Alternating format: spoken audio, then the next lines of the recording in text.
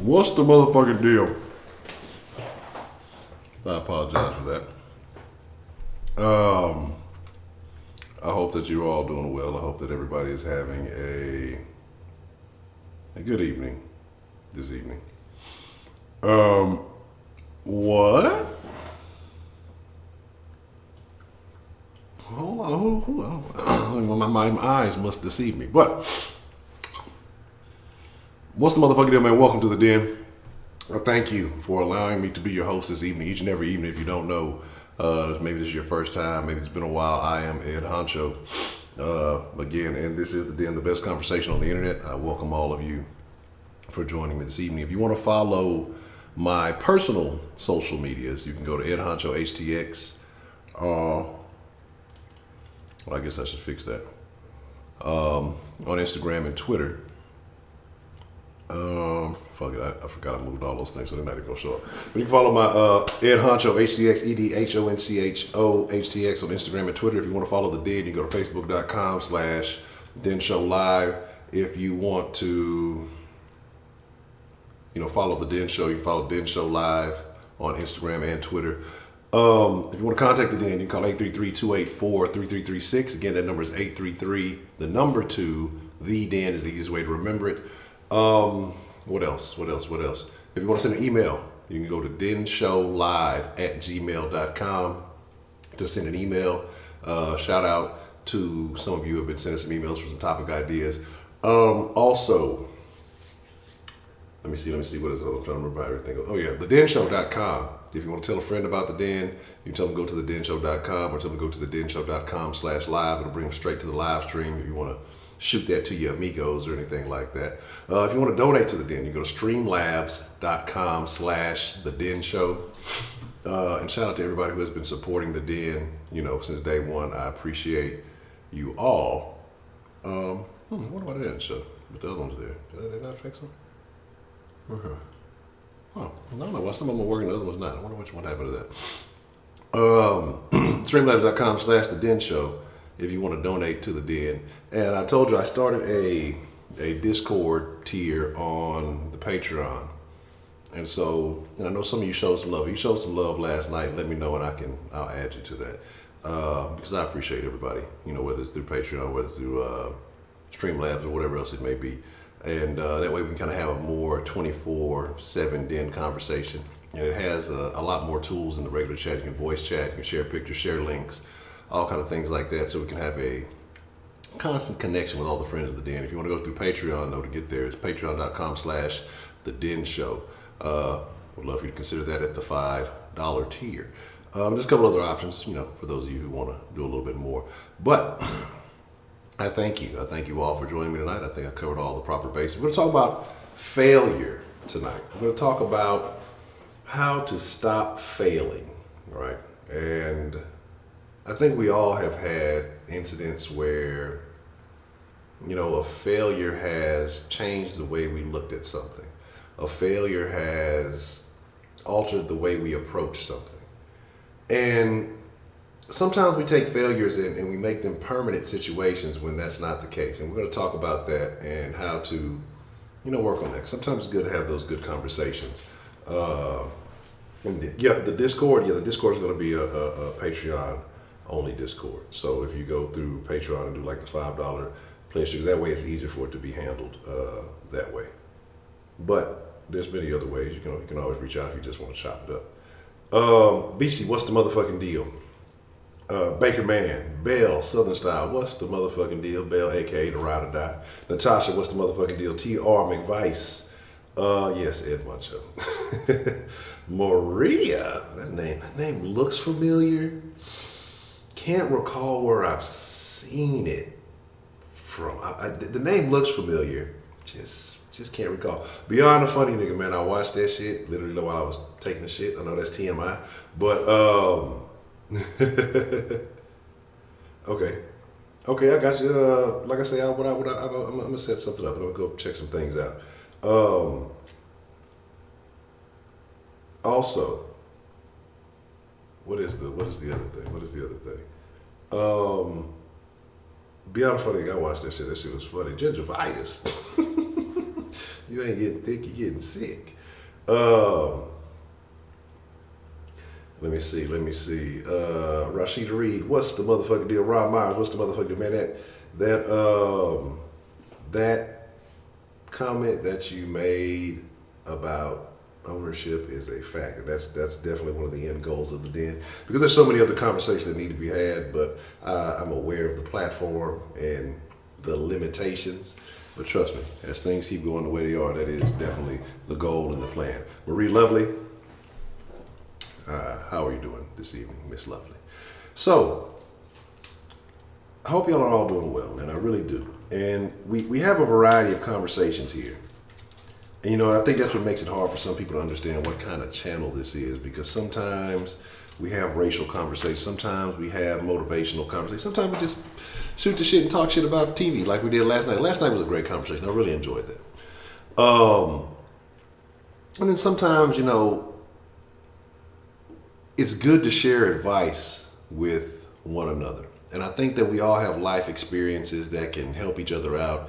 And coming from different backgrounds, different perspectives, I think these type of conversations are necessary, because sometimes we look at those motivational speakers or whoever, sometimes it just seems inauthentic.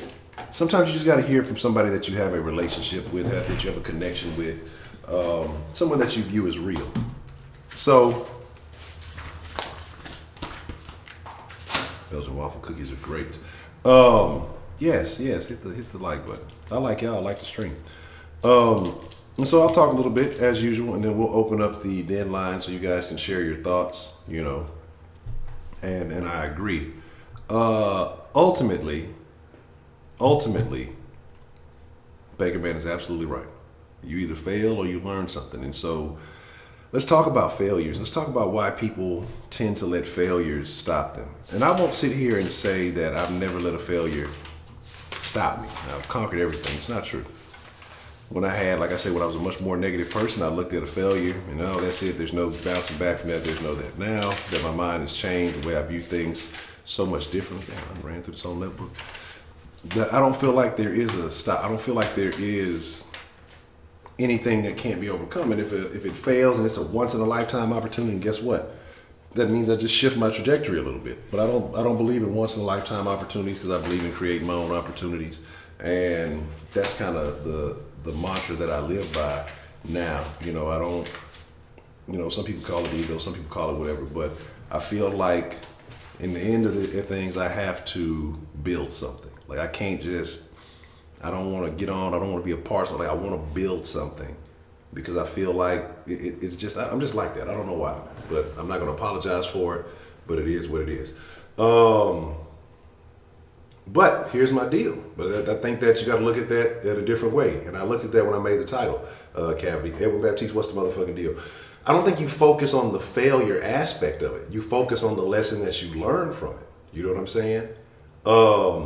And that's the thing. Like I say, if you focus on the failure, then you're going to focus on, well, I didn't make it. My accomplishment didn't go through, or whatever it may be. But if you focus on the lessons, okay, but you look at your failure and say, okay, well, what did I do wrong? How can I correct it? How can I improve? But if you just focus on the fact that you failed, then you'll give it more weight. Like the other day we talked about, like I said, I have this belief in 5% problem, 95% solution. Because you know the problem. Once you know the problem, it's not changing. You know what I'm saying? Footballer, Jason S., what's the motherfucking deal? Cavity Creep, what's the motherfucking deal? And Baptiste, what's the motherfucking deal? So I get what you're saying, though. I absolutely get what you're saying. But you do have to pay attention to the details of the failure as to learn from it. Keisha R., what's the motherfucking deal? Otherwise, again, you're destined to fall back into the trap. But what I mean is, God damn it. There we go. Yes, dry fire. But the thing about this is, like I said, for me to sit here and say that I've never failed, I will say that I have failed, because there were goals, plans that I had at one point in time that I've deviated completely from because I let some hiccups stop me. Now, since my change of mentality, I wouldn't say that I failed. I'd say I've learned a lot of lessons. But back then, there were certain opportunities that I let go by the wayside that, they were once in a lifetime. I won't say once in a lifetime, but I didn't seize on all the attempts that I had at fixing those opportunities. And now those opportunities are no longer available. But had I looked at it and really surveyed all the avenues that I had and really listened to what some people were telling me instead of being such a negative person and saying, blah, blah, blah, it ain't what it is. Then I know y'all like, Honcho, you been smoking too many blacks. I don't smoke blacks. I just puff smoke. I don't inhale. Like Bill, I didn't inhale. But my thing is like, again, that's why I say, like, that's why I try to encourage people to be so much more positive, because I was the most negative dude you ever fucking met in your life. Scott, what's the motherfucking deal, man? I'm glad you could join us this evening. But see, I did learn lessons in a way, but I didn't capitalize on what I learned. And so, like I say, in that particular situation, there's no going back and getting it. You know what I'm saying? Look, can't fail on the real, man. What I'm saying is that I learned once I got my mind right, because at that time, like I said, I just look at it as a loss. I didn't look at it as, okay, well, how can I fix this? Because I wasn't trying to fix it. I just accepted it as what it was. Okay, I missed the opportunity, fuck it. I'm gonna do something else. I'm gonna do something different. I didn't look at it as a opportunity to fix something, to grow. And so I don't think I learned those. So those, I would say, were fails. Those were failures because there were no lessons learned. Now I can look at it in hindsight and say, well, I should have did this, I should have did that. And I can apply it to maybe future endeavors. But back then I don't consider it as I consider that a failure. Because again, like I say, that specific opportunity that was presented, I missed out on. You say you got to know the difference between a failed situation and failing yourself. Absolutely, but that's what I think it was. That situation was failed, but in the long run, I think I don't think I'm failing myself. Now I believe that anything is possible. But what I'm saying is, there's a lot of people who look at things and they call it a wrap. Failed marriage, a failed job attempt, a failed career in something obscure, who knows? And what they do is, failure can be a crossroad to making a new man for the better. Absolutely. It absolutely can be. And so what I want for people who may not, feel that way. Sometimes I just feel like people are going through things. I feel like people have things going on that I have no idea about, that we may not have any idea about it then. And people may just, they may just keep it kind of hush. Some people just like to listen. But if you're going through anything out there, you feel like you failed at something. You feel like you missed an opportunity. If you really want it, if you're really in pursuit of whatever it may be, you gotta keep pushing. You gotta look at what mistakes you made and where you can go harder. I've been listening to, and I know some people don't like him, but I've been listening to Grant Cardone. And I used to think he was kind of scammy at first. I think he was kind of scummy at first.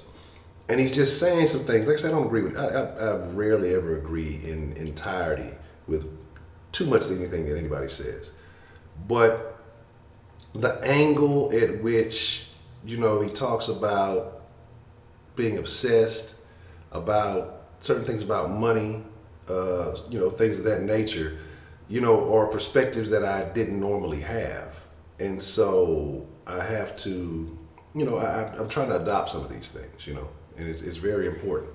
A lot of times the most horrible things the world have to offer have a secret side of enlightenment, understanding for the dead and suffering. Man, and let me tell you about that. Those are places, and I think that's where certain things happen. I've talked to, I've lost people in my life, and I applied some of those things as failures on my own behalf. Okay. And it took me, again, adjusting my perspective, realizing my role in that situation, and learning that some of that was out of my control. You know what I'm saying? And saying Walmart with another white folk. How many people are in Walmart in their night clothes right now? Because you know they are. Motherfucker, Walmart is an extension of the house. Like I say, who knows? And I can only imagine wherever the nearest Walmart is to Madison, if the motherfucker, the parents was going to school looking ratchet like that, I can only imagine how bad the nearest Walmart was looking. But again, sometimes, like I say, it could be a job opportunity. And you look at it and you might not get the job. You can't look at it as a failure. You got to look at, okay, well, what do I have to do, to get the next opportunity? What did I do wrong? What did I say wrong? How did I approach this? How can I improve on my approach? It could be competition. You could be an athlete. You could be figuring out, well, where did I fall short? Interesting. That's crazy. Find your weakness. Was it your start? Was it your finish? Was it your endurance? Things that you can capitalize. When you can find the flaws, you can always correct them. But yeah, ultimately, like I say, failure is not a bad thing. You're able to bounce back, continue the same cycle. Exactly. And what you have, honestly though, there are millions of people who feel like who they are, what they are currently is good enough. And they continue to approach each day the same way. And if it doesn't work out, it's not their fault. It's somebody did them bad, somebody fucked them over. It's everything but them. It's not that they failed. It's just everything else. It's everything else's fault. And I think failure is something you have to, or fails, I won't call them failure, because I think that there's the verb, I hope I'm using this right, the verb, and then there's the noun. And I think some people think because of a failure that they are a failure. You know what I'm saying?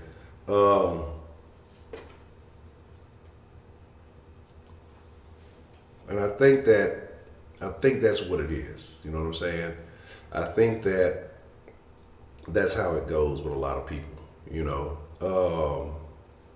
say there's some shit dealing right now. I might call you, don't get too drunk. Okay, well, we'll be looking forward to your call, man. Hopefully, if you don't get too drunk. But you just got to look at the perspective. You just got to look at how you approach each situation, and its mentality is key.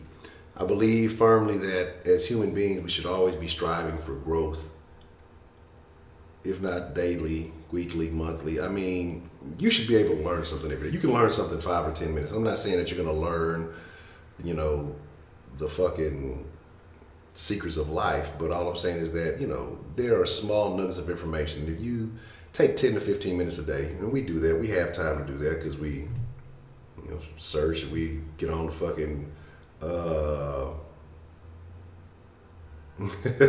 we search on the internet, we do all kind of crazy stuff. You can take 10 or 15 minutes to learn something that could be beneficial to your life. Say people that blame everything on everybody, and that's what I'm saying. And again, and what we were talking about the other night is that blame is bullshit, because as soon as I learned that if I take the blame, I take the responsibility, I take the accountability, I take the power. Because if it's me that controls the situation, I have the power in the situation. So if you blame it on me, that means you're placing the power on me. But you have so many people who will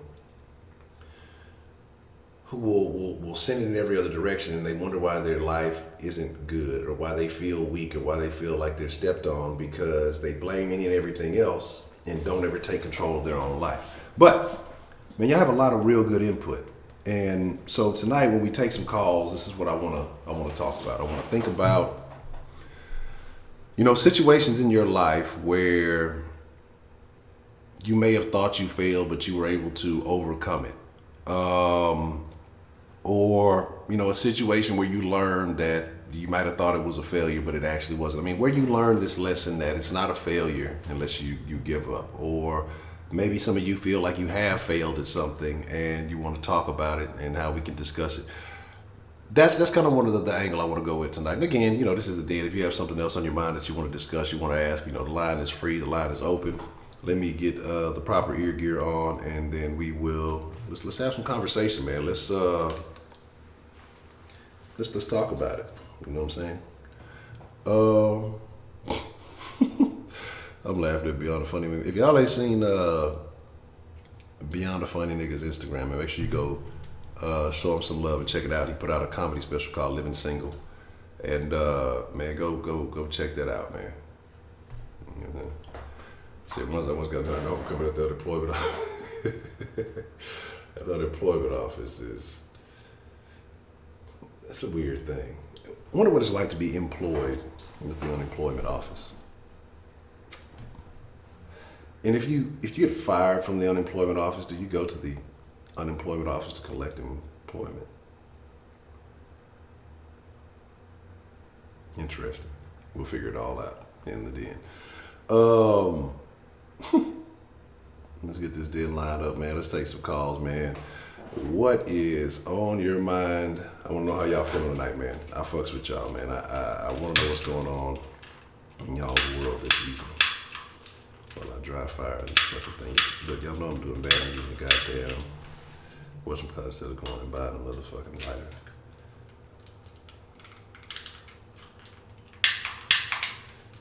Look, full of fluid. I don't know what the fuck I'm doing. I gotta put it at the right angle. God damn it. There we go. You can approach this like you finna jug a nigga. Bitch, your whole ass now. Let me stop. This guy Honcho, he's stabbed a guy. But yeah, man. Again, and it is fucking Friday. Don't forget. So whatever's on your mind,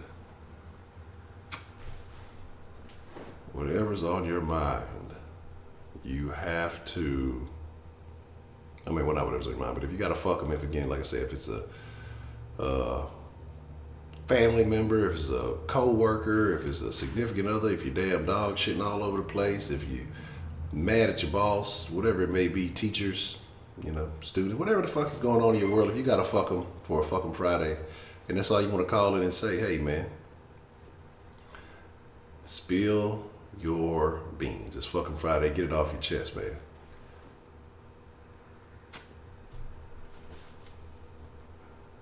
You got fired for starting a fire. It's a fire. Yeah, and that Facebook ban too. I definitely want to discuss that. I definitely want to talk about that some too, man. Say the loser fail with grace will show integrity. Gratitude will shine when one is winning or successful. But, look, you got quotes now? Now she look. Not only she ride or die, she got some quotes too. Let me find out. So what do you think about people? I see a couple of folks talking about, it frustrates them about people who don't accept. Why do you think that there are people who just cannot accept accountability in their life?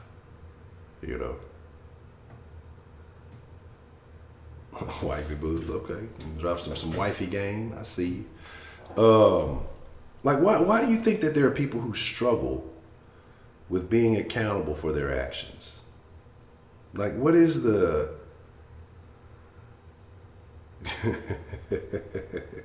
Can't blame she for flocking. I just saw that quote.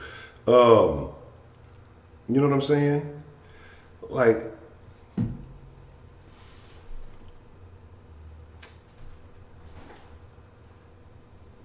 they were perfect. Well, appreciate that, Marie. Definitely appreciate that. I got fired from that smelly white boss and I'm white, by the way. Well, that's white on white crime right there. You gotta fix that. What's the motherfucking deal? Who do we have calling in to the den this evening? Man, it's Texas Steve, man. Man, Texas Steve, what's the motherfucking deal, man? What's on your mind, man? Man, I want to say one thing. Fuck you to them goddamn Texans for passing on Greedy goddamn Williams in the first goddamn round. Amen. They passed on Greedy goddamn Williams, man. They should have got the goddamn best player available. The second round is when you go for goddamn team need. Now, they reached on this dude. I do not like that shit. That shit, I'm still mad about. Now, it's not about him as a guy. I'm saying they reached on the dude. They didn't get Dillard. That's who they wanted. But they reached on the dude. You're not supposed to reach, man. You're not supposed to take no chances like that on the first round draft pick. Exactly. And then now he's talking about he could be the right tackle. Well, damn, man. The first round right tackle. But you know what? The white dude, what's his name? Sharper. Sharpen. Yeah. I like him better. Yeah. Dude, that I like him better. And they talking about putting him in guard. That's what we need. His ass that we never replace Brandon Brooks. Now, this is Brandon Brooks. He even from Wisconsin. Okay? This is Brandon Brooks' replacement. Dude, I like this dude. I know a lot of y'all might not, but this is what he supposed to have been drafted at. Yeah. They shouldn't have reached that. They shouldn't have reached. You could have got two freaking tackles in the second down round, or two offensive linemen in the second round, but you still could have got greedy. You greedy throw it right to you, man. So fuck you to the goddamn Texans. And if they don't sign Clowney, Oh man. I'm getting the Cleveland Brown hat. Oh man, don't do it. Don't do it, man. Okay. Now back on the topic, brother. Back on the topic, man. See, what I see is there's a lot of people are self-hating on their own self. They are being programmed to self-hate themselves. We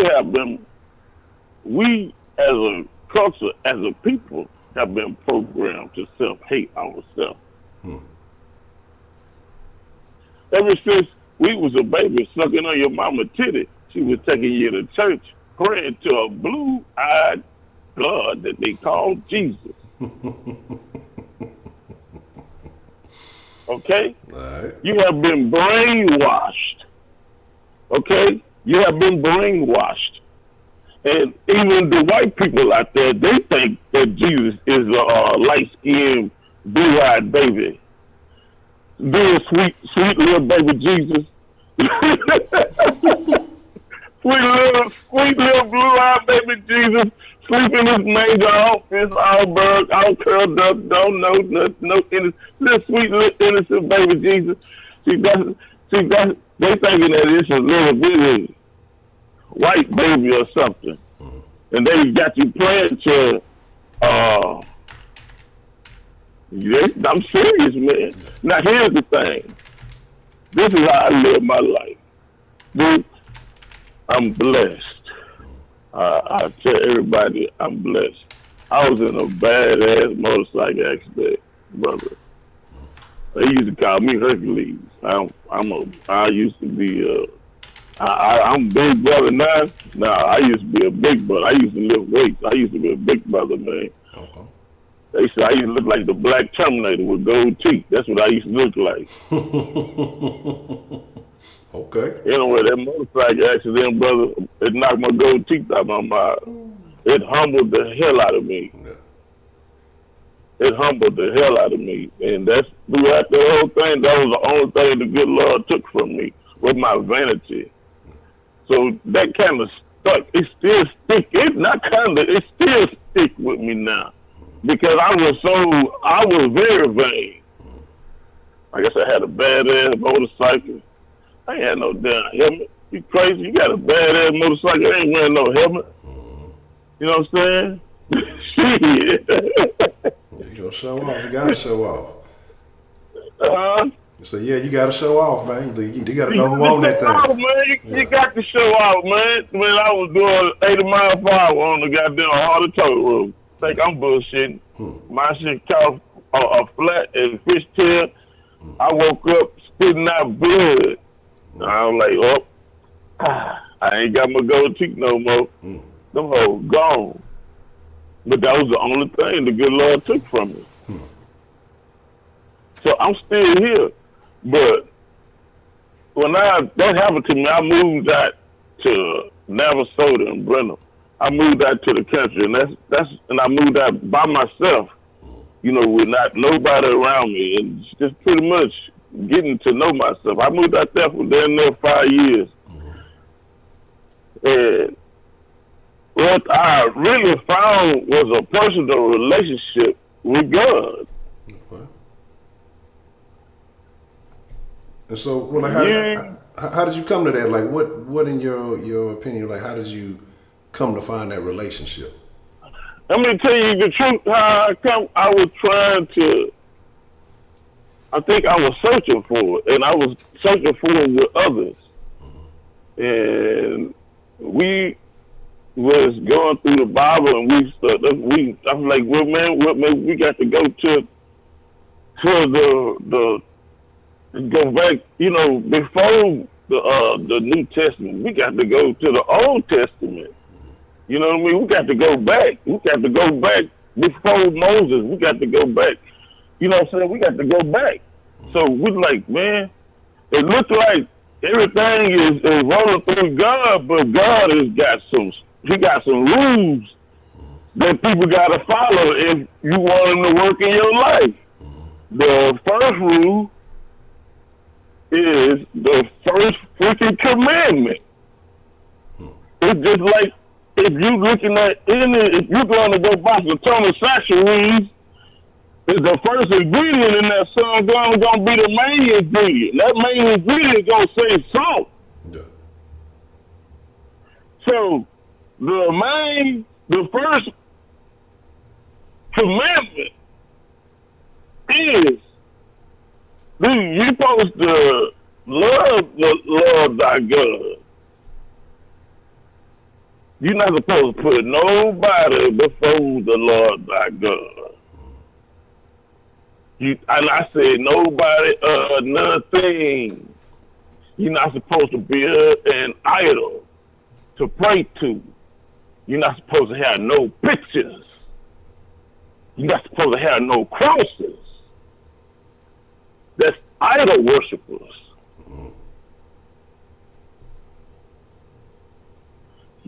The Lord thy God is not no idol. It's not no thing on this. If you look at it's Exodus. I ain't got the Bible lot right. I ain't got it, but I'm gonna tell you what it mean to me. It says what it mean to me. You're not supposed to put nobody before the Lord thy God. Nothing even come close next to him before. Man is man. The Lord thy God is the Lord thy God. Period. Okay? Second thing, you're not supposed to pray to no idols. You're not supposed to have, when I say no idols, it say, I'm going to tell you what it say to me. And this is the words that is now. It says you're not supposed to have no idols on land, on the sea, under the sea, in the sky, in the air, no idol, no kind of way, nowhere on the planet you're supposed to have idols and pray to them. Okay, it's very strict about that. And it says the Lord thy God is a jealous God. You should be talking about punishing those from the something such and loving those who loving them. All right now. It's in there. I'm just saying. So I'm just trying to say on the safe side, that's how I'm living my life, and I'm being to the point where I'm not. And I don't have no friends like that. I don't have no friends that sit up there and say, oh, they got, or they praying to these little statues and all that. No, we don't do that there, brother. No, we don't do that. Okay. I'm talking about the same God of Abraham, the same God of Jesus Christ, the same God of Moses, the same God of Joshua, the same God of the Israelites. It was Israelites back then that was part of Moses' tribe that was out there when they was dominating people. They called it God's army. Okay? They can have 5,000 against 50,000. The 50,000 is ready to run because they say that's army, and there's no way that how can we win against God's army, man? There's no way we can win. We might as well just lay it down right there. That's it. That's how scared they was of God's army, sir.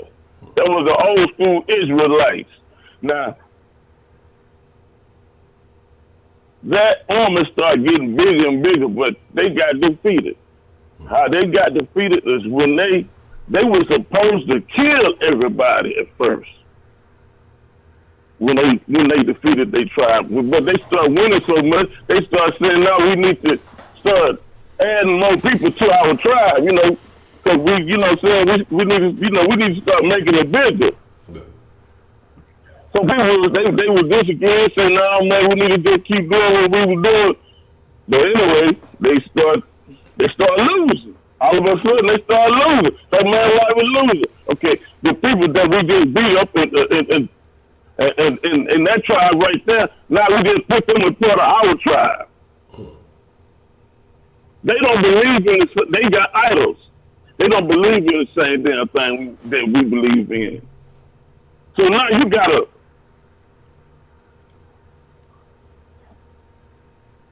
some kind of disturbance in the force. You feel me? Yeah. You got a disturbance in the force. You can't have those kind of people. That kind of people right there, that's not going to bring positive results from the Lord thy God. If you, with people, like-minded people, it's going to happen. That's just like how couples become power couples. Both of them are believing in the same thing and they're helping each other. That's how couples become power couples, right there, man. That's just. And then some of these people, they understanding is so messed up. You being a black man, dude. Yes, sir. Nobody else knows how it feels to be a black man, dude. Nobody else knows. Black woman, powerful. And she don't know how powerful that she is. And sometimes she do it. She use that power against her own damn people.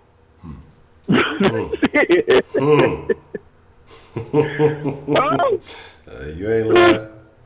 They use the power against their own damn people. Baby, man, I'm just being for real. And just check it, dude. Okay, I ain't gonna say you got the white man, the black man, and all this other shit. But look at how the structure is made up. The woman has more power than any black man, period. That's any black woman. Any woman has more power than any black man. They'll hire her before they hire you. I guarantee you that. God damn it. How about that? Yeah. Now that's real goddamn talk. And a lot of y'all don't even understand that. Oh, you got just as much as a chance to see that you got the same education. I just told you, they'll hire her before they hire him.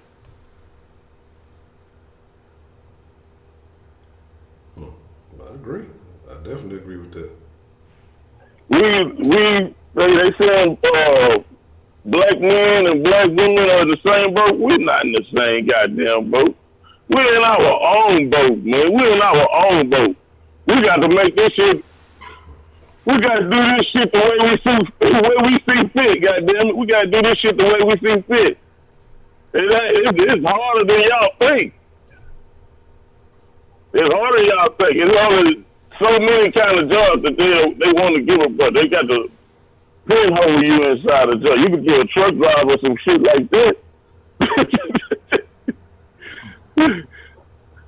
Wall Street, man, they gonna give you hell. You can do it now. You can do it. You can do it, but you got to have thick ass motherfucking skin. You got to have thick ass Jackie Robinson skin, baby. Hey, man. You know what I'm telling you? You got to have that thick ass Jackie Robinson skin. That's straight up. That's a thick skin right there. His skin thicker than mine, man. That's a thick skin right there, brother. I can tolerate a lot of shit, but man, I don't know I about don't that. know, man. Yeah. I don't know. Jackie Robinson tolerated a whole bunch, man. I don't think I could do it. Sean I could do Sutton, it if I was a motherfucker, did. boxer. If I was a boxer, I could do it. Cause I'm gonna beat me somebody up. I ain't gonna knock him out. I'm gonna beat him up. You know, some Jack Johnson. Yeah, you know about the Jack Johnson, so that's the Texas boy right there. That's another Texas boy. Another Texas boy. Man, I got this group called TVKC Texas, man. Y'all inside some dogs, man. Y'all come on now, mess with me. All right, say it one more We're time. American. Say it one more time for the people. I say I'm in a group called TVKC dog. I mean TVKC Texas. Okay. It's TVKC Texas, and I got another group called Hermes Bulldog Club on Facebook. Hermes Bulldog Club. So if y'all want some dogs, we into Hermes Bulldogs and American Bullies. Okay. And I'm getting an American Bully tomorrow. Well, my baby girl, little lady Laura Lee, she coming home to me tomorrow. I'm getting my baby girl back. So Okay. I'm gonna have Hermes Bulldog and American Bully. And yes, I am gonna breed my Hermes Bulldog to my American Bully. I'm fit to set the goddamn game upside down. Goddamn it. Okay. I'm gonna come in there and check you out, man. I wrote it down so I can check it after stream. I'm gonna come slide up in there, man. That's what's up, brother. That's what's up. Shit, I'll put you in the group. Shit, fuck it. That's what's up. Already. Man, Texas. All right, it's all love. That's what's up. Yes, sir, man. Hey, look, I appreciate you calling in and dropping some game on us, man. No, good phone call, man. Shout out to Texas Steve, man. Again, very interesting perspective. I do agree with some of the things you said. Like, I'm not the most biblical man, but you know, I try my best to live my life right. I know I don't always fall in line and by the best accord, but I try my best to tighten up. You know what I'm talking about?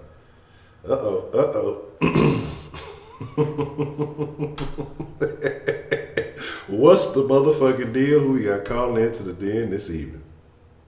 Wait a goddamn minute. What the fuck is wrong with being a truck driver, Texas Steve?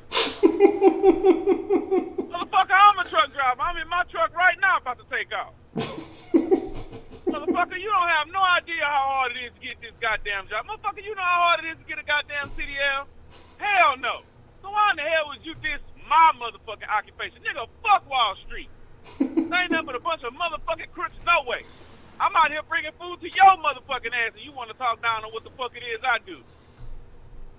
Fuck out of here with that shit. Yeah, I'm feeling some type of way. Cause you make truck driving seem like it's some simple old basic ass job that anybody can do. Hell no, anybody can't do this shit. Just like I'm sure whatever job it is that you do, everybody can't do. I can't ride no motorcycle. You did it. Obviously not well enough because you got fucked up. Fuck out of here. Okay. All in to justify that, nigga. I don't give a shit about who they get a job to first. As long as I get paid, I don't give a shit. I'll go find another job at another fucking company. Now, if you just ask some shit like the stupid ass shit they tell you that you overqualified, well, motherfucker, if I'm overqualified, there ain't no reason you shouldn't give me the goddamn job. I can see you have a problem with them saying that or doing some shit like that. But just because she a black female and I'm a black male, the shit's supposed to be different? Man, I ain't believing that bullshit. Fuck out of here. Now, if you work for a company and you did the hiring and firing, then maybe you got some fucking experience you can speak from. But I didn't hear you say nothing about that you was in that kind of field doing that kind of work. So what the fuck do you know? So I'm telling you what I know because I'm living it. I'm not just up here talking and speaking blasphemy. And on the religious shit, look, bro, you believe whatever the fuck it is you want to believe. I ain't got nothing to say about that. But my biggest problem with this shit is talking about God is a jealous God. Why? Why in the fuck would he be jealous? If he know everything, know the future, know all the answers, and know what the fuck it is you fit to do, whatever, he perfect, he make all the right decisions, and what the fuck he got to be jealous of? Who can fuck with him? Nobody can fuck with him. You didn't see Thanos out there being jealous of no motherfucker. He snapped his fingers and everything changed. And he ain't God.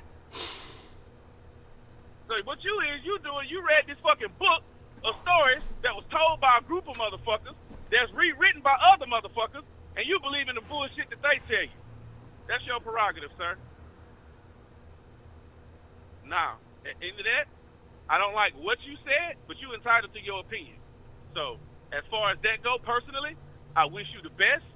I hope that whatever ailments you suffer from your motorcycle accident get better for you, and you have a great life and live a long time. That's all I got to say. Who is that who sung my prerogative? Was that Johnny Gill? Shout out to Dizzle for the call. Who sung my prerogative? That was Bobby Brown? Damn, that's Bobby. Damn, why am I giving Johnny Gill credit for? Johnny, Bobby? I don't know. Hey, you wasn't lying, no thing. This was a bad motherfucker, man. I ain't gonna lie, after the movie, I changed my I changed my background screen to Thanos. That motherfucker was cold blooded. I don't care what y'all say about Thanos, man. That motherfucker, that was a bad motherfucker. That nigga was whooping everybody one deep. The niggas had to go do some extra shit. Niggas had to, I ain't gonna ruin the movie for y'all yet. Y'all got till like Monday before I start ruining the movie. So if you ain't seen it yet, that's all y'all goddamn Monday. I'm talking about all kind of shit.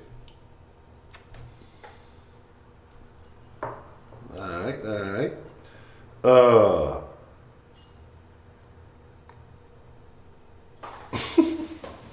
So, okay. Failures. Thoughts, feelings on this whole ordeal. Okay, hold on, I'm on fire tonight. What's the motherfucking deal, man? Who we got calling into the den this evening? What's good, Honcho? This is prepaid. Prepaid, what's the motherfucking deal, man? What's on your mind, man? Hey, bro. I guess the YouTube logarithm is all fucked up. So I got a notification of your video you made about CNN numbers dropping. Yeah. Plummeting. Let's talk about the failures of CNN and the motherfucking left-wing media. So let's get into it. For 2.5 years, they told us every day, literally, that President Trump is a Russian spy. He's in cahoots with Vladimir Putin. They hang out. They rigged the 2016 election. All this bullshit. New report come out. It was a complete lie. Zero fact to it. Now, instead of these motherfuckers coming out and saying, well, we got bad advice, maybe it was a little bit too overzealous. You know what I'm saying? They ain't even give us a white person apology. You know, white people, they won't really, corporate white people don't really apologize. Look, well, you know, maybe we just, you know, we didn't have our ducks in a row. They never come out and say they fucked up. They wouldn't even give us that. So now America's starting to open up their eyes saying, my nigga, y'all just lied on this man for 2.5 years? Y'all ain't want to just call him a idiot or a fuck nigga like most people? Like that.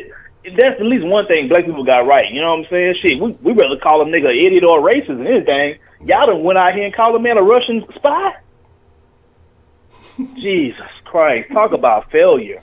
Then, if y'all, you know what I'm saying, for those of y'all who ain't too politically inclined, after that, after the new report came out, they mad at fucking Attorney General Barr because of his interpretation of the new report. How y'all get mad at a motherfucker who ain't even write the report? He just reading the shit off and giving you a summary. How you get mad at a nigga summary? Shit, Honcho, we talking about in the den. If me, you, and Jake Dizzle talking about shit that went down the den, I took something that I felt like you said in the den a certain type of way. How the fuck is the audience gonna get mad at me? Bitch, I didn't say it. I'm just telling you what I thought the nigga said. Yeah. Lord have mercy. You talking about some? I had to get it off my chest because the video popped up right before I got into the den. I was watching the video and shit. And for anybody who out there who didn't watch the video, I'm with you 1,000,000%, Honcho. I don't see a single person you finna put in front of this man who has a fucking, I'm talking about a 0% chance in hell of winning. Whoever they decide to put in front of this man is going to be, boy, dog food. Yeah. Trump is going to run through whoever you put in front of him. Because if y'all, I mean, because you got to look at it, man. They talk about impeaching them. How you going to impeach a motherfucker for obstruction of justice for a crime that never got committed?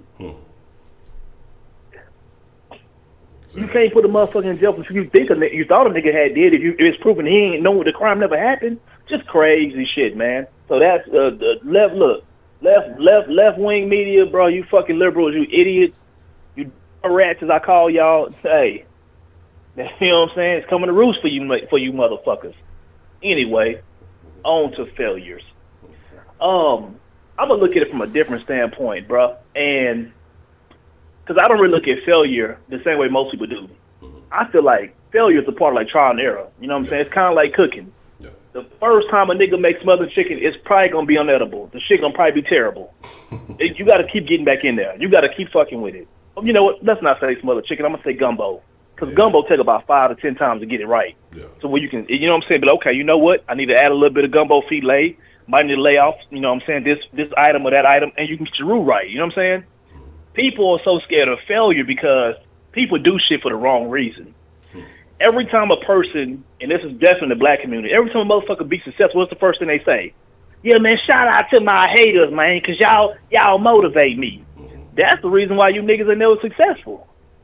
Because if you are going out and chasing your dreams because of what another motherfucker said you couldn't do, you ain't gonna never be happy.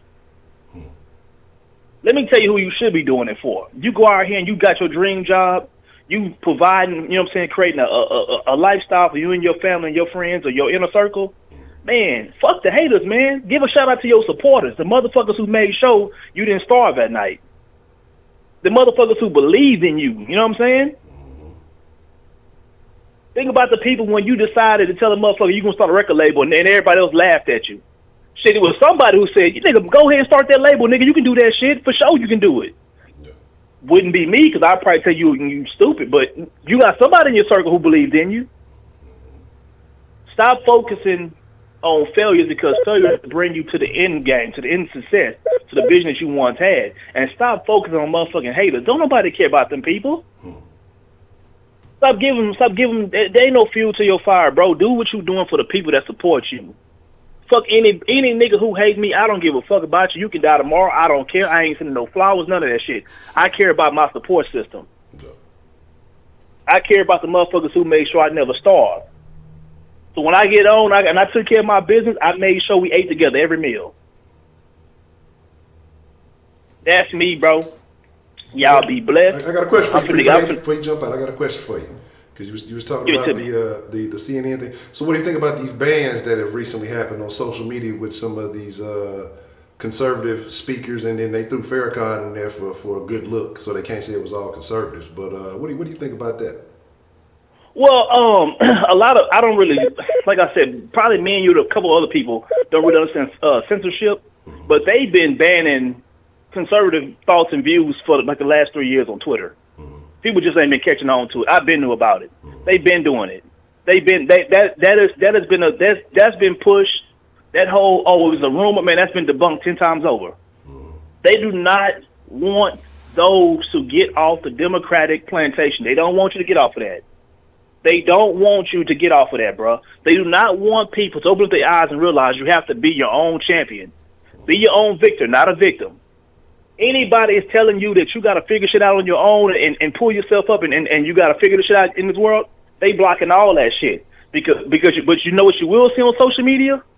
Oh my God, life is so fucked up. I just wish that, the world would change and the billionaires would start giving their money away because it could change. The water in Flint would be different if Jay-Z would just give us $500 million of his dollars.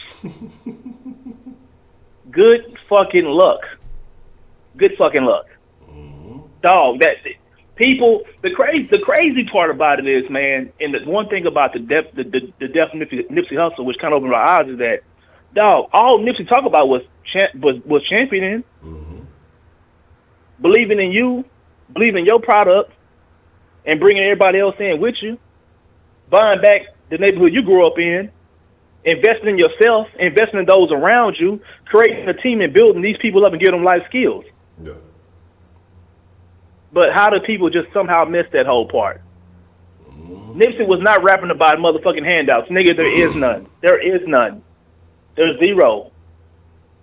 Everybody who's on social media who's telling you that there will be no handouts, everything, if they give you a crumb, you're going to pay for it with a brick, those people getting all censored. They don't want that. Farrakhan say, look, bro, I ain't going to go in detail with him. Farrakhan said some shit about allies. Look, Farrakhan said some shit about these quote-unquote allies, and black people and white people do not want to hear this shit. There is no such thing as an ally to the black community. There is none. Not Bernie, not Elizabeth Warren. They all talking a good game. Ain't no such thing. You want to know why? Because the only niggas who live in the black community is niggas. That's us. Ain't no allies. None of them. So what you decide is you wake the fuck up and realize these motherfuckers are using you, then you too will see the light. But I mean, I don't think Farrakhan will get none of his accounts back. That nigga's cooked. Yeah, they roasted them. They say if you even talk, you can talk bad about him and you'll be okay. But if you share a link, if you share something with his name, praising him, your account gonna get banned too. Oh, it's gonna be a whole lot of that shit. I'm talking about it's gonna be a whole lot of that shit. Bro, I don't know if you're familiar with like Pfizer and different things of that. You know what I'm saying? Because basically, the whole idea of dossier and everything that happened that kind of made Trump think he was a quote unquote Russian spy. All those people they've been exposed. People have put, the name stuff out. All those accounts who put the names out of people who actually created this whole Trump was a Russian spy, because it was started somewhere, right? Like it just wasn't this thing where Trump was hanging out in Russia with a motherfucking top hat on and decided he was a Russian spy. Yeah. Motherfuckers created this shit. This whole idea, the whole Trump beat up his wife in the elevator, they created this shit. Those people names have put out there. Every last one of those accounts have been deleted. Damn. And so, you know what I'm saying? So, and that's, it's crazy as it sounds, when Trump was yelling out fake news, that's what the fuck he was talking about. These people are making up stories, like lying, like true lies. So, it is what it is, man. The censorship gonna keep going. Honcho, I'm gonna go ahead and warn you right now. You keep on talking this Trump 2020 shit, your YouTube page might not be here. Yeah, look, I every day I just check up when I first wake up, I roll, I look, it's still there. All right, we good for now. I'm just being real with you. Because the more niggas wake up and realize that this shit these Democrats been telling us for the last 65 years wasn't nothing but some motherfucking fool's gold. Hey, bro, niggas start realizing the difference between shit and sugar. They gonna start deleting a whole lot of shit. Yeah. That's it for me, man. Y'all boys be blessed. Already prepaid, man. Appreciate the call, man. Man, look, Jake, like I tell y'all straight up, me, I don't give too much of a shit about politics. I just see certain things as an independent observer. And I'm just being honest with you, man. I'm just being honest with you. I don't see, I'm looking at what the Democrats are putting out, what they're pushing, and I don't see them putting out anybody who's going to compete. I mean, just with that censorship shit, what you're doing, you pushing more people to the other side. That's what they're not even realizing. What's the motherfucking deal? Who we got calling into the den this evening?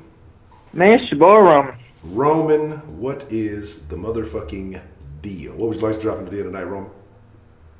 Man, only leave it at the prepaid to bring some politics into this shit, man. Hey, it's a part of life, man. Hey, no, but I fuck with prepaid hella hard, man. We don't agree with everything, man, but prepaid a real nigga, man. He be dropping that. He drops a lot of knowledge on people that people don't want to hear, man. Now, I don't agree with everything prepaid say, but a lot of shit I do, especially when it comes to black people. But it's interesting when he was talking about that bar, his testimony in front of the Senate. I watched that. I watched when Kamala Harris was on his ass, when the senator from Hawaii got named, and then with Ted Cruz. And goddamn, Kamala Harris wouldn't let the nigga talk. I mean, every word she was like, I'm talking. Yeah. And when I start to do more research into it, I'm thinking, damn, they ridiculing this man. This man didn't write the report. Yeah. I mean, you want somebody to talk to, go to goddamn Mueller. I mean, you killing this man. He's just saying, like, kind of like Creep said, he's saying his summary of what it is. You ask him who wrote this or who's the person to do this. Goddamn, the nigga don't know everything. Yeah. He didn't break the damn report, you know? And that's why I'm talking about. This is why I like Kamala Harris. Because you trying to go into the race, right? And it's like, well, you want to forget that a lot of the laws you made were basically conservative. You're a damn conservative playing as a Democrat, you know? And I'm just not big on that. Be what you are, you know? Be what you are. You know, it's just, goddamn, you know? And I just look at her and Cory Booker more. I'm like, they ain't niggas. They don't know how it is to be in the hood. You can't tell me what it is I'm struggling in the streets right now, how to sell a stack. You don't know none of that shit. You've never been through it.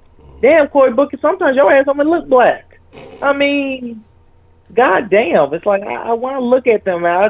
I can't fuck with them. And when it comes to Joe and Bernie, this is my problem, Honcho. They say the right thing. You know, but how much can I trust you? You know, that's the thing. Same goes, I don't like Elizabeth Warren. Bitch, you ain't Native American. Stop it. Your ass been lying about that for, 2 years now? Who cares? You're not Native American. I'm tired of hearing about that shit. You know, and then, you know, they talked the big game about, Elizabeth Warren was talking some about helping black women with hospitals for give better births and all that. Nah, dude, I don't want to hear that. I want to talk about how we're going to increase the economy even more. How we're going to increase these schools from violence, and how we're going to increase these schools to do better on these test scores. We need to talk about how it's other issues. Like, what I don't like about the Democrats, and even one, it's always about the playing off the emotions. You know, come on, tell me what the good things black people can do, or tell me what the good things that we can improve on this, or we can do this. You know, it's always, you're struggling in this. The poor is always struggling. What the fuck, you know? And then we go on the Republican side. It's just Republicans don't even give a damn. But then it's like this, Honcho. Yeah. Republicans don't give a damn, and they'll fuck around and say it. Well, Democrats will fake your ass like they give a damn when they really don't. Who would you say is worse? I already know who I would say is worse. Man, I'll tell you, be blunt with me, man. Let me know where we stand. That's Nah, that's how I feel. I agree, nigga. Don't fake me. If you don't like me, nigga, say you don't like me. You know, that's always go back to the conversation. An openly racist person or just a hiding it racist person? A hiding racist person is worse. They probably hate you a lot more. But they fake me like they like you. At least the openly nigga is saying, nigga, I don't like you. You know, so you know not to fuck with that person. So that's where I am with politics right now, man. And when it comes to the 2020 election, you know, I want somebody just to top this nigga Trump. But we expect no Trump victory. You know, it's nobody. Well, you tell me Buttigieg is going to get, well, his gay ass is going to get in there and win? Come on, man. I don't need that. No. It's just no race, you know. But we'll see. But let me talk about failure real quick. I've been going on about politics. Thank you, prepaid, goddammit. And what's it called? About failure, man. Failure is just leading you to success, man. All the greats have failed at something. You know, I looked at Thomas Edison said a real line. He said, a reporter had asked him, you know, you failed so many times to create the light bulb. How do you knew this one was the one? He said, no, I didn't fail all the time. I just tried again. I just knew it was another one that was there. I never failed. I just tried again.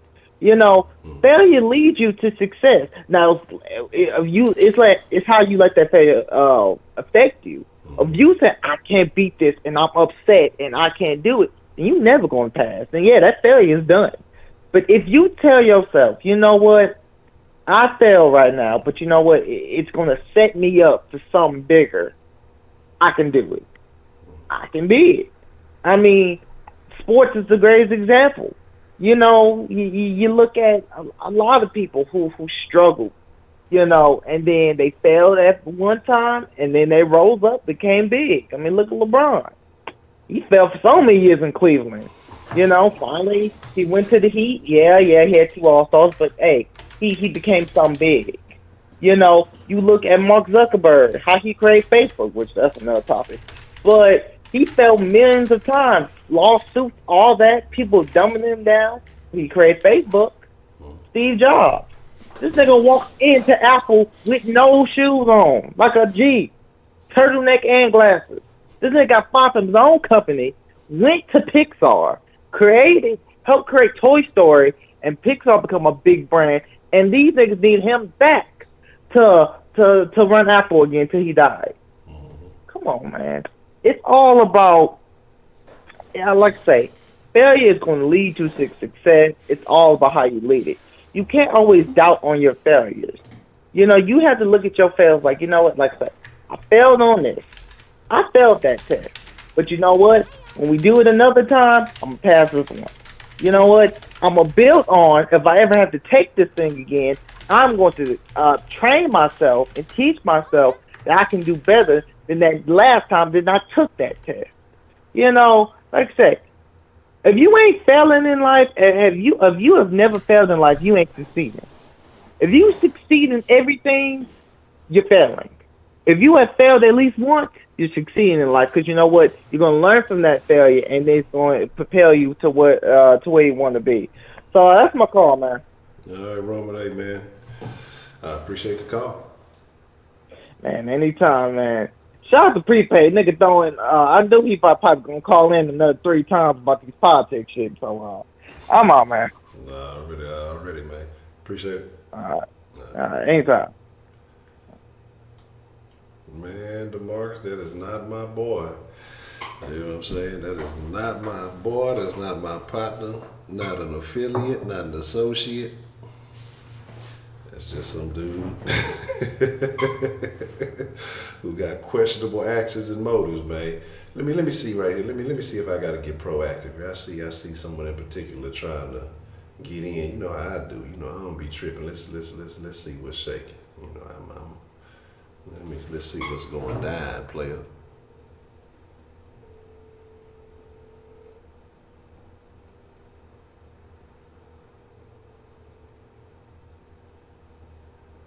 Hello. What's the motherfucking deal? Hey, it's Sunshine. Am I on? Yes, ma'am.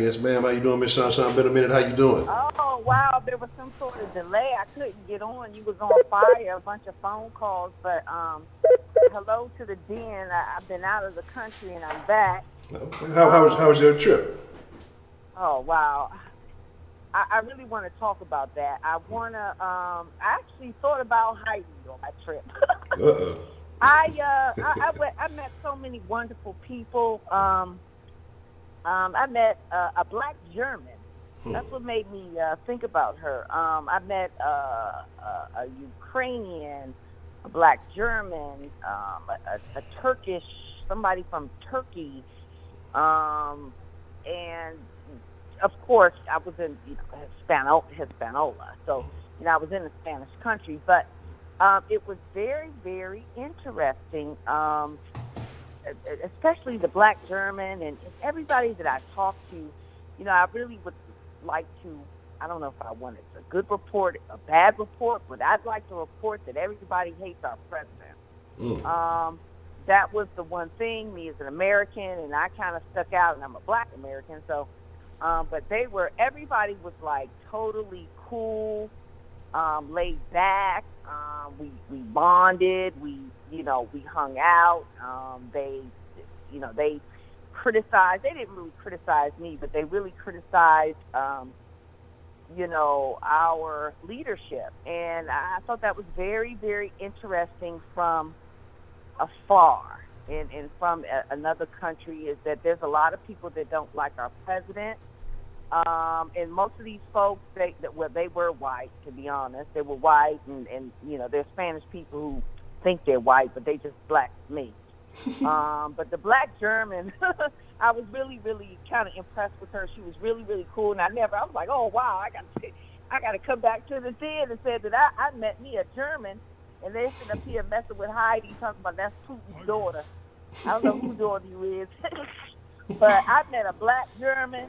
And there are black Germans, and she was down, she was pretty, she was beautiful, she was smart, and she could speak English. Her English was a little broken, but she spoke enough English enough to speak to me, and she made a point to speak to me, and, certain things and gestures when you don't understand one another and can't speak languages, she made it a point to reach out and, meet the Black American and the Black German. And, we chilled. We really, really chilled. And we watched, beautiful beaches and everything else, talk shit and drank lime and margaritas and President K, okay?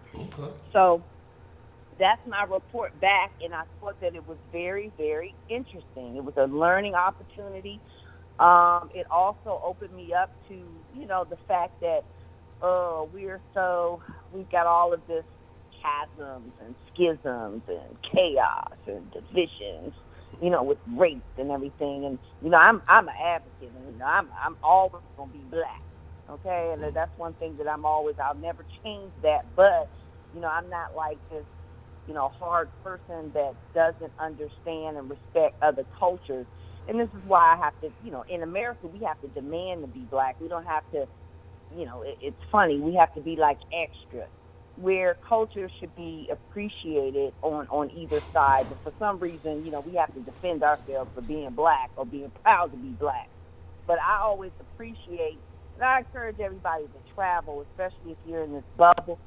Sometimes I call it the American bubble. You get the hell out this bubble, and you understand what life is really, really about. You'll understand your focus, and I think you'll get more.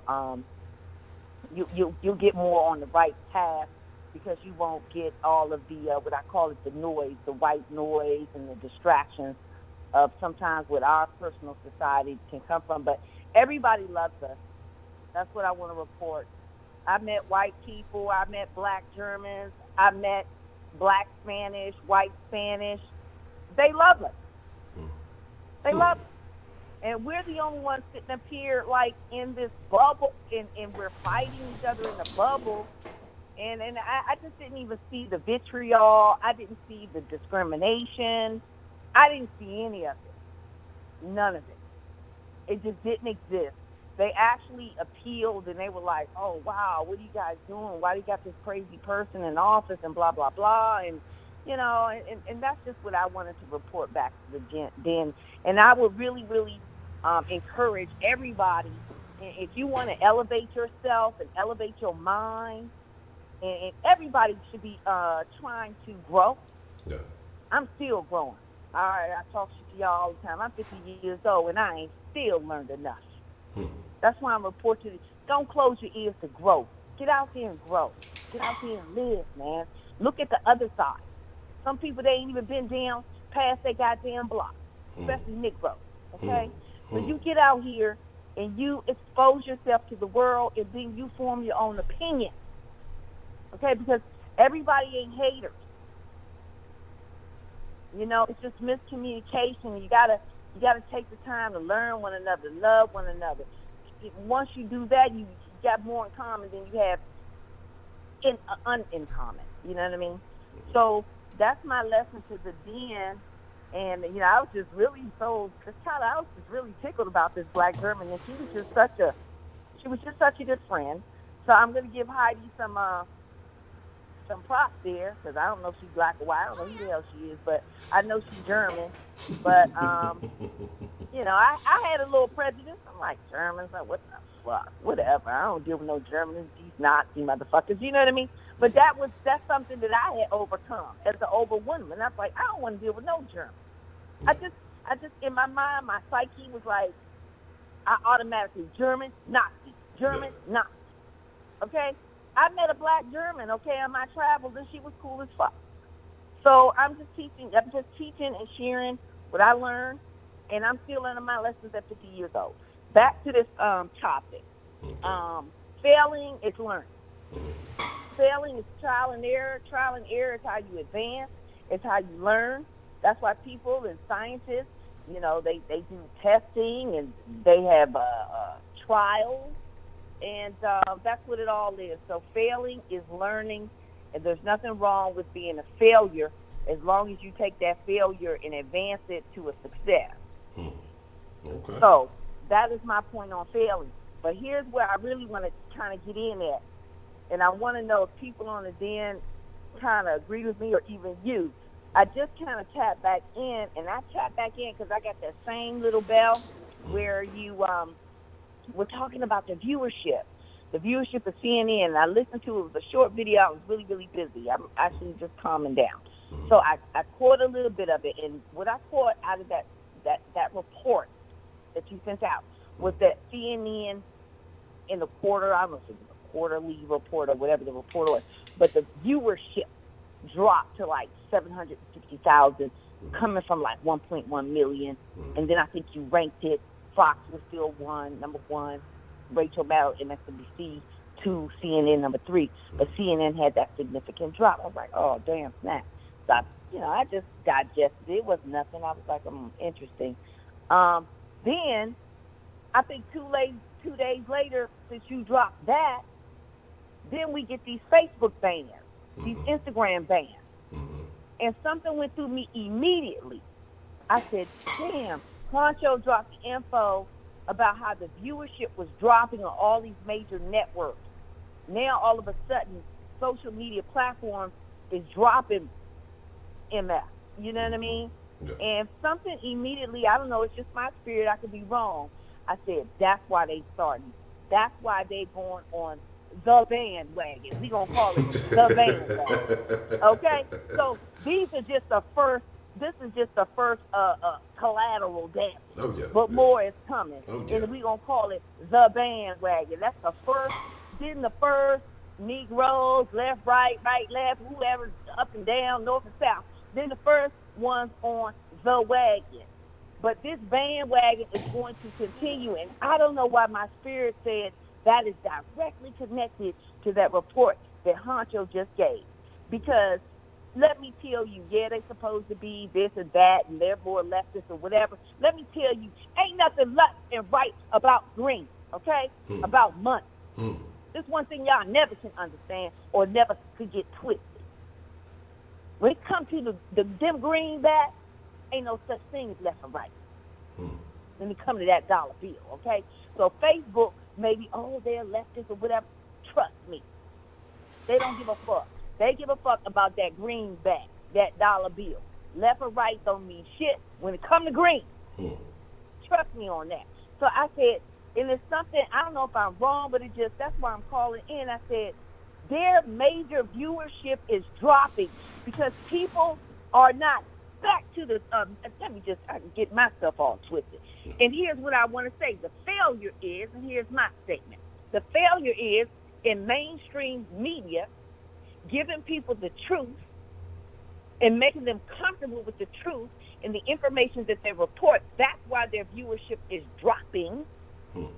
So the failure that I want to report is the mainstream media, and because they are now recognizing that they are failing, now they are trying to jump over into other news platforms like the Den and other people who are putting news out there and actually are surpassing them in viewership.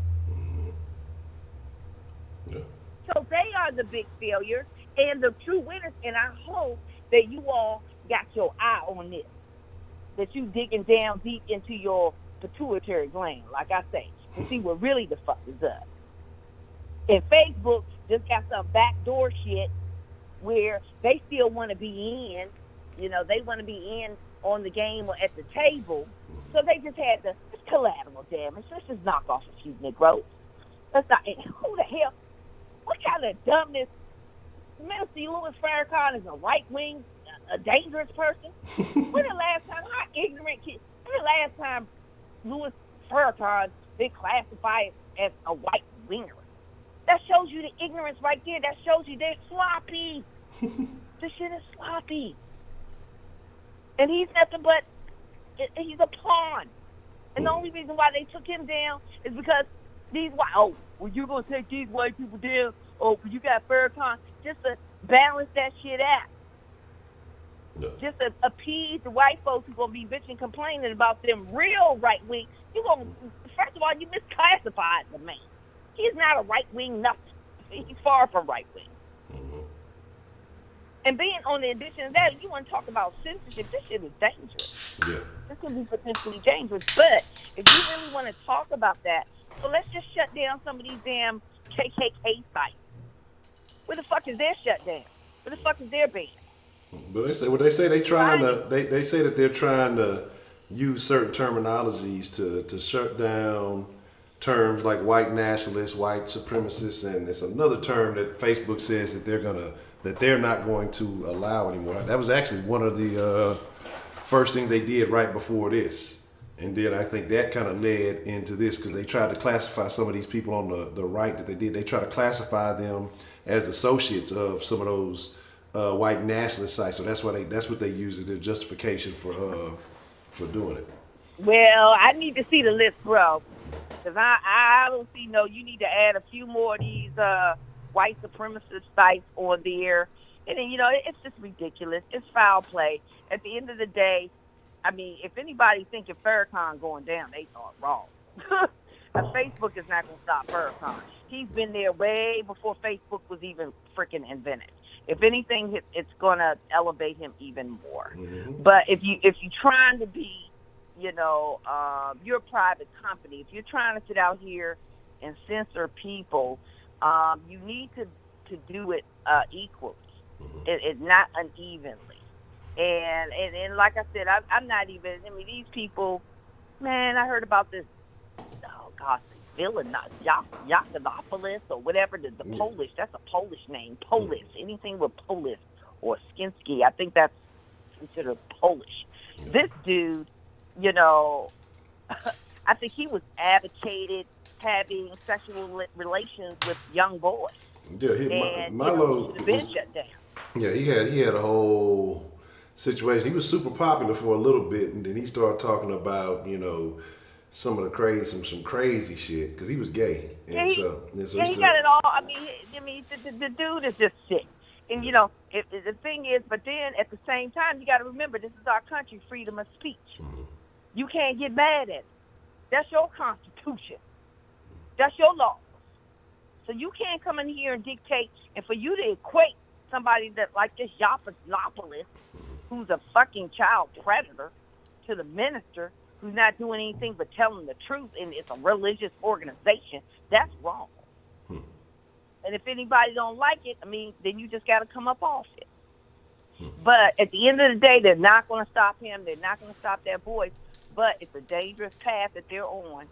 And at the end of the day, I think most users, I think black people are the biggest users of Instagram and Facebook. Yeah. You need to recognize your power. Remove yourself from that shit and develop your own. Yeah, and that's the thing. That's funny though, because who was the dude? Because I know a lot of people love. Goddamn, what's the name? I can't think of his name. Can't think of his name for shit. Y'all know what I'm talking about. Tariq. And it was years ago. Tariq said he was supposed to be starting something. Whatever happened to that? Y'all know if that ever got developed? He swore that this was some years ago when I actually used to pay attention. It's had to be. No, so 4, 5, 6 years. Yeah, there's so many, and some research has to be done on that. There's so many different things that are out there and popping up. Mm-hmm. They just really not out there on mainstream. But I think that now, since this situation has happened, it's going to start being put out there.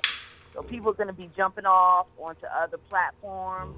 But I know there's a lot of stuff that has been developing. But what I really, really feel kind of a little bit passionate about tonight is that back to what prompted me to call. When you came on that bell, you were the only one that was talking about those viewership numbers. Yeah. I didn't hear anybody discussing those numbers. And then I don't know if it was the next day. I don't know when you posted that. This stuff popped off on Thursday. That's when everybody started getting shut down. And I really, really honestly believe that there's a direct correlation with the decrease in the viewership numbers on our mainstream media networks, CNN, Fox, and MSNBC. I really fundamentally believe there's a direct correlation with the bans and the shutdown.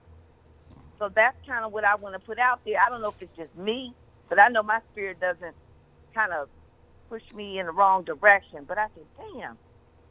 Honcho was just talking about, damn, Farrakhan down, Alex Jones. I mean, not that I even subscribe to any of that stuff, but I'm not going to, I adhere to the law. Yeah. I work under the Constitution. This is my country. If you want me to go otherwise outside the Constitution, then tell me otherwise. But this is the Constitution, and they are behaving unconstitutionally. Yeah. This is corporate misbehavior because everybody has the freedom of speech. And I want y'all to recognize that. Don't get it twisted, right or wrong, good or bad, ugly. One man's hamburger is another one's steak. But you cannot shut down. This is why we are freedom. This is freedom. This is democracy. Like it or not. We cannot allow this kind of stuff. This is dangerous. Yeah, because I think that moves the bar. When you start doing stuff like that, I think it moves the bar because, okay, now these people don't really agree with the ideology we're trying to push out, so let's get them out the way.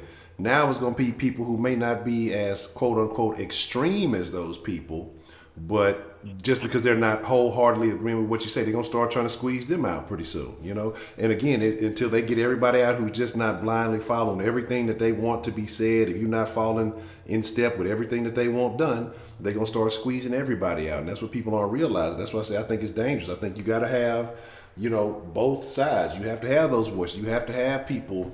Because I think when you have, especially when you have a platform, I feel like whether you agree or disagree with somebody, that gives you the opportunity to directly comment, to directly exchange ideas and thoughts. Some people are going to be so blind that they'll never see anything different. But when you have the ability to have that debate, okay, well, you're saying this and this, that, and the third. When you just try to squeeze them out, well, then that pushes people to their little echo chamber, and they just going to continue to rile them up. And that gives them more merit to say, oh, well, see, we've been saying this, we've been saying this, we've been saying this, and look, it happened.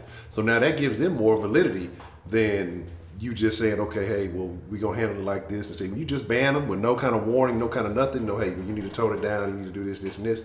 I think that it only makes them stronger, like you said. You know, here's something that I want to say. Take it or leave it. But I like to know my enemy. Yeah, exactly. I like to know my enemy. Don't silence my enemy. I need my enemy to be upfront and personal. Because that's how I know how to handle your ass. Okay? Exactly. Now, when you silence my enemy, you put them off in the corner. I can't watch them. I can get blindsided. I don't know where they're coming from. So let them speak. Let them speak. If you're confident and if you're not afraid, you can annihilate them easily. But now you done put my enemy in a corner, in a dark place, well, I don't know what the hell they doing. Okay? And this is in everything in life. Welcome your enemy. Your enemy is actually your friend. You keep your enemies close. You heard that saying back in the day. You have friends, you have your friends, keep your enemies. This is what my grandmother said. You keep your enemies, you keep your friends close, but you keep your enemies closer. Have you ever heard that, Honcho? Absolutely. All right? Because that's the ones you got to fucking watch. I agree. Okay? I absolutely agree. Absolutely. Don't put them in no damn corner. You put them in a corner, you put them in an attic, you don't know what the fuck they doing. Keep them close. So I don't agree with the ban. I think it's an economic thing. It's a money thing. I think that you all, as YouTubers, are outshining mainstream media. So the failure, if this is the topic, the failure is mainstream media. I say shut them down. Shut your television. I don't even fucking turn on I'm about to shut my cable off. The fuck I'm paying this money for? I don't even watch y'all. First of all, you're not even giving me the truth. And all your stuff is censored. All of it's filtered. It's not raw. I like raw news, and I like differences of opinion. Yeah. I love one side versus the other side. And then let me form my opinion. That is not happening, okay? It's not happening. And this is why the viewership is down, because you don't get up there and promote one agenda. That is on the verge of dictatorship. And now they're trying to really become dictators with trying to censor and ban social media platforms. The only reason it's not regulated because it's a public company, it's a private company, not a public company, and it's not regulated by government. So it's nothing we could do other than use your power and your influence to tell them, hell no, you're not going to do this to us. So I'm just putting that out there for everybody to digest. It's my personal opinion, but I really, really think it went so strong in my spirit. I said this band is directly affiliated or correlated to what you have reported like a day or two before the ban. I think so too. And I'm telling you, this is why the ban occurred. I really feel that, and I'd like others' opinion, because I love to hear other people's feedback, because I like to check myself. I don't know it all, and I form opinions once I kind of hear and whatever. But I'm telling you, that's my gut feeling. It's my gut feeling. And Farrakhan ain't got shit to do with this shit. This shit is all economic. It ain't had shit to do with Kemah. He been talking shit for years. He been banned from the UK, if you remember historically. He can't even go to the UK. He might even still be banned from England. England banned him about 15 years ago. Damn. He can't travel to the UK. But the Muslims are still very, very prominent in the UK. So that's what I'm saying. You can't mess with Farrakhan. If you think you messing with him, you got it real twisted. I agree. Man, that's all. But I do think there is a correlation, and like I say, I think, and and I'm aware of this. Some folks have mentioned the one that happened on Twitter and how it's going, and I know that because Alex Jones, he got hit with the bad hammer on everything, and they went and got his personal accounts, and so again, like I say, it's going to be very interesting. I think some stuff is going to happen very soon, and it's going to be some more folks getting caught up under that umbrella. Yep, just get ready. Get ready. Like I said, we gonna call this the bandwagon. That's just the first. That's just the bandwagon. That's just the first. That's the first. What do you call it? Recipients? The ones that the first load and the first run. I got to come up with a good name for that. Man, but I'm telling you, that wagon is gonna come. We used to call it the paddy wagon in the hood. Here comes the paddy wagon. Y'all remember that shit? The paddy wagon in the hood. Yeah. I don't know if you know that, but we know it. I try to avoid that. Yeah. I just want to watch. I don't want to be in it. Yeah. I just watch it roll down the street. But that bandwagon is coming. That bandwagon is going to equivalent to a paddy wagon. It's a YouTube and social media paddy wagon is coming for your ass. Yeah, that's right. Miss Shawn, I'm glad that you are back. Back in the States. I'm glad you're back with us. It's always good to hear from you. Yeah. And I'm gonna let y'all go, but it's getting serious out here. The revolution is real. This shit is real. The black or white, otherwise German, Turkish, Russian, whatever. The thing is that this ain't cool. This is some dangerous shit. You wouldn't have got a picture of that black German lady that you saw, would you? Yeah. She was real cool. I mean, we were just like on the beach and we were just chilling, and she was with her partner, and I was with my family and my husband, and very friendly, and they had outdoor bars, outdoor like entertainment and stuff, and she was just real cool. I just had a conversation, and to tell you the truth, her biggest thing is once I said I was America, everybody like, oh, we hate. I don't even want to say his name because they got algorithms and shit going on now. They mad motherfuckers. So I'm getting smart in the game. But the first thing was the whole conversation just went to our president. Just put it like that. Yeah. And she's like, no, we are against him. She just went on and on and on about, how you guys let him do this and do that. And, and so the conversation kind of, that's what it, when you say where you from, I mean, what else you going to talk about? Your president, my president, and whatever. So, shit. When I go out there in other countries, I actually, I got a big MAGA hat on. I felt like it's like that's how they look at you. You what? That's so you got to defend this big bro. But anyhow, she was real cool. She was beautiful. She was absolutely gorgeous, drop dead.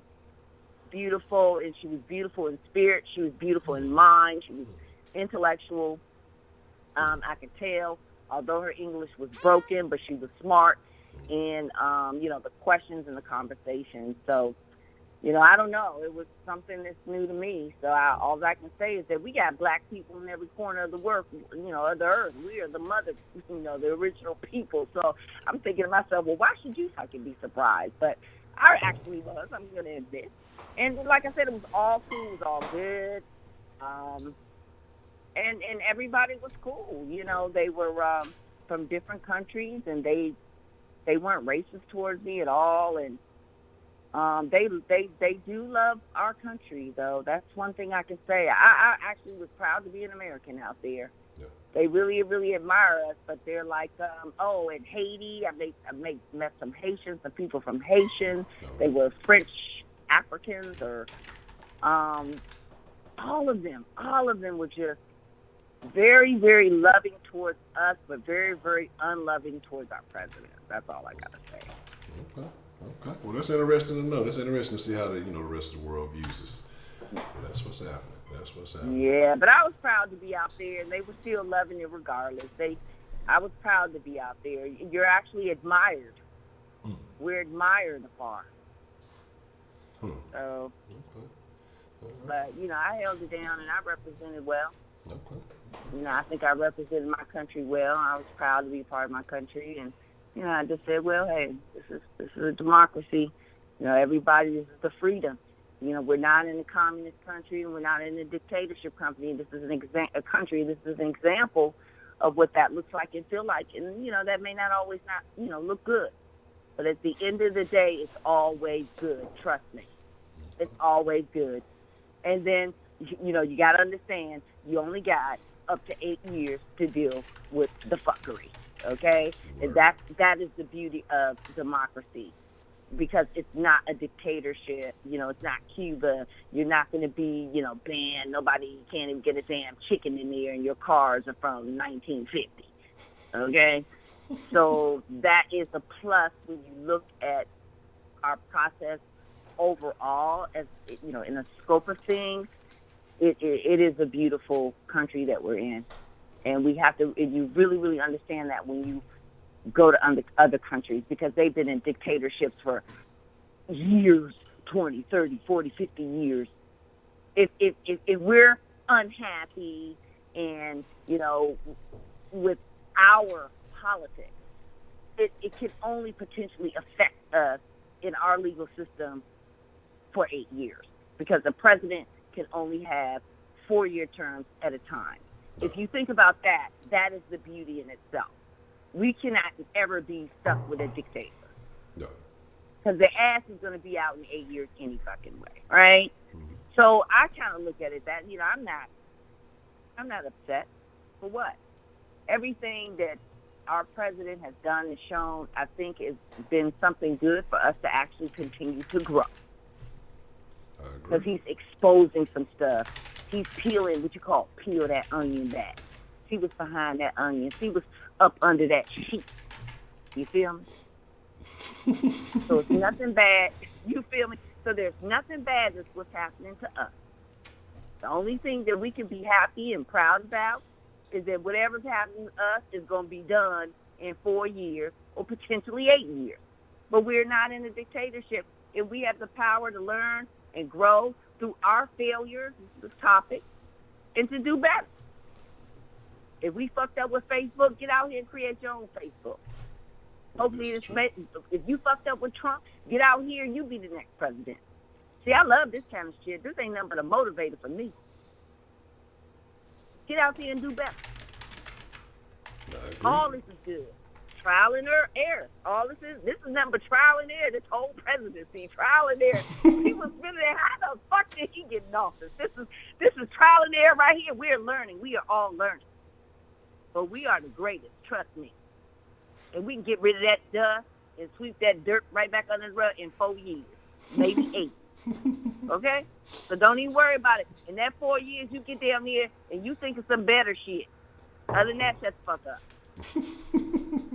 Already, Miss Shaw. Okay, Honcho. I didn't talk the whole. I deserve I haven't called in like 3 weeks, so I deserve like a whole bunch of extra minutes. It's all good. It's always good to hear from you. You know.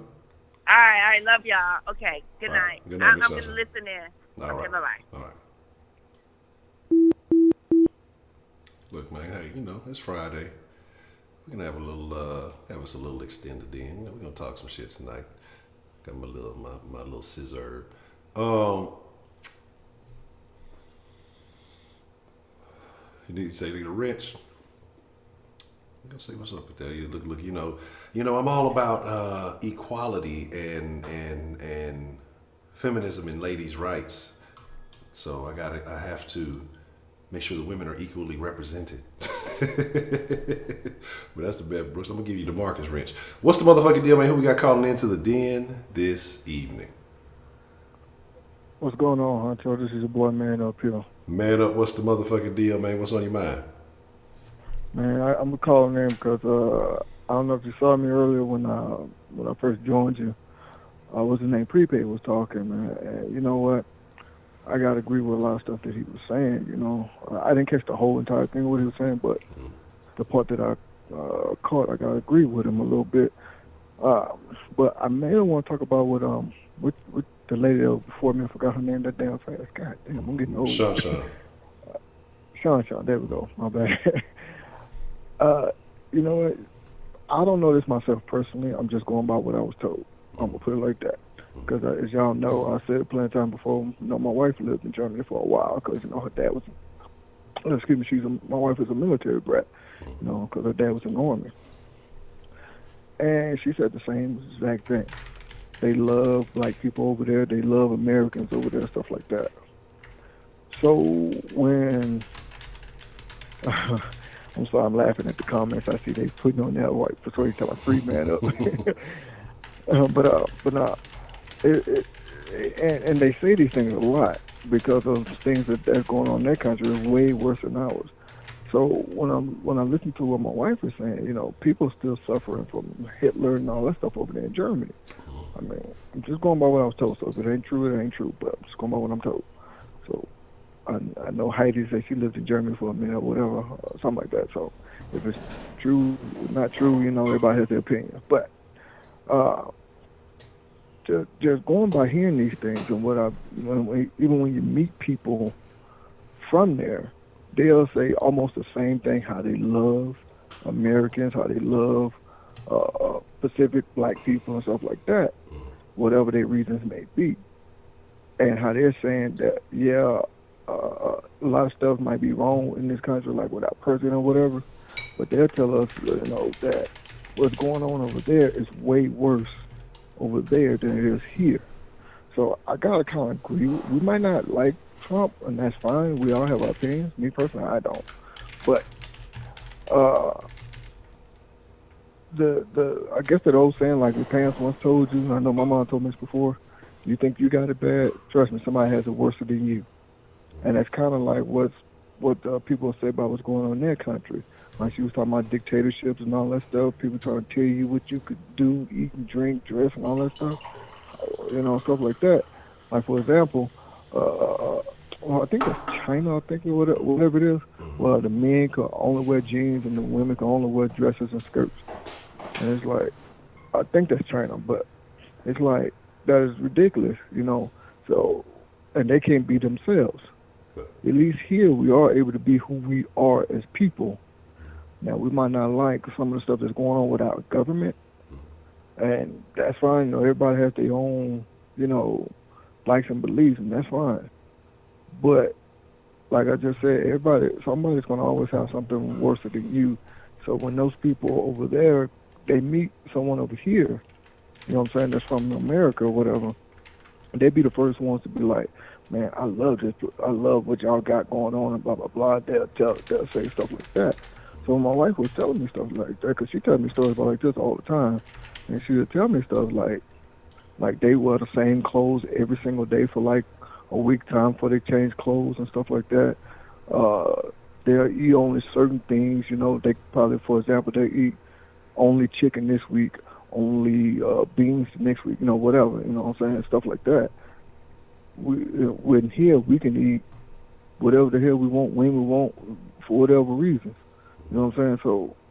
So when I heard her talking, Miss Sean talking, she going by what I was told, she's true, she's right, and going by the things that I've seen myself, I agree. We all, we hate our president, we'll sit and talk about him, but at the end of the day, what is going on in your life that you personally can say that's horrible compared to, somebody else in the other countries?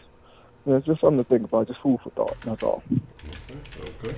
And that's agree. Like, I've heard some things, you know what I'm saying, like about that too, because I remember back in the Gap, I smoked with a German dude, and he was just chopping up. He's like, man, in Germany, they love you. You go to Germany, you're a superstar. They might think you're a rapper, but they would love you, because they want to get away from that image, from that idea and stuff like that. So yeah, I think when you look at it, when you compare it to around the world, I even think in North Korea, they just said that they didn't cut the rations for some of those people, so they didn't cut the rations like in half and shit. But so again, like I said, we got to be appreciative of the things that we have access to. That you're very fortunate to be born in this country, regardless of all other stuff, because you can look at Africa, you can look at all these places, and we can talk about the motherland, we can talk about all that good stuff, but it's a lot of people over there still suffering. It's a lot of people suffering at the hands of people who look just like them, and so, what was it, the Tutsi and the Hutu not too long ago, and they was, well, your nose wide, so we're going to wipe you out, your skin a little too dark, we're going to wipe you out. What's the difference between that and some of the shit that's happened over here, you know what I mean? Like, there's oppression, there's situations, there's going to be people who have differences are going to fight no matter where you are. The only thing about here is they ain't wiping you out in mass, and you have opportunity to change your class level. And I think that if you focus more on that as opposed to the other issues, that life can be much better for you here in America than some of these other places. Yeah, I 100% agree. And I was looking at the title of your of today's show, Stop Focusing on Your Failures. Me personally, I agree with 100% of what you're saying. But this is how I look at it. I do focus on my failures, but I focus on them in a different way. And what I mean by that is, keep in mind things that you have done and you tried, so that way you know for sure exactly what you can do to try to succeed if it didn't fail, if that makes sense on how I'm putting it. I got you. So have you had failures in the cookie recipe that have made you improve the recipe? Well, of course, when I first tried, excuse me, I can't talk. But when I first started making them, of course, I would burn them, I would undercook them and stuff like that until I got it down pat. So, and that's kind of basically what I'm saying. Now, I failed at first making them cookies, kept on doing it. I know what to do, what not to do. I got my little secret little tricks and stuff like that. Okay. So that's basic. I'm glad you brought that up, because that's basically what I was talking about. I focused on how I felt when I first started making them. I wasn't doing them right. So then that way I said, okay, this is what I'm going to do, how I'm going to do it, blah, blah, blah. Now it ain't nothing. You know what I'm saying? Now I do it at the back of my hand. Like I'm fixing a bowl of cereal. But, yeah. But that's just me. I'm not trying to tell nobody else what to do, like I always say. This is just me. I do focus a little bit on my failures because you can learn from them. That's just me personally. But I get what you're saying on the stop focus on failure, because a lot of people will look at that, well, I tried and I can't do it, when they could spot say, let me tweak this a little bit. Let me add this or take this away, or let me get a little bit of advice, or blah, blah, blah. Things like that. So that's just me how I look at it. But I see your point, though. I know exactly what you're saying. Okay. That's a BET, man, but I agree with you, man. Like I said, I don't know the recipe. I'm going to try them after reverse engineer, and I'm fucking with you, man. Hey, shout out to man, and support the hustle, man. You know what I'm saying? I appreciate you calling in. I agree with you. I definitely agree with you, though.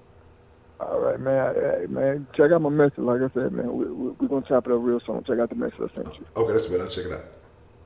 All right, then. Holla at you. All right, bet. Appreciate you, man. Bye. All right.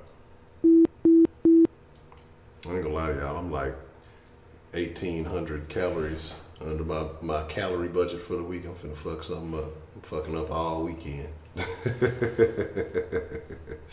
Yeah, we're gonna go a little bit long. We'll go a little bit longer tonight. More. We'll go a little over the 2 hours tonight. We'll see what's shaking. We'll see how the energy flows this evening.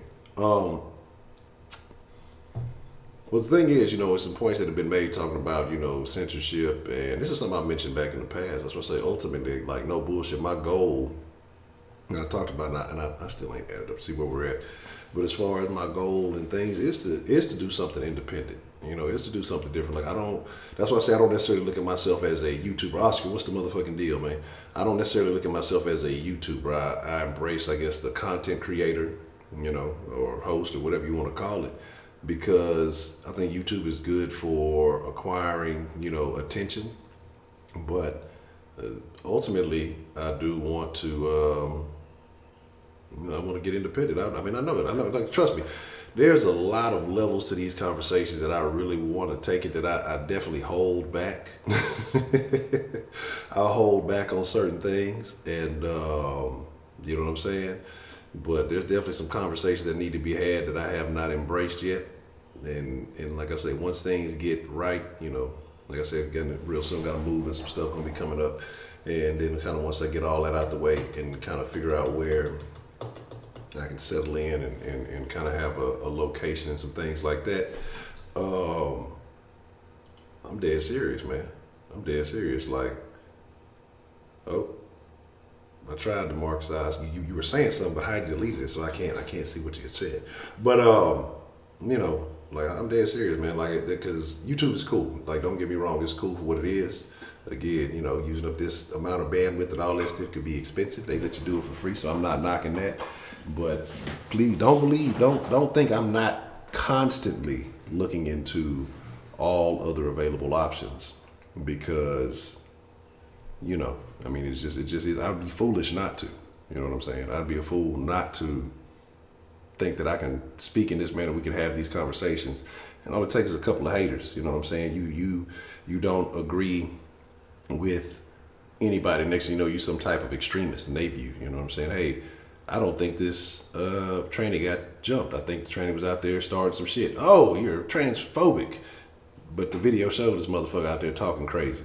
I think Morehouse should remain an all-male institution. You're going to let vaginas in there that feel like they identify as male. Oh, you're transphobic. You're this, Hey, I don't think kids should be concerned with being gay and going to gay pride parades at 11 years old. Oh, you're homophobic. Like, none of that shit is true, and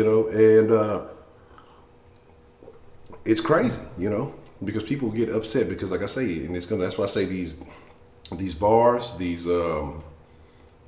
going to get pushed closer. The range of what you can say is going to get squeezed in closer and closer. And if you're not agreeing with everything they say wholeheartedly, you're going to be next. Like I say, so I'd be foolish to think that everything is good where I'm at. So it's definitely I'm definitely looking at some other opportunities. I'm looking at some other things that can be said. They're not said, but can be done. And so once I get a few things straightened up, lined out, we talking about full speed ahead. What's that warp speed or whatever that fucking Star Wars shit is, whatever the motherfucker we talking about, we going all in. But for now, as we continue to grow and do these things, it's all good. Again, for those of y'all who may not have been available, we are definitely discussing the Den meet and greet in Vegas in November. So if you're interested in that, definitely let me know, because I would look forward to seeing all of you denizens, den folk, all that good stuff. So I know we have about 10 or 11 folks who said that they will be in attendance, that they will be partaking. So hey, if you're interested, let me know, because I would definitely love to see y'all. It would be great to have some of these conversations, live and direct.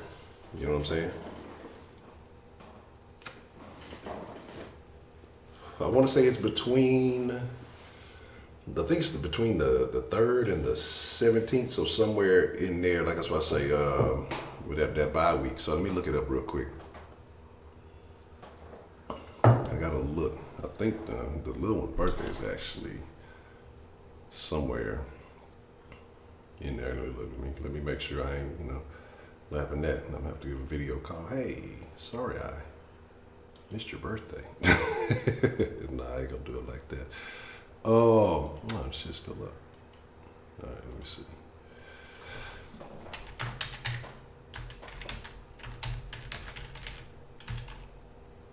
Let me see. Let me pull this shit up right now, player.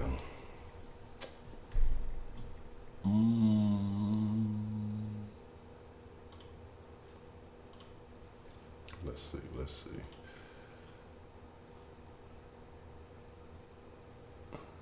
All right, here we go. So between November 3rd and November 17th, let me see when is the 3rd. Let me pull up this little calendar over here. I guess that'll work. I don't want to go back or forward. All right, the 3rd. So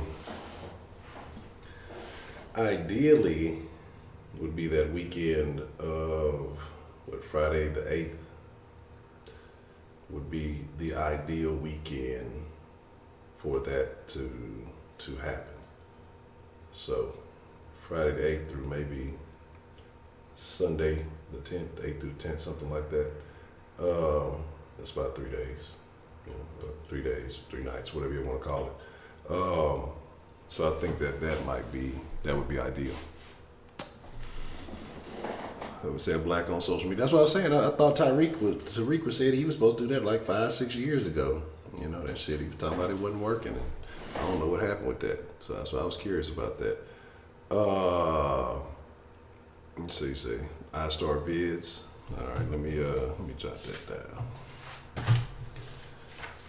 Let me. Oh, okay. Let's see.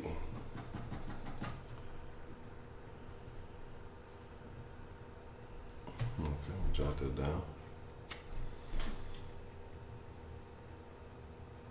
Let's see. And I can't fuck with that Fortnite. Yeah, I ain't even with it. Let's see. Let me see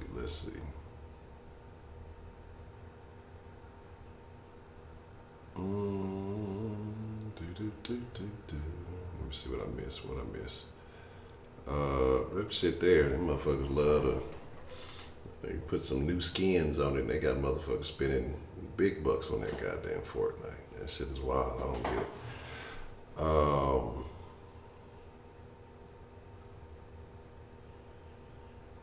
Where we at?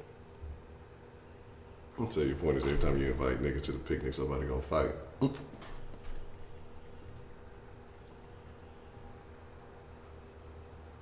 see what I miss. Do I need you? Yeah, let's shoot me well, I got you. I got the other text. So I'm gonna send you some info. Cause what I wanna come up with is maybe, like I say, we ain't got to. I know motherfuckers that don't need to be around each other all goddamn day, but maybe each of the days we out there or something, have a certain time we could all meet up at a specific location. Chop it up. Maybe have like a place we all go out to eat or hang out or something like that. Catch a show, something like that. So I think that will be. I think that'll be cool. So some ideas, if you're familiar with Vegas, I think that's definitely gonna be. I think that'll be the lick. Let's see. You know what else is loved overseas? Fucking Devin the Dude. Motherfuckers be in the States don't know who he is, and then that motherfucker go to Germany and sell out. Go to France and sell out some shit. Let's see. Yeah, let's reboot Black Panther. Remember, motherfuckers the other day said that because okay, bet I'm gonna check that out. Oh, okay, I didn't see. My bad. I didn't see you. You sent a message about that. Okay, I got you.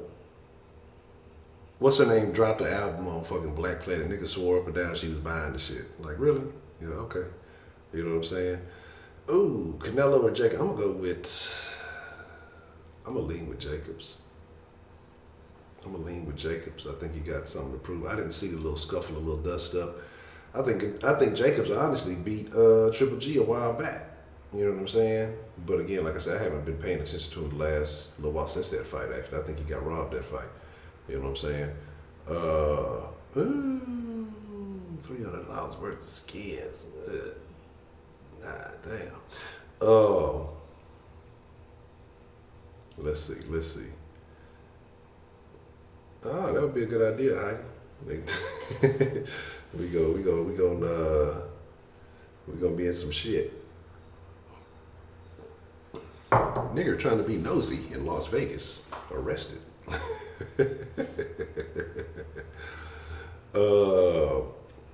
Let's see. Yeah, Black Planet though. Yeah, Black Planet was he was meat and beat.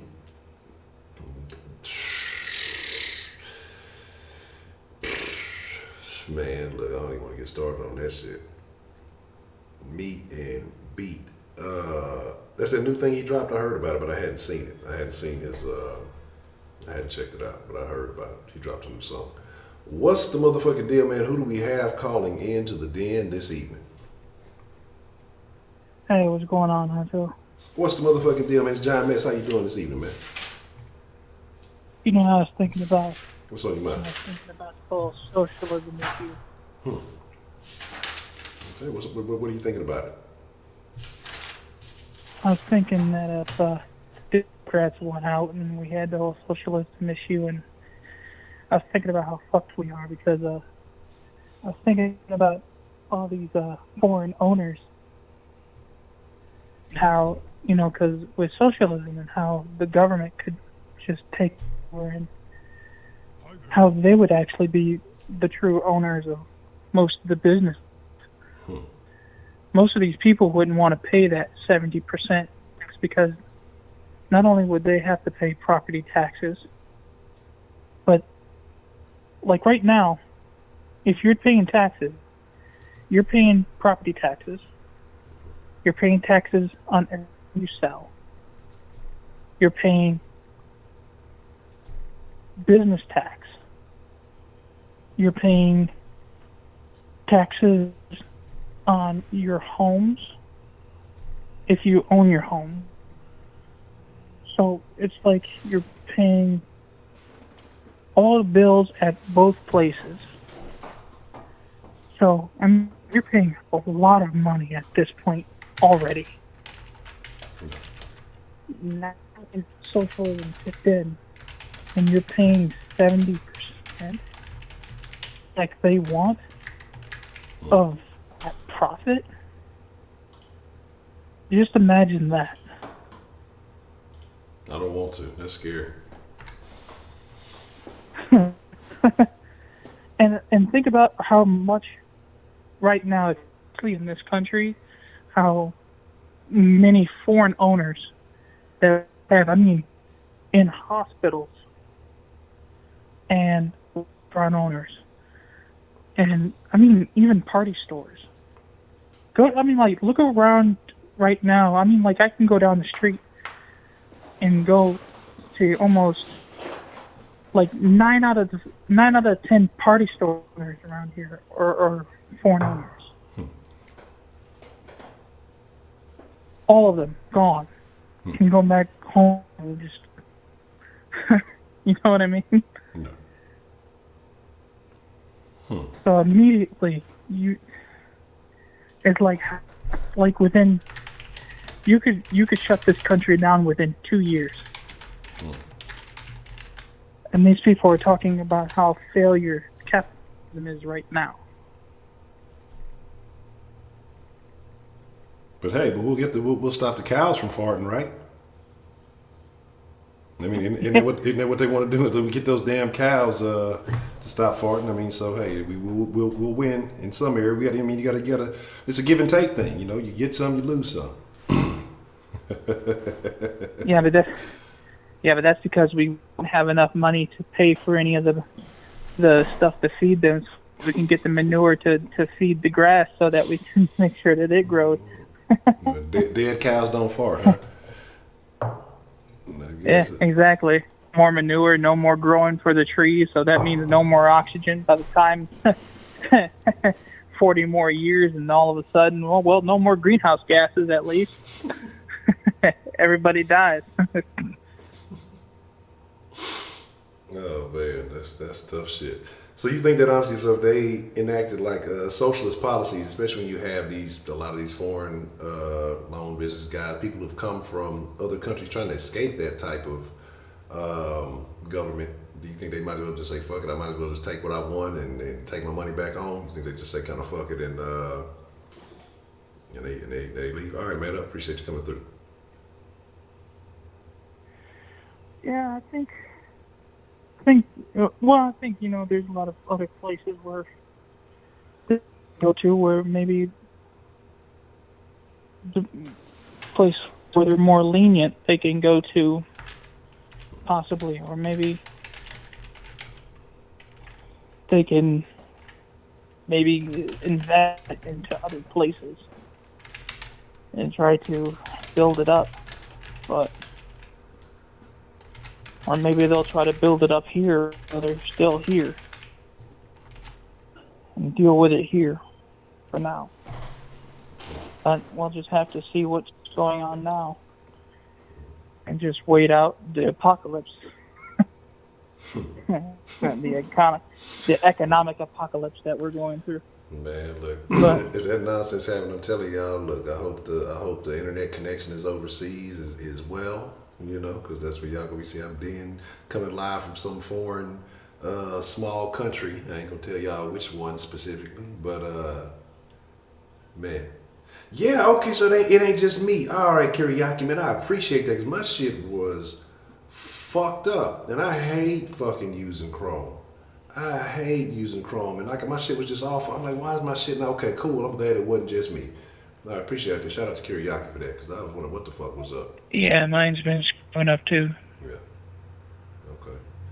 Yeah, because I had to fucking use fucking Google. I'm like, it is what it is. Okay.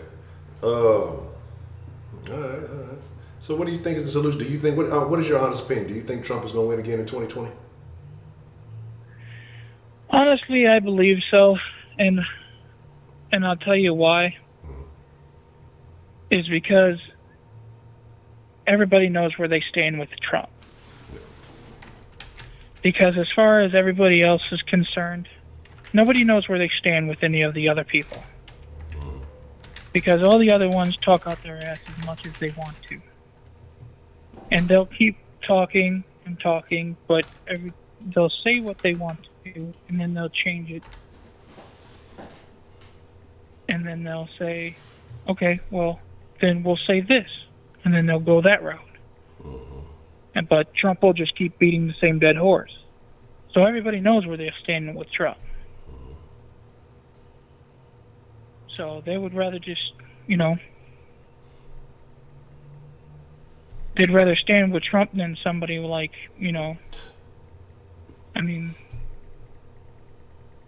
at least, you have somebody who just didn't, who's that one lady in Congress who just had that, who did the 9/11 shit? Omar Ohan or somebody something. And I understood the point. And the thing is I understood the point that she was trying to make. Mm-hmm. But, because I watched the whole video. Mm-hmm. And I understood that she was an idiot for trying to make the point in that way. Because it's like, okay, well, in that same context, isn't the person in New Zealand the same thing? It's just somebody who went in there and shot up a bunch of people then. It's like, okay, well, just say it that way, too. It's like everybody's just somebody who does something. There's a banger that, strangled a bitch and had her at Terry Lake and left her in a car. Somebody did something like that, too. So, it means somebody just does something every day.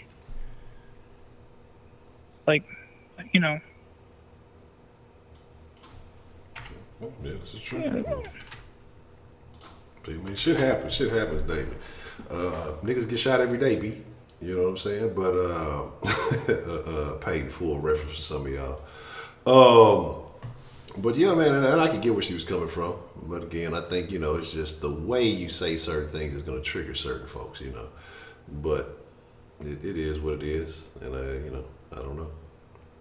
Apparently, she's still. And I find it the same thing with Donald Trump, and he said some things that got to me, and I think if certain things that if he could tweak it, it got to me. He sounds a little cocky to me sometimes, and it's been like that since I was a kid. So, he irritates me. Like if I would have met him, like in my neighborhood, I'd have probably,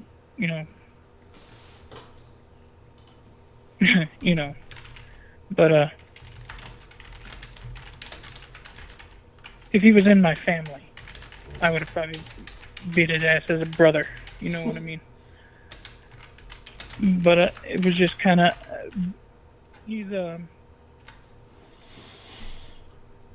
like I understood like his point like with MS-13, but the thing is he kept talking, and then his point got more convoluted in general. And so it's like, well, if he didn't go that route, it would have and kept on track with his point. It would have seemed more,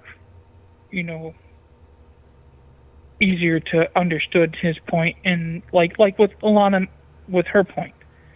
If she didn't say what she said, like with the way she did, okay, stay on point. Don't overstate your point. Don't try to add in, and don't try to be over. Like she oversimplified it. Really, is what she tried to do, and she lost her point somewhere in there. Like what I'm doing right now.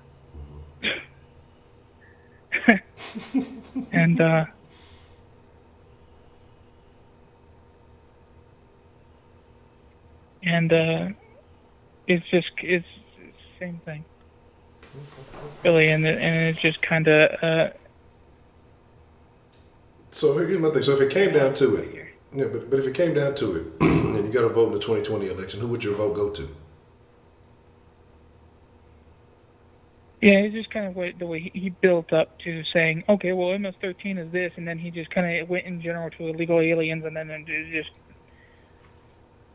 it's like, okay, we know illegal aliens did this, and it's like, yeah, well, illegal aliens, it's like the elite is the MS-13 that I remember, growing up hearing about. They were the ones who. I remember hearing about the ones that were kidnapping girls and taking them across state lines and fucking making them hoes or take. I remember ones who were taking them to France and shit. And I remember I had and selling them to French people. I remember actual French people coming here and taking them back to France. I remember also things like that from back in the day, and then that's been going on for a long time. I remember the documentaries and things like that from back in the day. I've heard a lot of different things growing up. I used to watch a lot of documentaries and things like that about that kind of stuff. And then the only time that I really saw things like that were in the mainstream that actually showed that kind of shit was like Taken movies.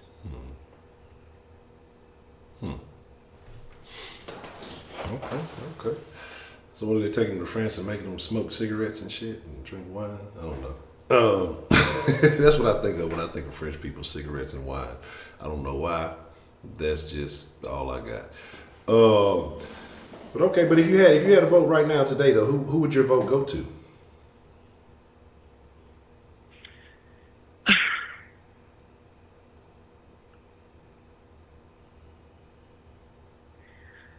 Right now, the only one that I could stand with is probably Trump, because he's the only one that I know where I could stand. Because any of the other ones, you'd never. They would just one talking point one day and then another talking point another day, or they'll just tell you that you're just a sexist piece of shit because you don't want to stand with them, or even if you do want to stand with them, you just say, "Oh, you're standing with me because you want to fuck me," or some other shit like that if they're a woman.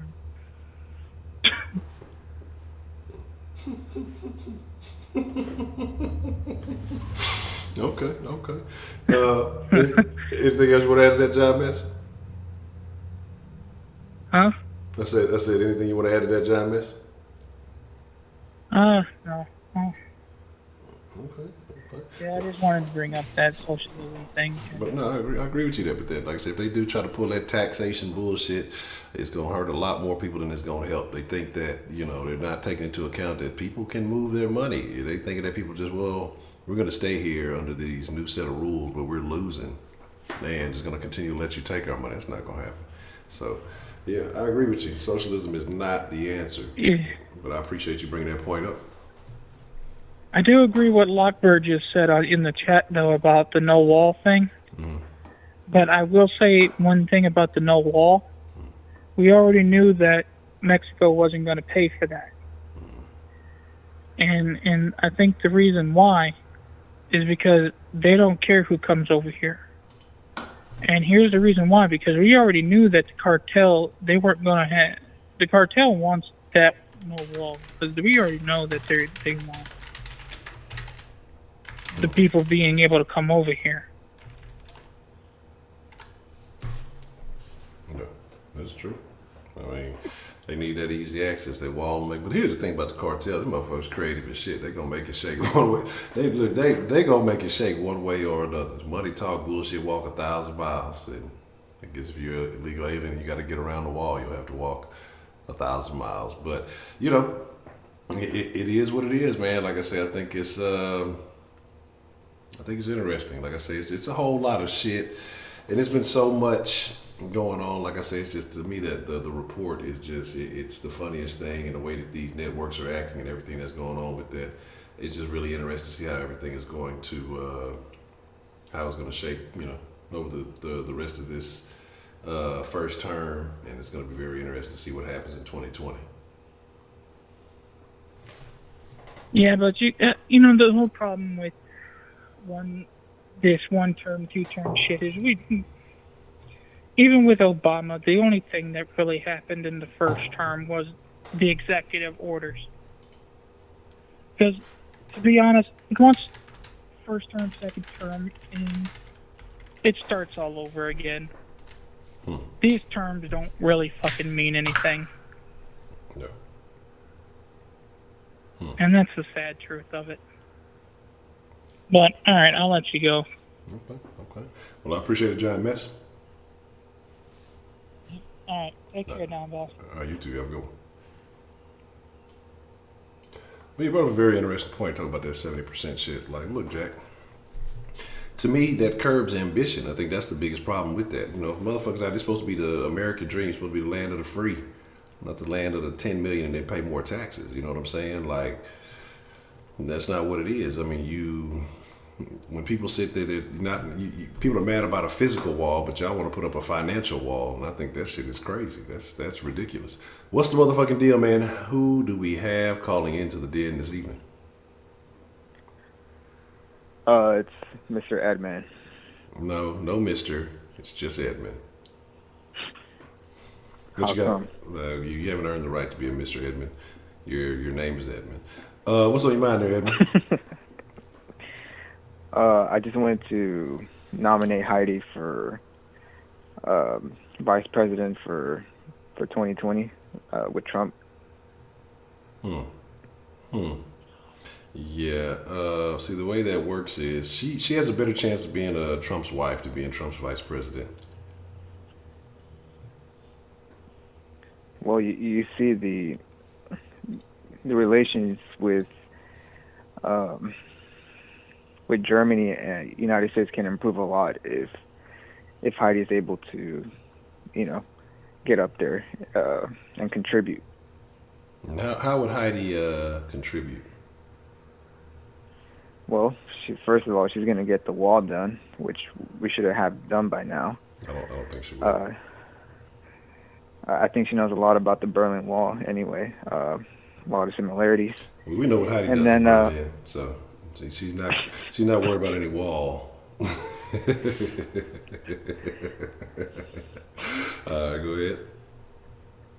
ahead. She's also going to make sure that all African Americans get free college tuitions. No, she's not going to do that.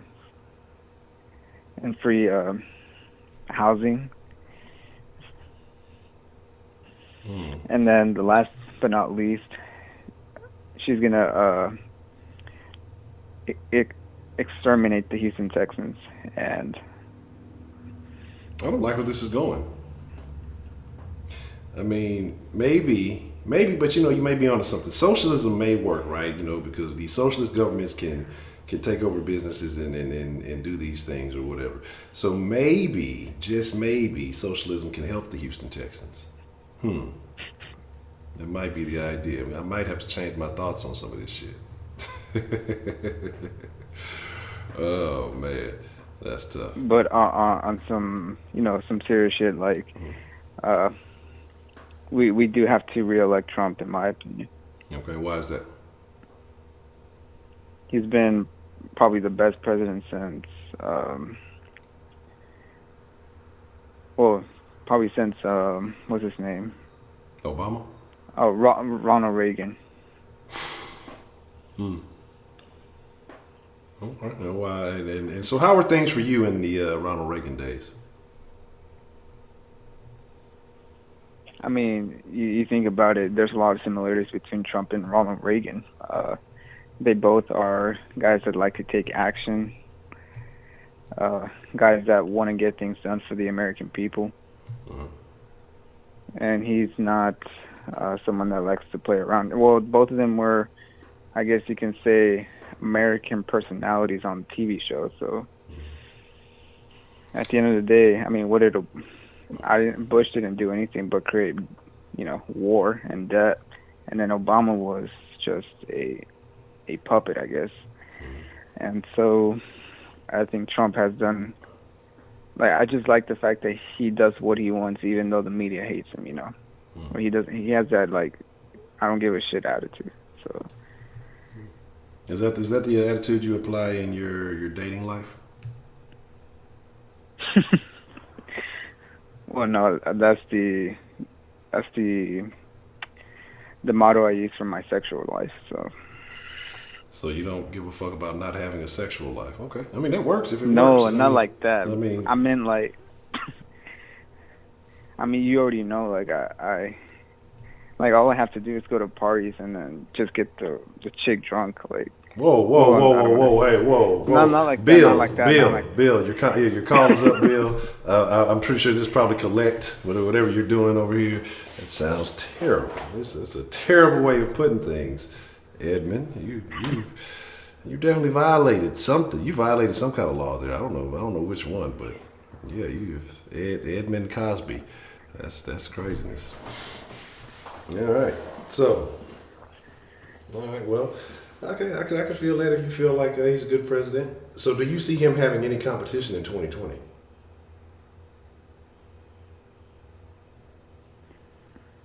So you said what again? Do you see Trump having any legitimate competition in 2020? No. There's no way. I think that the Democratic Party is just too unorganized and they're too fractured. There's no unity in it.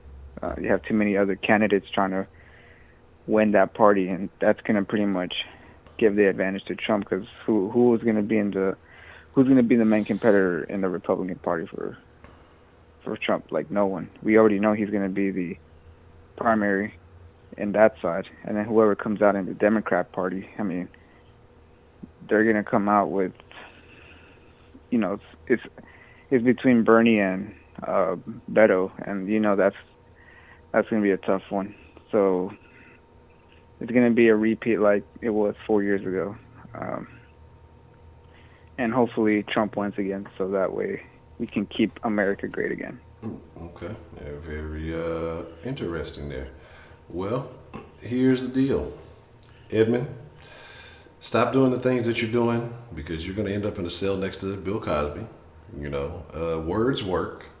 You know, and you don't have to be dropping in the drinks. Just don't do that anymore. That's a bad look. But I appreciate your call, man. Anything else you wanted to add to that?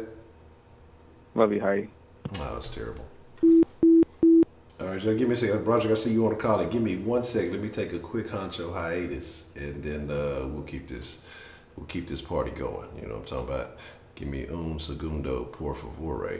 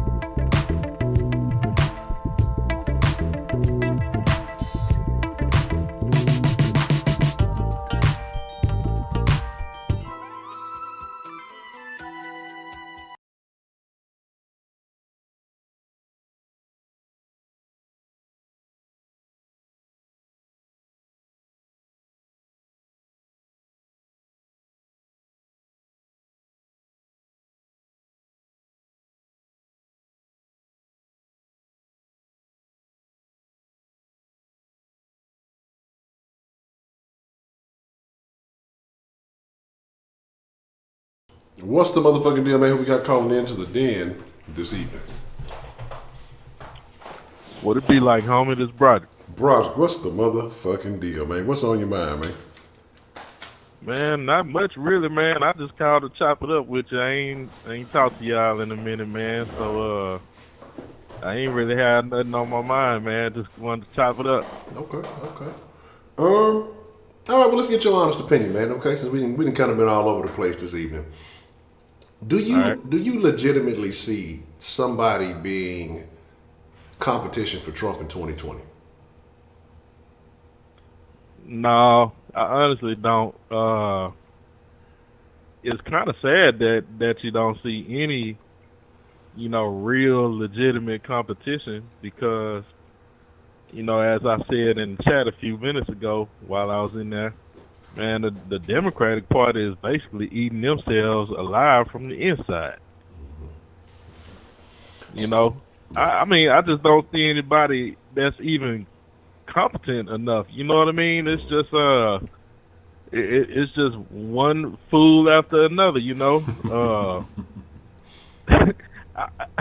I mean, man, and it basically, man, it's kind of embarrassing to know that for so many years that I rode with the Democratic Party and just kept blindly voting for them, man. It's just it's just they have nothing valid to offer, not only black folks but the country as a whole. They don't do anything but lie, and it's just it's awful, man.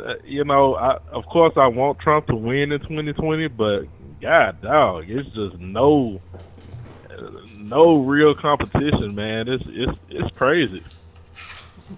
So what was it that changed your opinion on the Democrats? What is it that made you switch parties? Well, I guess it's a few things that made me really change my mind, but I voted for President Obama his first term, right? Mm-hmm. But what really changed my mind is how when he came out his first term, his whole campaign was around hope and change, right? Mm-hmm. Yeah. And I was like, I can get down with that because we just dealt with Bush for so long. It's time for hope and change. And plus, we got the opportunity to have a brother, quote unquote, in office. Hey, everybody was down with it. I was down with it. For the wrong reasons. I basically voted for him because he was black. Yeah. And because I'm black. Yeah. But in my eyes, he was coming out. He was running on the Christian ticket. Nice family man. Good looking family. Good looking wife. Both educated, very, very well spoken. And I hate saying that. When I talk about black people, like very well spoken, like we all just ramble about with slang and all of that. Yeah. So I hate saying that, but the truth of the matter is he was very charismatic. Yeah. I'll put it like that. Very charming, very charismatic. He drew me in. But I immediately saw how a couple of years into his first term, he started to change. And he quickly went away from the whole Christian agenda that he ran on. He started to prop up the gays. He really, even though he has what appears to America to be a strong marriage, he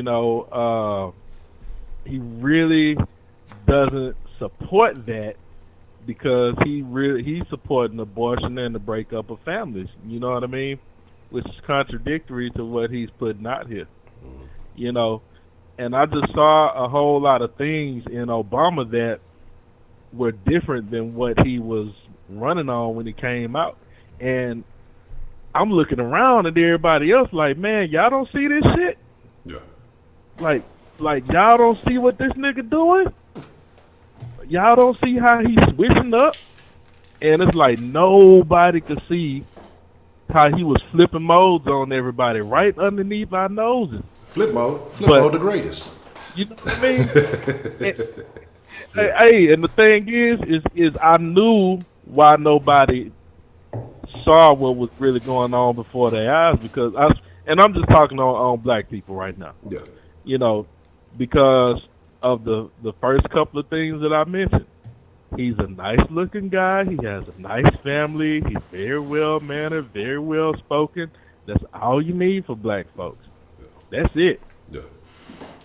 Now, what he's doing with policy, what he's doing behind the scenes, what he's really doing to hurt the country, all of that doesn't matter as long as he is presenting a good image of success for black people.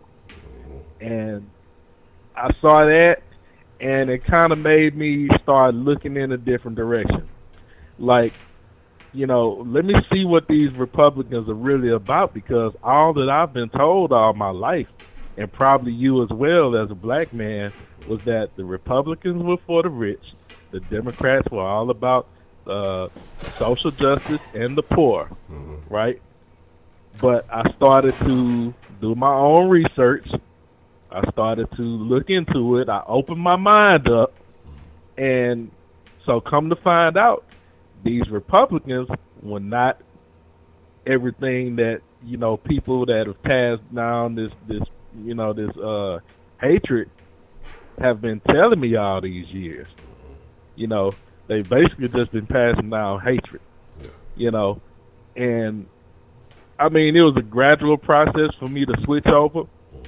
But his Obama's second term, I didn't vote at all. I didn't vote for him. I didn't vote for Romney. I just didn't vote. You know, but I knew that I wasn't gonna never vote Democrat again. Yeah.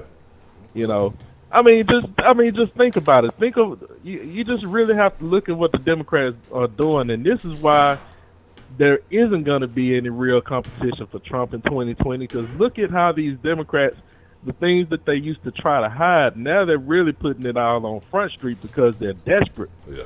You know, they cannot win without the black vote. As much as some people say, well, the black people are only 13% of the population, how can we affect the vote?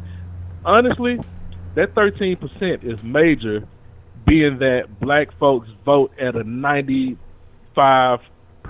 plus rate Democrat. When you take that 13% and apply it, that's the whole 13% of us, and apply it to a tight race, presidential race, that makes a huge difference. So they're desperate for anything that they can do to try to sway black people to continue to go along with the Democratic Party. That's why you're hearing about reparations now, because if it's not racism, it's reparations, it's police brutality, it's social injustice, gay rights, you know, all of this other crap. They're desperate, and their actions every single day, their actions are showing how desperate they are. And it's pathetic, and they're not gonna win. So do you think that they trying to use like that false progressive, because they had black guy, then they tried to put up a woman, and now you see, you know, I guess Beto's allegedly Hispanic or some of this other stuff with all this socialist policies, and now they trying to pull in reparations. Do you think, I mean, this is just, what else do they have? Like, because it seems like they use gimmicks every time. Like the last few years, it's been a gimmick that they've been trying to utilize to get the vote. Well, just what you said, you kind of answered your own question. I mean, it's all about gimmicks, man. But the sad part about it is just speaking on black folks, we don't see the gimmicks. You know, we don't see the wool that they try to pull over our eyes. And it's, you know, man, it hurt my feelings sometimes when I hear black people talking when it comes to politics. And, you know, it's like, man, I really wish that y'all wouldn't go out in public and say some of the things that y'all say, because you really sound really less than intelligent when you say some of these things. And it really shows how easily swayed we are and how we'll believe whatever someone tells us. You know, and not only that, but like I told you before, man, you know, I'm a Republican, I'm conservative, but I pay attention to all sides. I listen to everything that's going on with the people that I agree with and the people that I disagree with and those who are in the middle. You know, I listen to that for the very reason that A, I want to know what everybody's thinking, and B, I want to know that when I'm talking to somebody, what they're spewing to me, I'm going to be able to pinpoint exactly where they got these talking points from.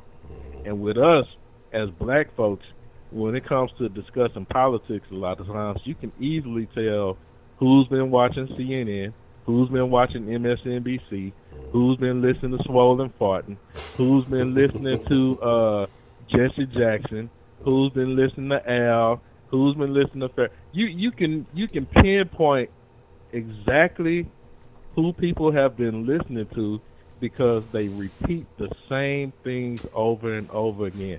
And like we were having this conversation in the chat, you know, and I was really asking a legit question for the people who were spewing, you know, Trump hate. Hey, if you hate Trump, you know, that's your business. If you don't like him, whatever. But what I was trying to get across is, if you hate somebody, you know, let's have an intellectual discussion about why you hate. Because I want to know if you have valid reason to hate. And I've never come across a Trump hater that has ever produced valid reasons for why they hate Trump.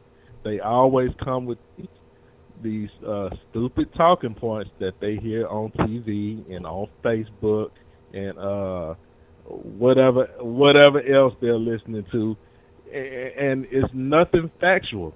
I mean, everything that they've tried to pin on this guy for the last 3 years has come back null and void. You know, and people are still holding on to these dumb talking points. No, and it's like it really goes to show that we don't think for ourselves. And those who do think for themselves, and the ones of us who do kind of think outside the box, a lot of times I think we're afraid to say what we actually feel, what we actually mean, because if we do anything outside of the norm for black people, they're going to pull our crab ass back in that bucket, because you can't be different. You can't think differently than us. You can't act like you're better than us. You can't even speak proper English because you're acting like you're better than us. So I'll be damned if I go out there and tell my people that I voted for Trump, even if I did. You know, I'm going to act like I hate him just like everybody else do, because we're afraid to be labeled as that nigga that don't keep it real. Or that nigga that think he better than us. Yeah. You know, me personally, I don't give a damn. I tell people exactly what's on my mind, but I like to have intellectual conversation. Yeah. And, you know, I like to have intellectual conversation with anybody, whether I agree with them or disagree with them, because maybe there's some things that they can tell me that will kind of validate why they think the way that they do. But I've yet to run across somebody who has valid reason why they hate Trump.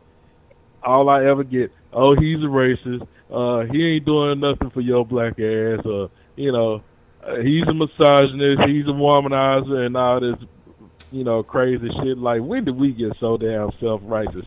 I know I didn't grab the pussy or two in my day. I know you probably have too. Well, I've never done such a thing. I'm a gentleman. I'm trying to grab one tonight. Goddamn, we get off the stream. But so why don't you think people got as mad about, like, okay, because, you know, now they talk about, for Democrats, you know, places like the Breakfast Club is a necessary stop. Like, and you know, we saw what Roland Martin did during the Hillary campaign. Anybody got an aux cord? Can you do the wobble? And all this pandering. Like, why don't you think most black folks don't see that this is all it is. It's a ploy. Why? When have they ever go? It's only around election time that they go to places like the Breakfast Club. Any other time, they ain't giving a fuck about that shit. Why is it always that we throw some music out there? Or just the little shit like, why is this shit still working? I would think that, you know, as a people, we've gotten more educated, would be smart enough to see through this stuff. But why is that acceptable? But if you say, okay, well, you know what, I'm fucking with Trump, even though he ain't do, oh, you know, he's a racist, he's this, or he's he don't give a fuck about, you know, this, that, and the third, or you know, or you Uncle Tom or whatever. But Roland Martin literally using that term, but they like to use buck dancing and shucking and jiving, like he literally did it on national television or whatever. You know, I don't get it. Man, you know, it's crazy that you bring it up. And a part of me wants to say it's because our conscience has been seared, you know, and it's not that we don't want to admit that we know the truth. It's the fact that we don't want to abide in the truth. We don't want to walk in that light. You know what I mean? And man, I can't tell you why we are that way, but not like the truth and information is not there, because the same way that I got the information is the same way anybody else can get the information, but to know the truth. Sometimes we're okay with just living in our little lie, because it's been kind of steered into us, you know what I mean? And it's branded on us as a community, you know, and not only that, but and this is why I always bring people like Roland Martin up, because he is a voice in the black community, and we traditionally are followers as a whole. You know, we don't have a whole lot of leaders because we're really followers. So those few of us who do stand up out there and consider themselves to be leaders for the black community, unfortunately, those people that do have those voices that are the loudest, they're continuing to feed us this BS narrative that we're still oppressed. You know, I know Prepaid Mike talks about this a lot, and he's absolutely right. You know, we're not oppressed. We're long gone from those days. But if you listen to a person like Roland Martin talk, this is all that he'll continue to say. And not only that, but what's worse than the Roland Martins of the world are the white Democratic apologists. You know, those who are so afraid to be labeled racist that they will actually go against their good conscience and common sense to... Can you hear me? Okay, yeah, I can hear you. Well, good for a second. You still there? Hold on, can you hear me? Yeah, I can hear you. Okay, my headset went out. But yeah, you have those white apologists who will literally take the side of wrong, you know, just because they don't want to be considered a racist, you know. And a lot of times it's because we've been educated, you know, improperly when it comes to racism. First of all, like you had your conversation the other day about, you know, race relations and whatnot, racism is not a problem to black America. It's not a problem in America. You know, yes, there are certain people who have racist tendencies. There's also almost always one bad apple in the bag of apples that you get from the grocery store. You know, I mean, that's just what it is, man. But as far as systematic racism to hold you down, to keep you from doing anything, you're the only barrier that you have in this life. Like Prepaid Mike said the other night. It's not racism. It's not any type of systematic oppression. It's not the police. You know, it's not the white boogeyman. It's you. You know, I'm living proof of that. You know, I can't keep saying that more, but it's just sickening to hear us continue to go down this road because we don't want to accept the truth.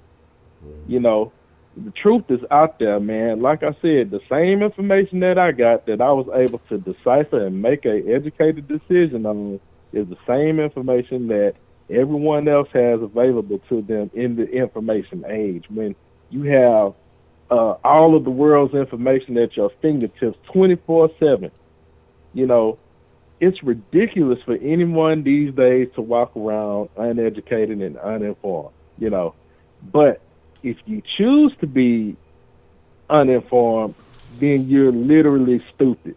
Yeah. Because stupidity is a choice. We have all the information available to us, but we choose stupidity, So, and then here's what's even worse when it comes to black leadership.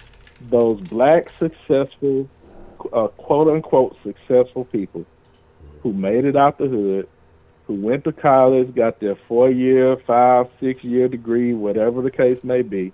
They drive a very nice car, they live in a very big house, and they come back to the hood, but they still continue to tell you how oppressed you are. Yeah. What kind of shit is that? Well, that's what I don't understand. How were you able to make it, but I don't get to make it? That's what I'm not. That's something I've always questioned too. That's part of the thing that kind of started changing my perspective on a couple of things. So you telling me, that I need somebody's help, or I got to do this, or I can't make it without you. But you were able to find success. You were able to live well, but for some reason I can't because of this perceived oppression. But somehow this other person, to me, I find that very arrogant. And I agree with you on that. That doesn't make sense to me. Yeah, it makes no sense, man. But like I said, man, we choose stupidity. We don't want the truth. We rather live in darkness. I think we have a fascination with being oppressed. Mm-hmm.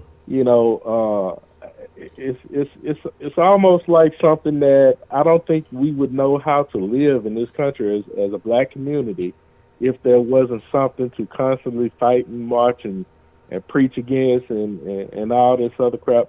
I don't think that we would know how to just be normal without the lie of oppression looming over us all the time.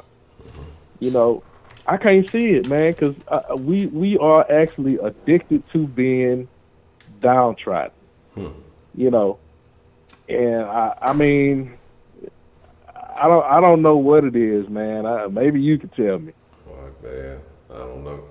Cause like I say, the only false anything that's ever held me down has been my own thoughts. And like I say, once I talked about the situation I got in, once I sat in that room for a while, read some things, kind of got my mind right, and I really sat and I thought about it. Anything that's ever held me back has been my own decision or my own thought process, and that's really it. Right. And I'm gonna say this, man. And I'm gonna get out. Just to kind of reiterate on some points that I heard some people making the other night. Another huge issue that I just think that we gloss over way too much when it pertains to the black community is the abortion rates and the lack of fathers. The smartest thing that President Obama ever said out of his mouth was that growing up without a father, a child is, more likely to be put in jail, die early. I don't know his words verbatim, but basically saying that if you grow up without a father or without a stable mother and father household, you're very likely to find yourself dead early, in jail early, unsuccessful, or it's a negative statistic, and that's very true. But here's the thing: we don't value marriage anymore. and we don't value the fathers. We want to throw the fathers away, and we pretty much letting the lesbians take over this country, the lesbians and the LGBTQ take over the country, and we pretty much gonna weed ourselves out, as a human race, because pretty soon we just not even gonna do any kind of doggone natural reproducing.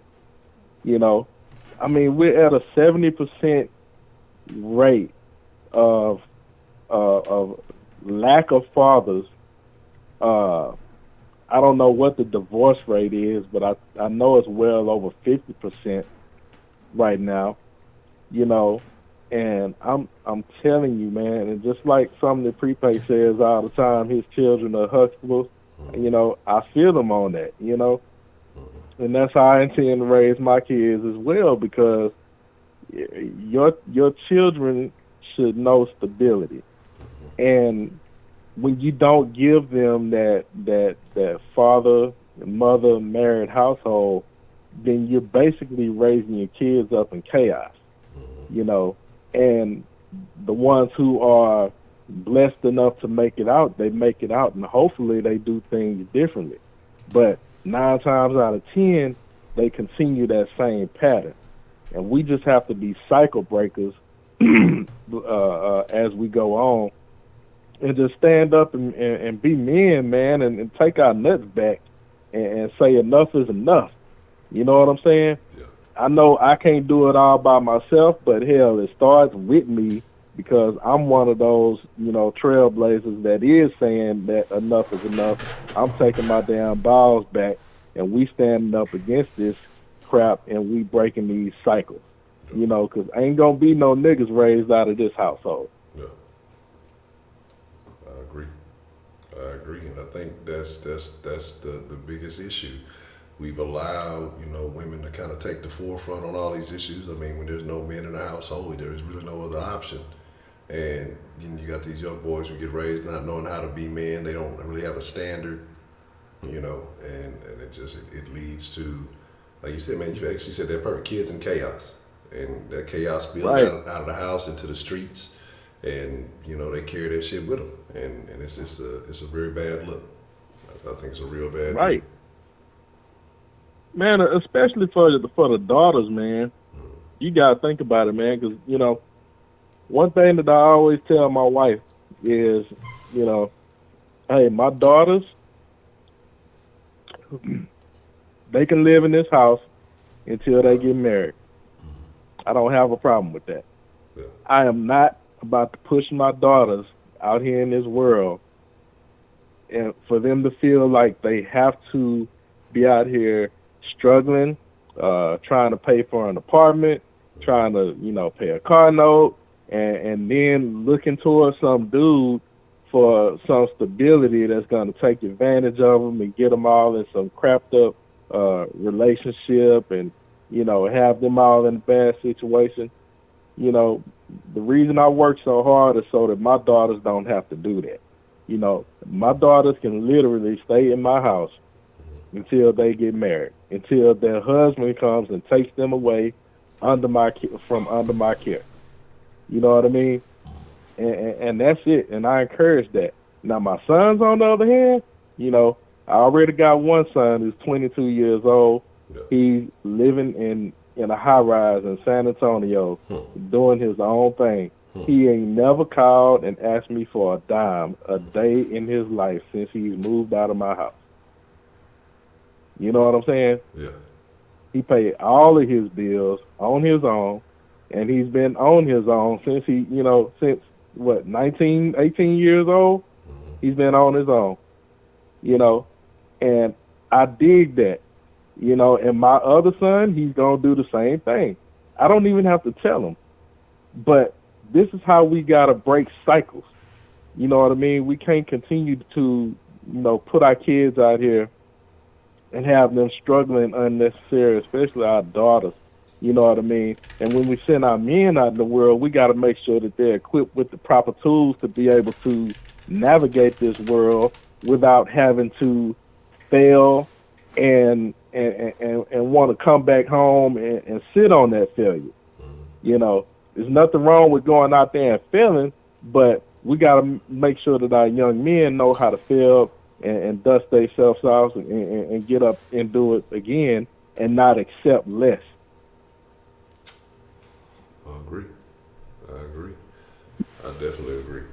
And so what do you think that there's something that could happen that could change the current identity of Black society as a whole? Do you think there's a movement, or is it just an individual case by case basis? I mean, what do you think could happen to fix this problem? Honestly, I love to be hopeful that there is something that we can do. This is why I mentioned myself personally being a cycle breaker. But if I'm really being genuinely honest, I think that we're too far gone and it's getting worse. You know, and no, I don't think that there. I mean, there would have to be some type of monumental event that happens on the Democratic side that would actually sway Black people away into a different way of thinking. And I think that even if that were to happen, that I still think that we're too far gone to, in essence, change our ways and the path that we're going down. I hate to say that we're hopeless, but I mean, we're right on the cusp of hopeless, you know. But at the same time, though I feel like that still doesn't give me the excuse to not be a cycle breaker, you know, because all that I can do is control what's, you know, going on in my little circle. And if I can influence someone else to take their balls back, you know, stand up, be men, and you know, and make families and break cycles in their own little circle, then maybe that's something that could catch on. But I just don't see it, man, because, you know, the world is the world, man, and we all know the world doesn't get better. It gets worse, you know, until that day when Christ come back, man, you know. So, I mean, we can fight the good fight, you know, and I will always fight the good fight. I'll fight it with a whole lot of hope within me, but, you know, I'm not optimistic that we can change dramatically on a whole. Yeah, I agree with you because I mean, you've seen it from so many different angles that it really hadn't had that impact, even for all the people who, you know, may have been one way. Even if, you know, like I said, I know you're not the biggest fan, but even if you look at Nip and what he was doing, he was setting a different standard. He was talking about, you know, doing things differently, getting out on your own, and everybody loved it, and everybody loved what he was talking about, but it didn't change anything. You know, it's just right. A photo op at the mural, and, you know, oh, I love Nip, but you're not trying to do anything. You're not trying to change the way you live, and you're not trying to build like that man built. So, you know, again, so I think, like you say, because that would be the most relatable one. And then you said, you know, something as a whole of the Democratic issue, you talked about Obama, you know, under the initial impression of being a family man and having a good family, but that didn't change anything, you know. Mm-hmm. So I agree. It may only just get worse. I don't know what other, you know, image. I don't know what other representation you need to see. You know, right. I have no idea. I mean, we don't believe the stuff that's right in our face, man. You know, the devil could come out tomorrow right in front of Black people and say, "Hi, I'm Satan, and I've been screwing you over your whole life," and we wouldn't believe it. You know. We don't believe the stuff that's right in our face, and that's the sad part. Let me ask you something though, because this is something that's always bothered me. And you know, I kind of stand up against the music industry. I know we've had these conversations before, and which I think that the music industry has had one of, if not the most negative impact on the Black community, in my personal opinion. But one thing that the music industry, not the music industry, but the rap game has continued to support is the no snitching policy. Yeah. I just want to get your thoughts on, what do you think about the no snitching policy and the rappers who continue till this day to push that? Because if you think about it, we have local terrorists in our own neighborhoods. I hear all the time how these people want Donald Trump to call out these homegrown terrorists or whatever, but it's almost like we intentionally ignore the terrorists in our own neighborhood who incite fear, and we're hell bent to say anything about what's going on in our own neighborhoods, even if we know exactly what's going on and we can give some information to help eradicate the problems. Yeah. So what do you think about that? I look at it like this, because I talk often about the shenanigans I got myself involved in at a young age. If you're not playing that game, and again, you have everybody who listens to rap music. Not everybody's a drug dealer. Not everybody's living that lifestyle. Some people just, enjoy it for whatever reasons. If you're not living that lifestyle, if you're not a part of that game, and you're in a situation where your neighborhood is being terrorized, but you try to be a good individual, you trying to be a good citizen, I say, hey man, you shouldn't have to stick to that code. Now, if you signed up for that street life, if you signed up for that gang life or whatever, that whatever you in, whatever you're involved in, then hey, you stick to that code because that's what you chose. But if people want to have a better neighborhood, then you're gonna have to start speaking up. Because we could get rid of all the, because who was it said that the other day? Charlene Fantastic, when he said, we got rid of all the racism, or we got rid of all the perceived racism, and we got rid of all the problems outside that we thought were harming the black community. You still had that going on. You know what I'm saying? You still have that going on. You still encouraging that type of behavior. And so it's some little dudes out here who just don't give a shit. You know what I mean? And they don't care about your well-being. They don't care about the well-being of the black community. They don't give a damn. You know what I'm saying? And again, like I say, because we'll be quick to point out, shit, okay, well, white dude ran in the mall, he shot everything up, he shot this up, did that. And then there's a lot of little niggas shooting up parties, there's a lot of little niggas shooting up houses, and they not giving a fuck about nobody that's up in there. You know what I'm saying? So my deal is this, like, yeah, it may be, like you said, I feel like it is terrorism, because you terrorizing, people who didn't sign up for that, they didn't ask for that. Not everybody is living that type of lifestyle, you know what I'm saying? And so my deal is, if you want that type of shit, if you want shit to change, you got to get that type of shit up out your neighborhood. You can't embrace that shit. You can't encourage it. Again, if you support the music and you doing all that other stuff, unfortunately, that's what it is. Now, again, that has to be your everyday common citizen. Again, the person who's going to work, the person who's trying to strive for better. But what you got is you got a lot of these women who like that idea, love that idea. We talk about often, women who are choosing bad mates, and they like that idea of the thug or the gangster or whatever they want to be, as a baby daddy or whatever they want to call it. For some reason, they think that's ideal. So, they think they supporting the cause, whatever and whatnot. And like I say, and I say this again, because I got partners, I got amigos, and again, like I say, I've done whatever I've done, and that are still out there like that. You know what I'm saying? But let's just be realistic. That shit is of no benefit to the black community. There's of no benefit to be listening to this type of shit in your house. Your kid, he can, barely read and do all this stuff, but this motherfucker know all the lyrics to, Kodak Black or whoever else, you know what I'm saying? And the thing is, they grow up believing this is the way to be. They grow up thinking this is, what a man is or whatever else, because that's the only male ideology that they have in their house is some rap music, some nigga who's rapping, you know what I'm saying? And they don't have anybody to tell them, hey, this is just entertainment, this is just music, this is not how you're supposed to grow up. And so the only male voice they're hearing is the nonsense. So my thing is, if black people as a whole want better community, and then here's the thing, let me correct this, because there are some black communities that are nice around the country. They're not as many as the impoverished black communities, but talking about the ones that are suffering, the ones that are going through, you can't keep encouraging this behavior and expect something's going to change. Because like I said, like Charlene said, if you got rid of racism, you got rid of all these problems that we're talking about, and you level the playing field, which it is level in my opinion, but if you got rid of all those outside entities that you felt like are holding us back, then you still have this going on. Then what's the biggest problem you have? It's that. And so, you mean you can't expect to have better if you just going, you're gonna overlook the biggest problems to point out smaller issues that don't impact you on a daily basis. If you live in the hood, you see a nigga up to no good every motherfucking day. You see dope fiends up to no good every motherfucking day.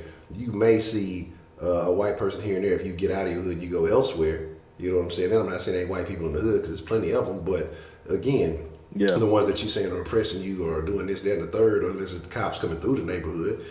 So my thing is that that's something that needs to be looked at. And I don't, again, for the regular common working man who's trying to do better, that's not no justification. If this man is working hard and niggas is breaking in your house, stealing your shit, and you better snitch, or you better shoot. You got one or two options, and if you end up shooting one of these little niggas, they partners mad because you done stood up for yourself. Now you in a whole different situation. And so again, like I say, it's a continuous situation, man. And so that's something that needs to be considered. I hate to say it, like I don't want to say I hate to say it, because like I say, being younger up to a point, I had a different belief.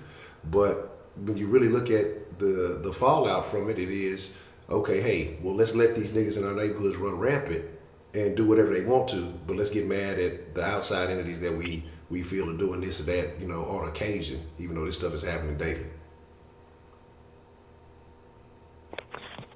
Yeah, man. It's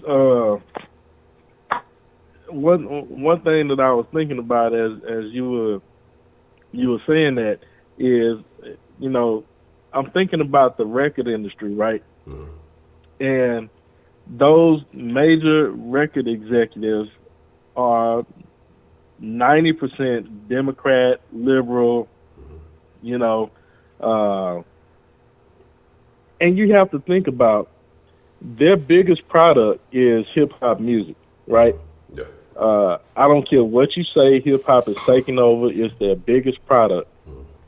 So what incentive do they have to have their artists go in any other direction other than what they're going in, which the messages that they continue to put up on the black community are messages that are not only negative but keep us fighting against each other.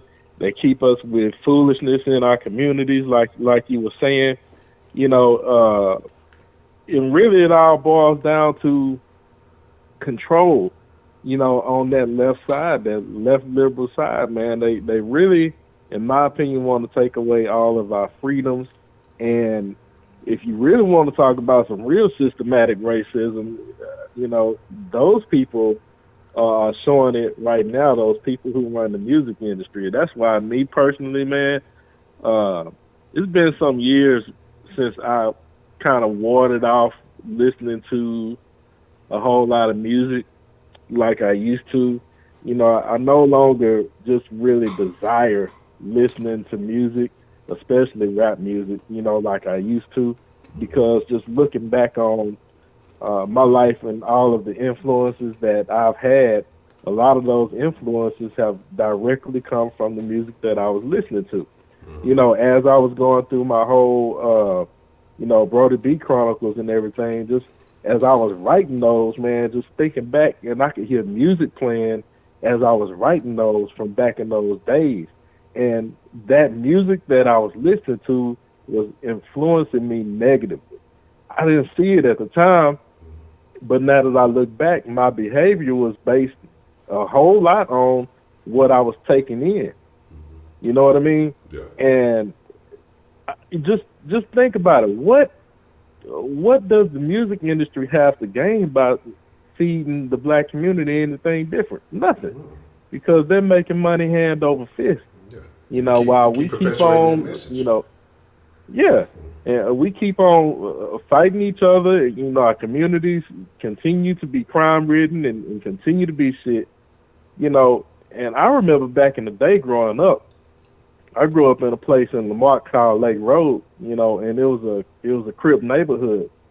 And, the drugs got so bad at one time, man, the old people that was in the neighborhood that saw the neighborhood start to go down, man, these old folks banded together. And I mean, when I say old, I'm talking about crippled, decrepit, 70, 80, 90-year-old people in the neighborhood got together and they started marching on these drug dealers.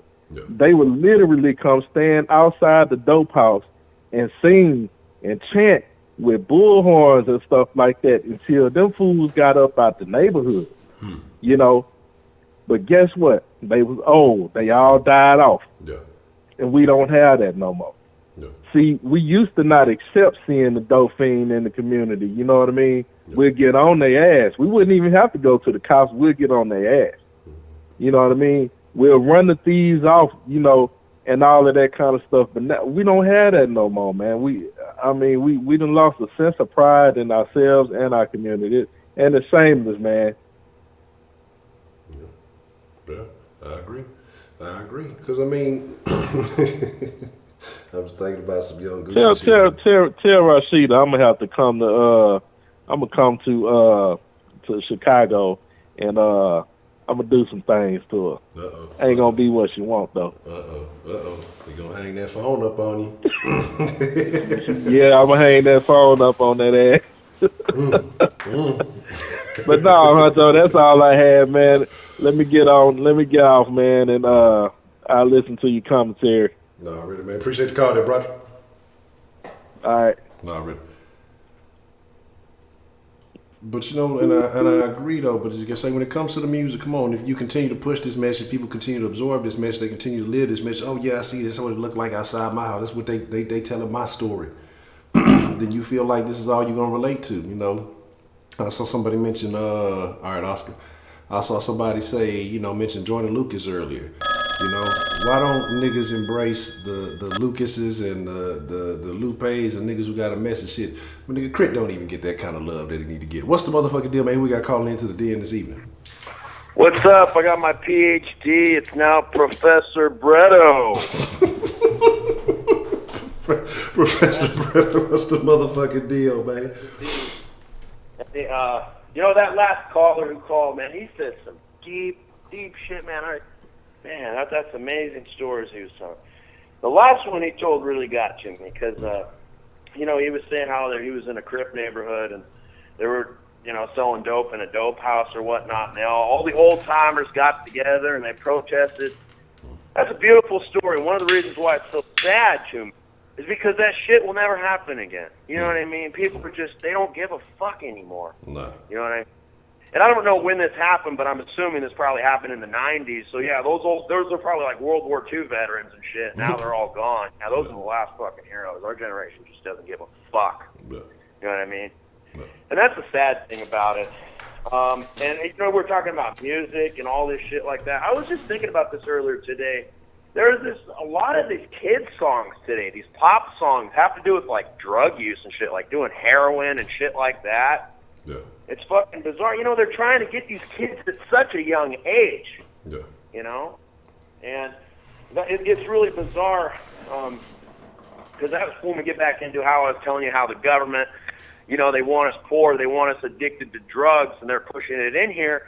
And then they do it with shit like that. They put it into kids' music so that these kids idolize these superstars growing up, and they want to do drugs like heroin and crack and all that shit because their idol is doing them. You know what I mean? And it's some crazy shit going on here. Yeah. And I wanted to talk about the topic. You were talking about failing and everything, and this gets back to what we were talking about. Excuse me. This gets back to what we were talking about the other day when we were talking about Rich Dad, Poor Dad. And, you know, I'll give you another quote from what he had to say, Robert Kiyosaki, or what was his name? Kiyosaki. Kiyosaki, that's right, okay. We're so afraid of failing, but failing is how we succeed. And every time I failed, I want to know what I've learned. Yeah. And the average person is poor because they haven't failed. They play it so safe. You know what I mean? Mm-hmm. So, I mean, we're so afraid of failing in schools that they punish you for failing. So people are afraid to make mistakes. And it's some fucking bullshit, dude. And it's true. I remember the same way. You know, you get yelled at, you fuck up, you fail a test, you get an F. Yeah. You know what I mean? You say something bad, you get punished. You know, and that's why the school systems are fundamentally corrupt. You know, they don't even teach you basic shit we need to know. They don't teach us about taxes. They don't teach us about debt, accounting. We need to know these things.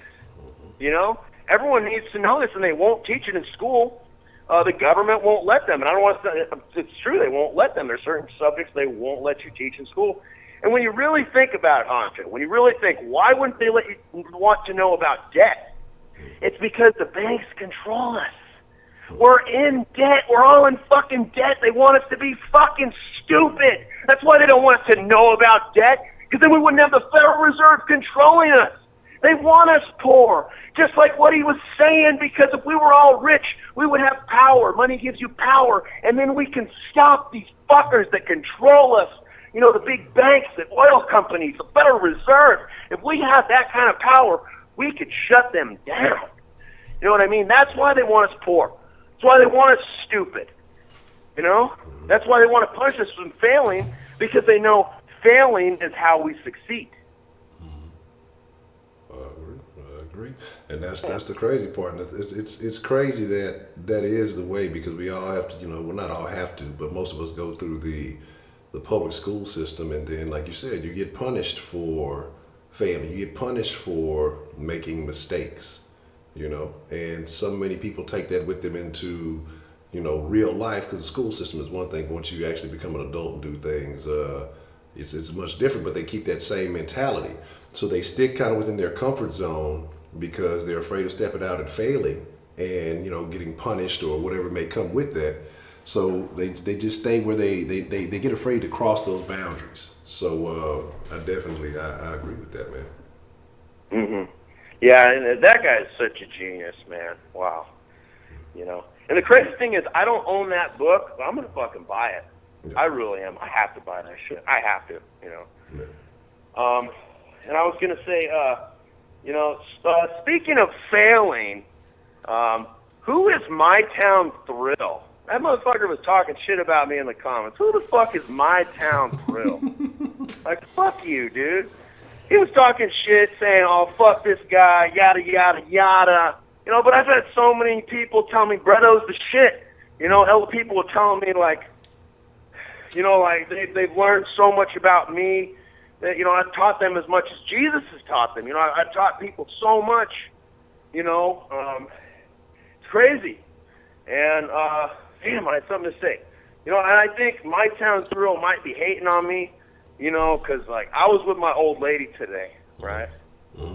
And when I say my old lady, I mean my old lady. This lady's like 50-something years old. You know how I get down with the old Latinas, right? Hey, man, do your thug thing, yeah. Yeah. Well, I think he's hating on me because, you know, I was with her and then I was getting a call from my other old lady. And I was just like, yeah. So I think part of him's just hating on me because he knows I'm an OG, you know. And maybe My Town Thrill, maybe he didn't like what I had to say about how I said, you know, black issues and gay issues are not the same issues. Maybe he's one of the people that thinks, no, you know, a gay issue is a black issue. But no, it is not, My Town Thrill. And I don't know if that's how you feel, but I'm assuming because you were just talking all this shit about me, you know. And then, what else was I going to say? About My Town Thrill, fucking A, I just completely forgot what I was going to say. But I had something good to say, I swear to God, man. It was fucking awesome. But, anyways, I'll probably remember it again, Honcho. This is what I was going to say. Okay. All right, what you got?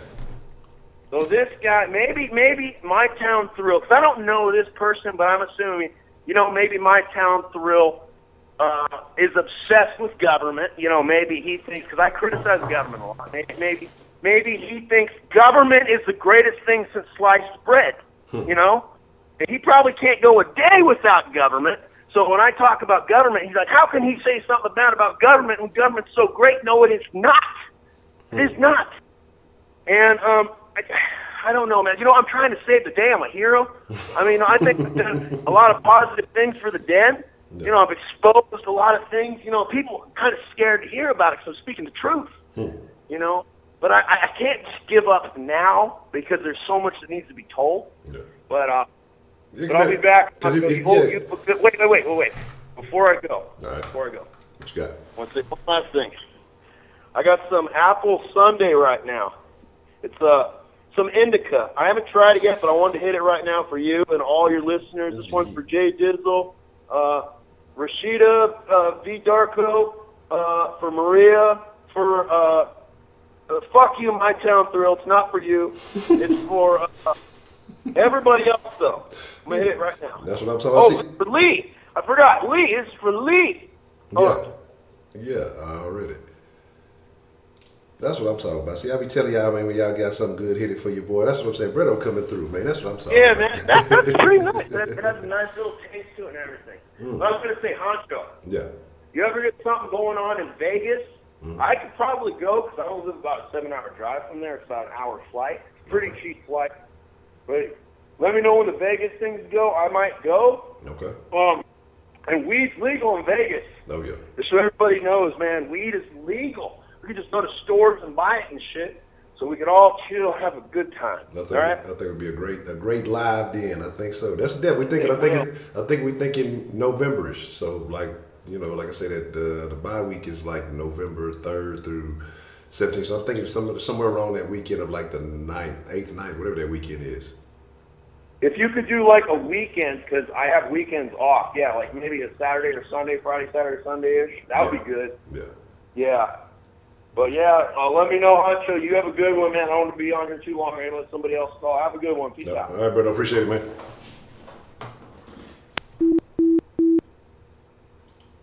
Hit the bleezy. We used to call that shit the blizzle. You know, fire up that blizzle.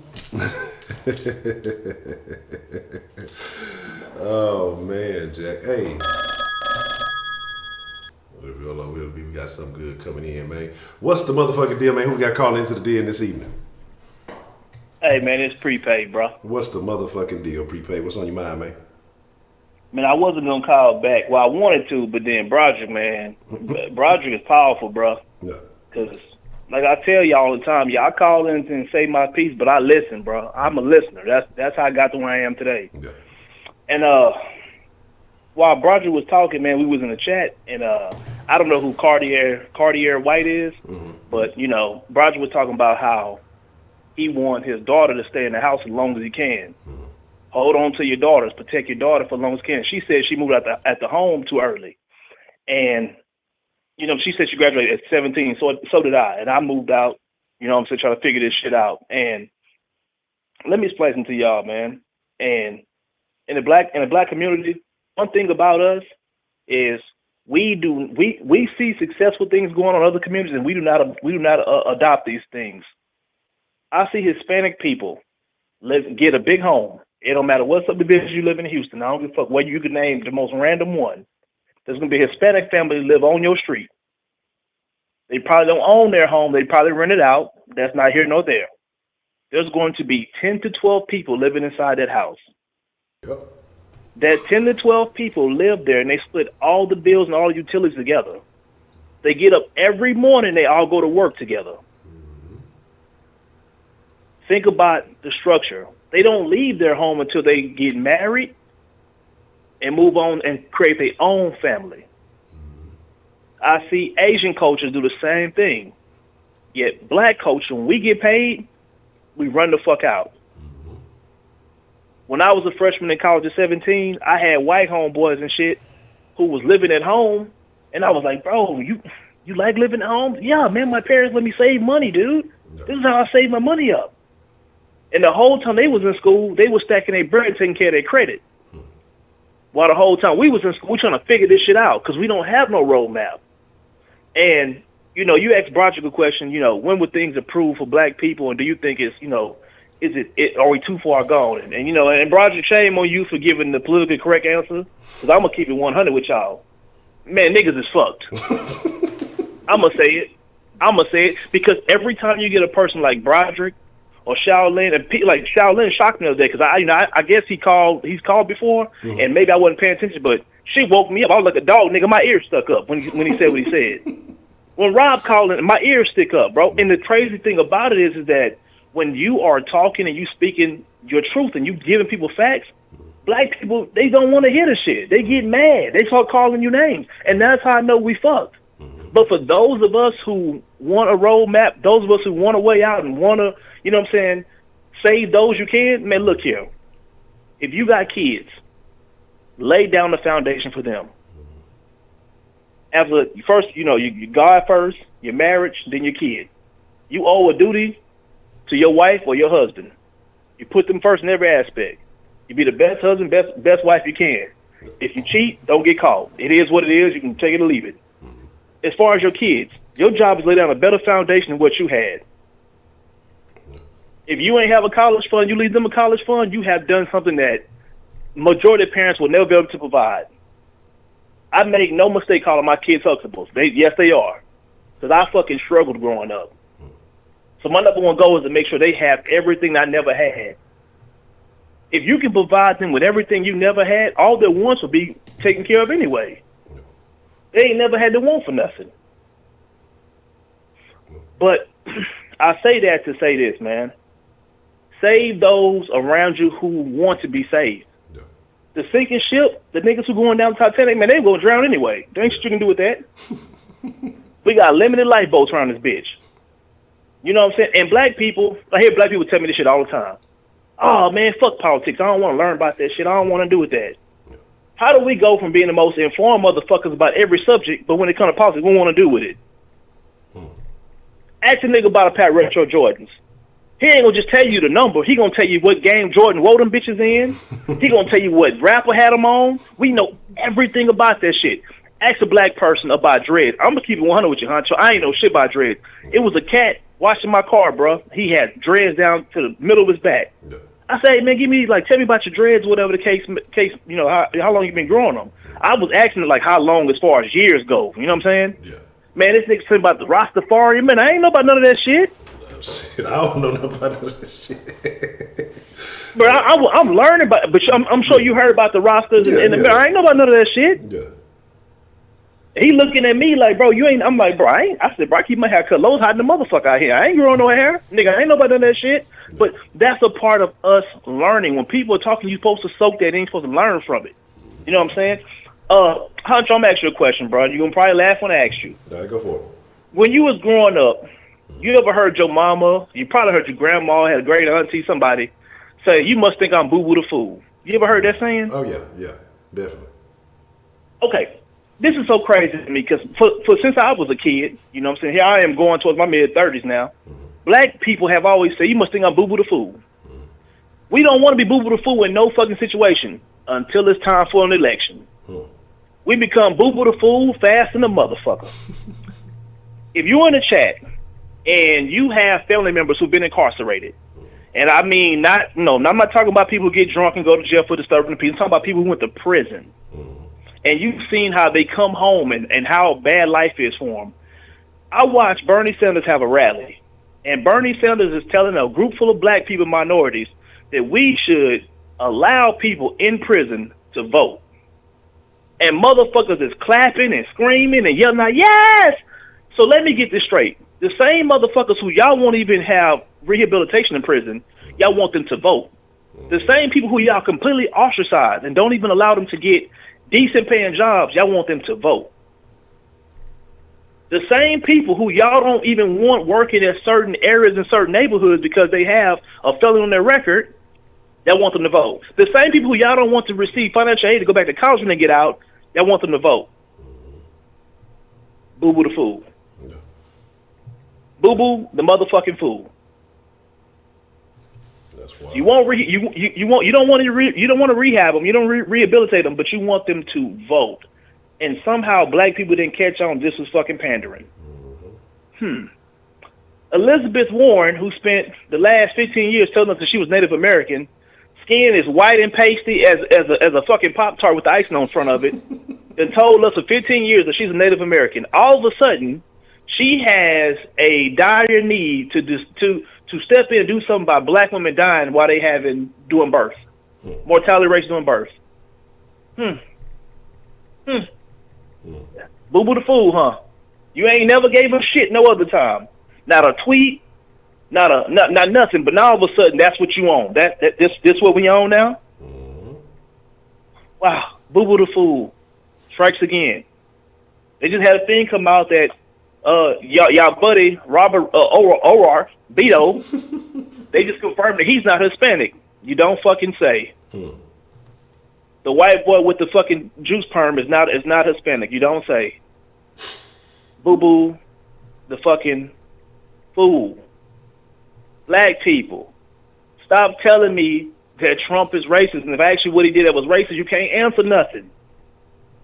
Stop telling me that, bro. We were in the chat. Me, Broderick, and Rob was in the chat, and Rob says Trump is good. Trump's policies are good for black people. Somebody said, well, name one. So I named one. Rob named one. Broderick named one. The nigga said, well, shit, I mean, what that mean? I said, and that is the problem right there. You can Google everything else in the world. Niggas was talking about all kind of this weird semantic oppression that y'all created that don't have shit to do with shit. But the policies that actually work, there's a problem with it. Mass incarceration, bro. Think about what that is, what it does to our community. You take nonviolent offenders, throw all these motherfuckers in prison. So basically, you take my uncle who was selling. Look, my uncle was not no fucking Pablo Escobar, bro. This is bottom of the barrel dope dealer. Yeah. The nigga is selling, you know what I'm saying, $10, $15 crack rocks. Yeah. They pick him up, give him his third strike, and now he's in prison for the next 28 years. Okay? Think about this. Now, this is a person who had a skill set. My uncle's a welder. Yeah. You don't even have welders anymore, okay? If you pass a law and bring nonviolent offenders home, he comes home and automatically jumps back into the workforce because he's a welder. Okay? Now, let's think about this. Why is legislation so big on bringing these people home? Why does the first step act by Donald Trump help out our people so much? Because the fucking laws that were passed were literally intended to target us, you fucking fools. If the legislation is passed and the people it's targeting are black people and minorities, this is why change has to happen. This is why we talk about things that are put in place, policies that help us out. When you bring home a person who's a welder, who's been welding for the last 16 years and they've been in prison for the last 10, they're going to come out and find work. This is how the economy restores itself. These people have to get acclimated back into society. Not by letting them fucking vote while they're in prison. Now, let me explain to y'all what Boo Boo the Fool and why I laugh about this so much. If you've been keeping up with anything that the Democratic Party's been doing, they keep telling y'all, every last one of them says, we don't need more billionaires and millionaires. And everybody claps and goes, oh, yeah. Honcho, when Hillary ran, tell me which celebrity, which rapper was the main person who did her pep rally? Was that Beyonce out there? Beyonce and Jay was out there with her? And who else? Beyonce and Jay-Z. Yeah. Let me explain to y'all the reason why I always laugh at, I call them the demo rats, because they just rats, bro. They don't even stand for shit. Y'all are complaining about Jeff Bezos, but don't have a problem with Jay-Z. Jay-Z did a concert, the Nipsey Hussle concert in New York. He brought out Mace, he brought out Cameron, and squashed the beef. Yeah. Jay-Z had a $2.8 million watch on, a Robert Miley watch.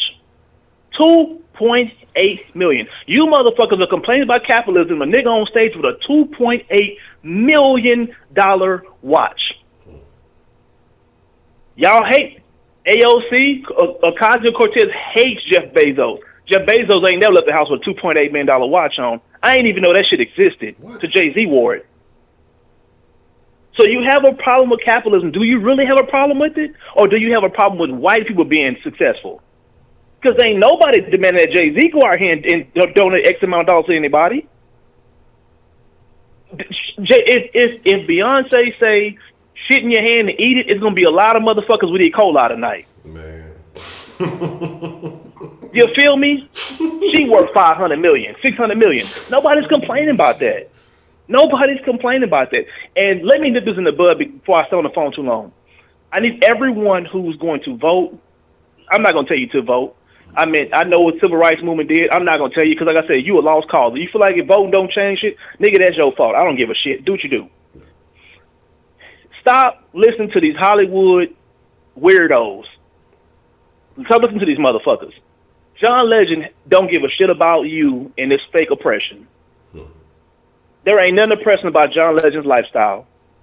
He wake up and live the greatest of great. He eat foods that we could never imagine. He drive cars that most people never drive. He live in homes. Don't listen to this nigga. But ain't he just ordinary people? But he ordinary people. He don't know which way to go. I know which way to go, motherfucker. You went to Baldwin Hills. That's which way you went. You went to Baldwin Hills. Yeah.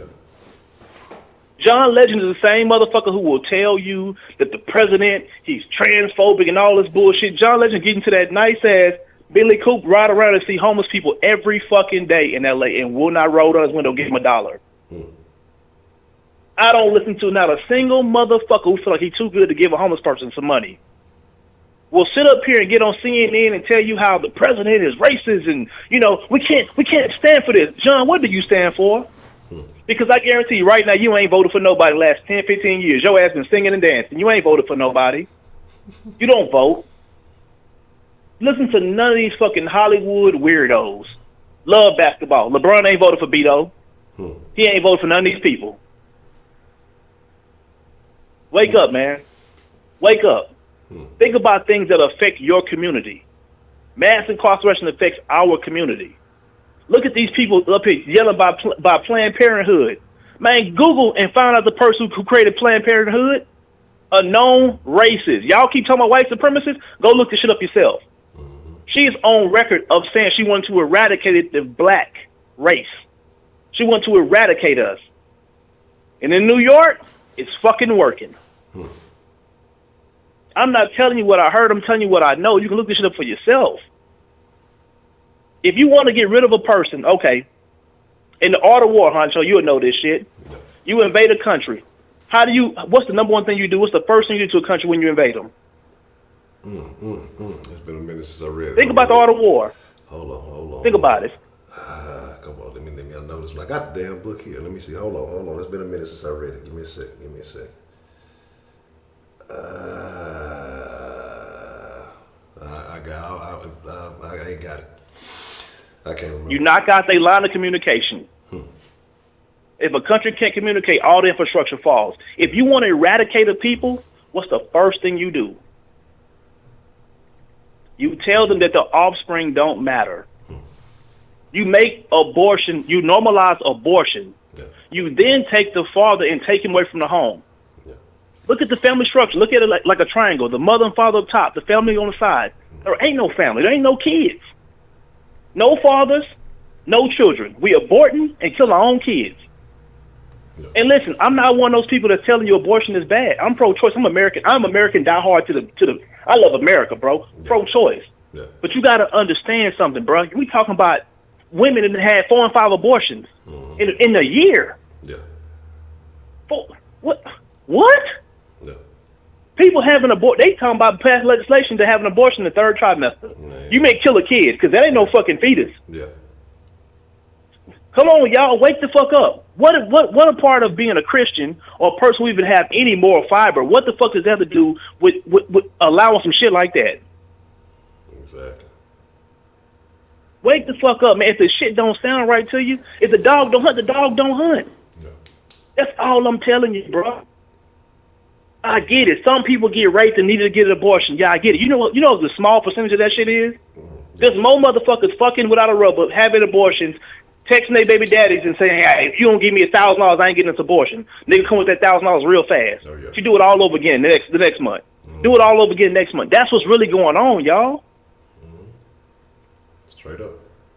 And for anybody talking all this bullshit about, oh man, you Uncle Tom, you don't love your people. Nigga, if you up here advocating abortion in the 3rd trimester, you don't fucking love your people. The most beautiful thing about being black is seeing other black people. The most beautiful thing about being white is seeing other white people. Why are white people not aborting their kids at the same rate that we're aborting our kids? Think about that. Y'all do your own research and come back and tell me what's really going on in our community. Tell me that. Tell me what's going on in our community. How does a person like Barack Obama, a great father, taking care of his kids, a great household, a great foundation, and can sit up here and pass legislation for shit like the Planned Pregnancy Act and shit like that? Come on, man. He ain't aborting his fucking family. That's true. That's all I'm going to tell y'all, man. Y'all be blessed. Y'all be good. I'll fuck with you. I really appreciate the copy, Pate. See, now I gotta go refreshing up. Like, I ain't gonna lie, it's been a minute since I read. Now I gotta go refreshing up on my Art of War. I got the motherfucking book, and I'm mad that I couldn't recall that. And I ain't gonna lie, it's been a couple of years since I done read through it, but I gotta get back on it. I'm mad. I really am. So that's gonna be my homework for the weekend, is to dive back into motherfucking Art of War. I'm mad. I'm mad that I couldn't recall it. I gotta get back on it. Man, but another great call for prepaid, man. A couple of things I want to address, man. When Brett had called in earlier, and he talked about the music and how it's impacting the kids. I'm gonna tell y'all the worst song impacting the kids right now. And y'all may think I'm bullshitting, y'all may be thinking I'm tripping. That goddamn Baby Shark. I'm tired of hearing that motherfucking song. God damn it. I don't want to hear that shit no motherfucking more.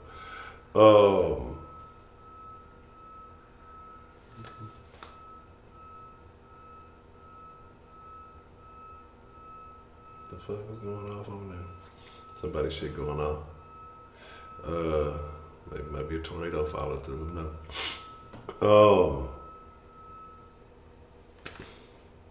There you go. We good. See, that's what I mean. My prepaid mic call was so fire, it set off the alarm. That's what that was. You know what I'm saying? He set off somebody's fire alarm, man. That's what happened, man. You know what I'm saying? He put that hot fire out there. Shit, fire alarm started going off, man. Oh, man, Jack. Wow, Heidi, that is racist. That is so racist. I knew it. I knew the Hitler was in you. You know, but there's that. Man, yeah, been some very, very, very good calls tonight. Let me see. I know I jotted down a couple of notes here and there. Let's see what we got. What's the motherfucking deal, man? Who we got calling into the den this evening? What's up, Honcho? This is D-Love. D-Love, what's the motherfucking deal, man? What you want to drop on the den tonight? Man, look, I don't know what you got against me, Honcho, but I try to call in a soft sport, and, you know, you want to put this. I said, look, I'm going to tell you what I'm going to do, all right? What you got? I'm going to get my two homies, and we just going to boycott you, all right? I'm going to get myself and also me, you know? No, I'm fucking with you. No, but look, okay, so we had a lot of great calls, all right? I'm gonna just call out the obvious. We had a bunch of great calls, but I'm gonna go ahead and just some thoughts on the failure topic. Okay. So one of the first things that come to my mind whenever I think about failure, or, you know, people considering themselves failures, basically it just reminds me of school. You know what I'm saying? It reminds me more of the Common Core thing. I mean, I'm just talking about public school, like what the like core classes, like whether it's math, geography. Well, not some of those are important. I'm not even gonna lie to you, but I mean, I think that we as people are, you know, have aspirations. We have different aspirations in different fields. So it's like I don't, because you know, going to school we had like we will learn, we will do work, and then we will take a test, and you know, it's like we're doing all this work for a double digit, sometimes a triple digit number on a sheet of paper that's supposed to tell you how smart you are or how dumb you are, which I definitely disagree, because I'm going to school to do. Like, people really consider themselves as failures because of that. So now, hello, you still there, Honcho? Yeah, I'm still here. I'm listening. Okay, yeah. So that was in choir, all right? Busting notes, no. But no, we was in choir, and like my choir teacher, like all the people who will participate, he would have them like sitting up in the front, and everybody who didn't want to sing and didn't want to participate, he'll have them sitting in the back, because our principal would, you know, they wouldn't even give them the option. You know, they'll just throw people in class thinking that they're really doing something, but no. So, but at the end of the day, he gave us all the same grade. You know, he gave us all an A, just for, right, because you don't, you know what I'm saying? If you don't want to sing, you shouldn't have to do it, right? And I think the same thing should apply for like Common Core. Like, and I get it that I do think it's important to learn how to read and learn how to do math, you know, learn how to manage your money, but come on, we don't. I forgot what it was called. It was in pre-calculus, where they had us find the cosine, or find the, the TAN or whatever that shit. It's something you do in the calculator. Yeah. And I just right. Now, pre-calculus is pretty easy for me because I sat in the front and I made it look like I was paying attention, but most of the answers like literally came from the book. So that's how I got by. No, that's what I'm saying though. The point is, and not to even mention the STAR test. Maybe I'll take the tax to the toss, but old school toss test, nigga. yeah, yeah, they made it better for us. They gave us what's called a STAR. They spelled it with like 2 H's. I forgot what it was, and they gave us 4 hours to take the test. That really made us smart, Andrew. And so that's what I'm saying. Like, I just don't think we should judge. We should judge a fish based on its ability to climb a tree. If that makes sense. That's what I'm saying. Like, and there's this narrative that there's always been this narrative going to school that like if we don't go to college, then we are nothing and stuff like that. But there were some teachers that told us that college is not for everyone. Yeah. No, there were just so many other teachers that shoved college down everybody's throat, and basically to say that they are failures if they don't understand the stuff. But what they didn't tell us is that, what they didn't mention was the number of people who had college degrees that couldn't find a job because, the job they were looking for didn't, or, the college degree, the degree they had, there were no field for that. But there was only, there was one OG teacher that did say that. He was really old, and he did warn us that they were gonna, there were people that came out of college that can't find a job. All they have is these useless degrees and stuff like that. He was the only one. Everyone else. So I say all this to say that as far as failure, it just reminds me of the narrative of Common Core. Basically, we take so many different students and put them in a school system and force them to learn like Common Core, and then tell them that they're failures if they don't get a adequate double digit or a triple digit number on a piece of paper. That's all I want to talk about.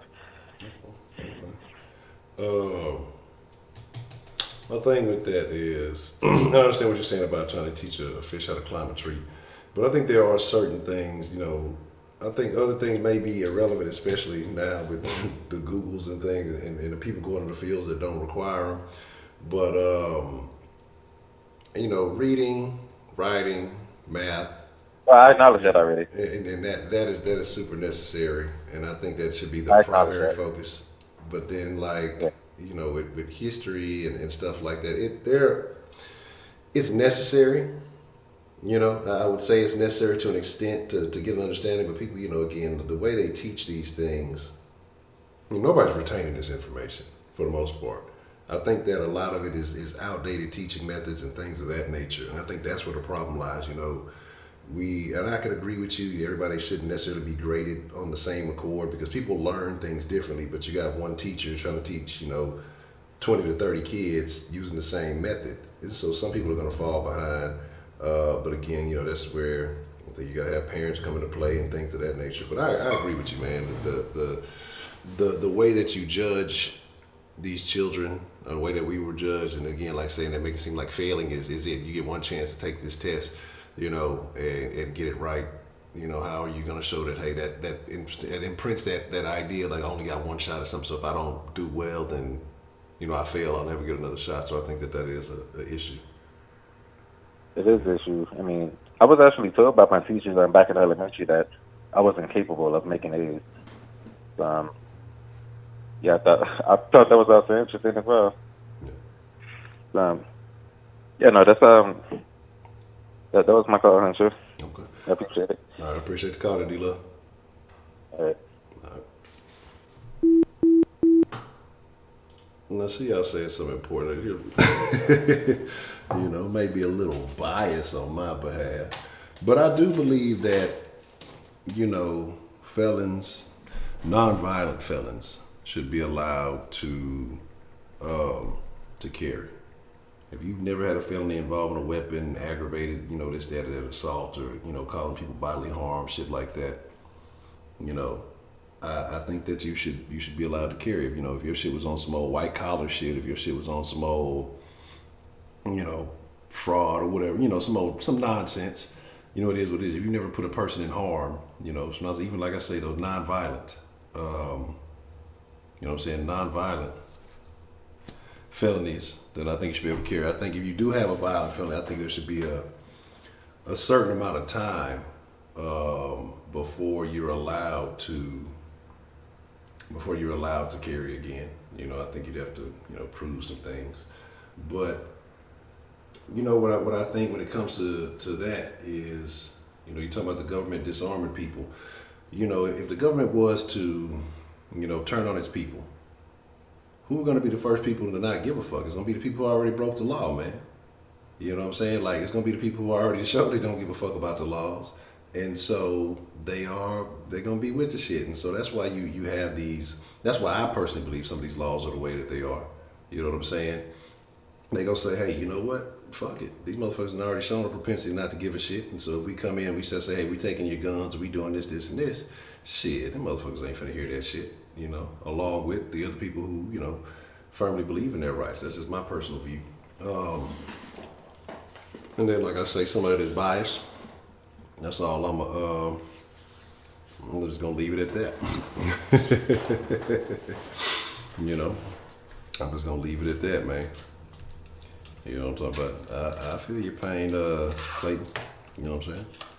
I can dig it. And the thing about it is, it's very unfortunate. Very unfortunate. But, it is what it is. So, you just gotta, you gotta do what you gotta do. Because, when it come down to it, man, look, if you know what situation is, you know where you live, you know what you got going on in your world, and you feel like you're in a dangerous way of living, shit. Look, man, you better motherfucking do what you gotta do, man. I'm talking about, that's just, it is what it is. So, I'm just gonna leave it like that. I ain't encouraging nobody to do nothing. I'm just telling you, if you value your life, then you better do what you think is most sensible to protect your life. Leave it just like that. That's all I'm gonna say. Yeah, that's the crazy shit, man. That shit in California is ridiculous. That's why I say, man, look, stay out of Cali. The old lady, she out there, she from there. I'm like, nah, I'm cool on that. I'm cool on that. Look, I don't think we're gonna be going that way. It's too much off the wall shit. Y'all motherfuckers weird out there in Cali. I don't want nothing to do with none of that shit. You know what I'm saying? I ain't got the proper gang affiliations to be out there living in Cali. No, I know. Hey, you're a good citizen, Clayton. I know you wouldn't do anything, look, I know you wouldn't do anything outside the rationale of the law. You're a smart man. You know what I'm saying? I'm just telling folks, just something to think about. You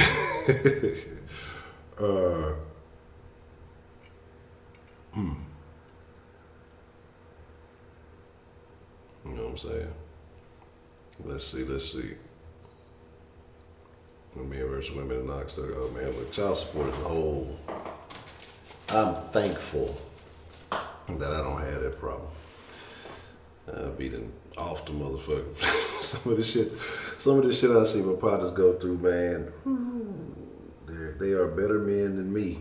I wouldn't have been able to do it. I'm like, something's got to give. And something's got to give right now. What's happening, Prepaid? Bless us with some game, man.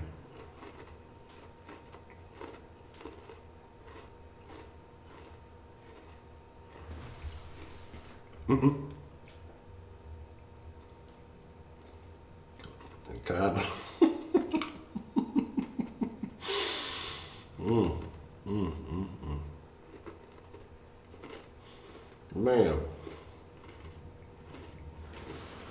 What's the motherfucking deal, man? Man. I bet I done fucked off my calories for the day. But, you know, first off, I just like to think about it. We have some very lovely ladies in the den. So first off, I just want to send a shout out to all the ladies. I appreciate y'all. I really do. Because I remember, because you mean Clay talking about the OG Kush Den. I remember when it was a sausage party.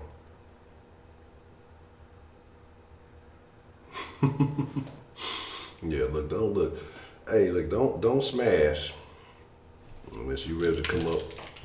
But you ready to make a commitment. That's what I say. Niggas gotta start being more selective with the like Rob said, standards, man. Standards. You know what I'm saying? Niggas gotta start choosing better females, and females gotta stop allowing any and every nigga to hit, man. You know what I'm saying? Because I agree. Like it's outrageous. Like, especially when you know that there's women out there looking for a lick. Don't be having a good job. Don't be making good money.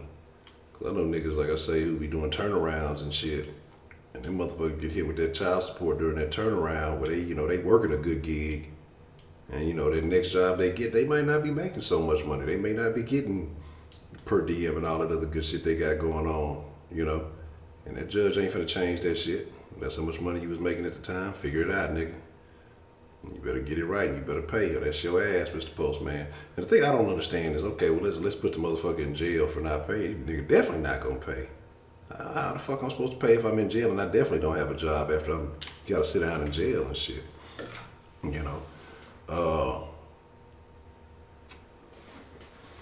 it ain't all bad, because like I said, I had a homeboy that, like I say, he was working turnarounds, and he had got fortunate, had a real good gig. And now this man took care of his kids, got them every weekend or every other weekend, and this was before the judge got him. The chick was mad because he ended up kind of really getting with, he had a second baby mom, but they stayed together, and he was, even though she had a man and she ended up moving on and all that, but she just got envious because he stayed with her. He kept it, he kept it with her, the second chick, so she got mad and put him on child support. This nigga would get his kids all the time, would take them out together, this nigga was a great father. Great father. And she hit him with that child support once he had a real good gig going. Like I said, the job was temporary, a few months or whatever. Once that shit was over, he ended up getting another one. He tried to go get that shit reduced. They wasn't hearing that shit. Was not hearing that shit. Act like that nigga wasn't even there.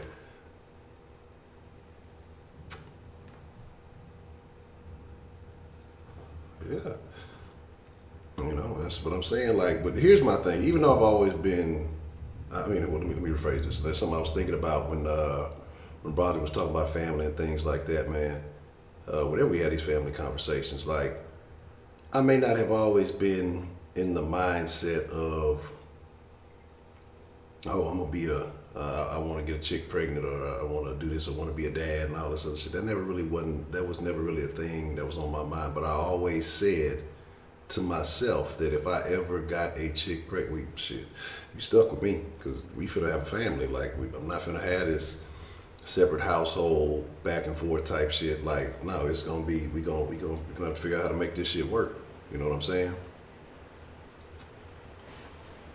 It's gonna happen. Like, I'm not gonna do it. I know what the impact it was, on my situation. I know how it was, because I remember the feeling different when we were a family to when they split, and it was me just being raised by my mom. So again, it wasn't no way. Like, I was always just, like I said, man, everything was gonna change. Like I say, I'm selfish, but and that's part of the reason why I never did. And like I said, I talked about my own situation. The chick I was with for a long time, all that stuff happened. Because I promised once I got out of my little legal situation that I told her, we'll have a kid, we'll do all this. She's been down with me for a long ass time. She ended up getting sick and everything that happened. So after that, I'm like, I'm gonna be honest with you, man. I'm not finna have no kid. Like, I don't see any woman, look, I'm like 13 years, bro. almost around 13 years. I was started fucking with her in high school. We was off and on, but for the most part, even when I was in the other relationship, we were still on. She was always down for me. I wasn't always the best nigga at all. I was a dog, you know what I'm saying?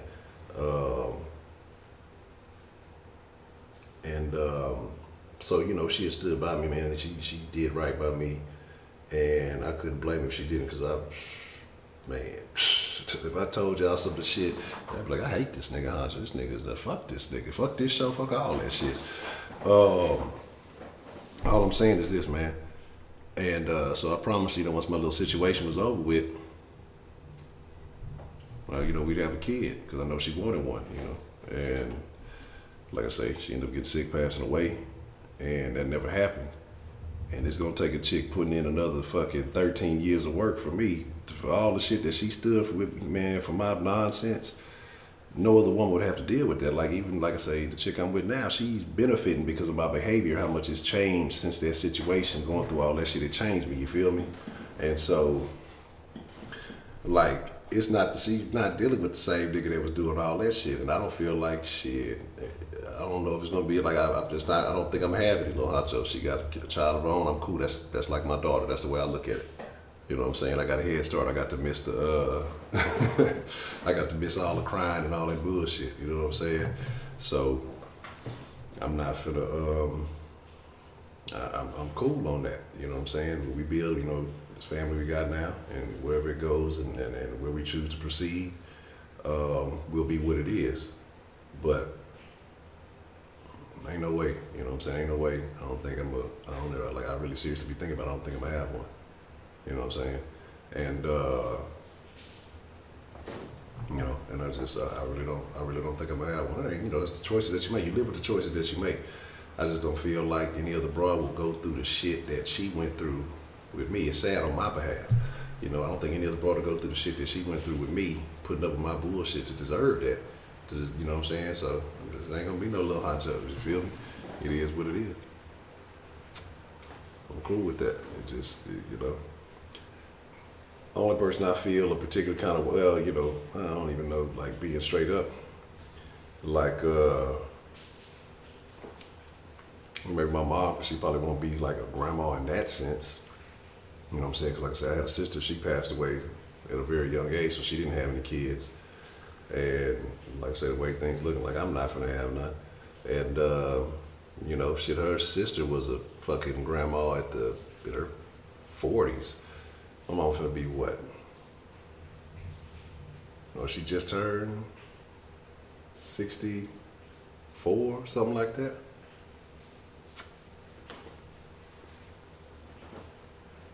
And so, this shit ain't gonna be shit by her damn. Shit, actually, her sister is a great grandma. You know what I'm saying? She ain't even a grandma. Fucking cousin. He in his 40s. He a grandpa and shit. And my mom is still, just the mama. It is what it is. You feel me? So, but I'm not gonna make life decisions on my behalf, or just to say somebody else can say, oh, I'm a grandma, I'm a this or that. You know what I mean? It is what it is. So, but I'm cool with that. So that means I'm gonna be focused on just getting bread. I mean, that's it. I mean, and here's my thing. That's something I always told myself too, is that if I ever did that, I already knew I was gonna cut all the shenanigans. Like, I'm gonna do a complete 180. You feel me? Like I couldn't continue with the nonsense, because like I said, I'm selfish for myself, but I know for a fact, and this is how I knew. When my best friend who passed away, when he had his son, when I held his son for the first time, man, it was just a feeling. You feel me? And I knew that if it was to have one on my own, I knew I'd be something different. Just never happened. What's the motherfucking deal, man? Who we got calling into the den this evening? What's going on, Hunter? This is your boy, Man Up here. Man Up, what's the motherfucking deal, man? What's on your mind? Man, I'm sitting here listening to you talk, man. You preaching some of my past tense, man. I came back when you started talking about child support and stuff. Yeah. I'm turn my TV down. I don't want you to have an echo. All right. So then you start talking about a lady you was with, put put up with some bullshit and stuff like that with you and stuff. And man, that's kind of, I mean, if people fans of the old Kush Den and when the new Den first started up, I mean, I've heard my story before. You know, it's kind of the same thing Honcho was saying. But main reason why I'm calling in, man, because you start talking about child support. And I gotta say, man, I think that child support system is like a death sentence damn near. Because you kind of hit the nail on the head when you said, if you go to jail, how you gonna pay? They just put you further in the hole. If you wasn't paying while you was out, how in the hell you gonna pay when you go in? That don't make no sense. At least I don't understand it. I mean, you're gonna get further in debt if you're in jail. So you have at least a better chance of paying something, if not all, when you're out of jail. You know what I'm saying? So I never understood that part. Yeah. You know. So then I got, you know, I'm not gonna get into, you know, the fairness of it because that's a long story, and I know that well, I'm gonna get way off topic on that, but I also think when it comes to the child support thing, I think they need to revisit that thing. Now, I'm not saying do away with it, no, because some guys do need to have the hammer thrown on them. Some ladies do too, but some people do need to have the hammer thrown on them. And then sometimes just the way it's, you know, set up and the way people, you know, have to pay this child support, I think it's just freaking ridiculous. I don't know, but for example, I know a lot of people gonna say lifestyle, but fuck a lifestyle. But for example, Eddie Murphy at the time, like what, 5-6 years ago, probably lower than that, was paying $40,000 a month in child support. If you do the math on that, man, that's well over $500,000. That's about $500,000 somewhere around there.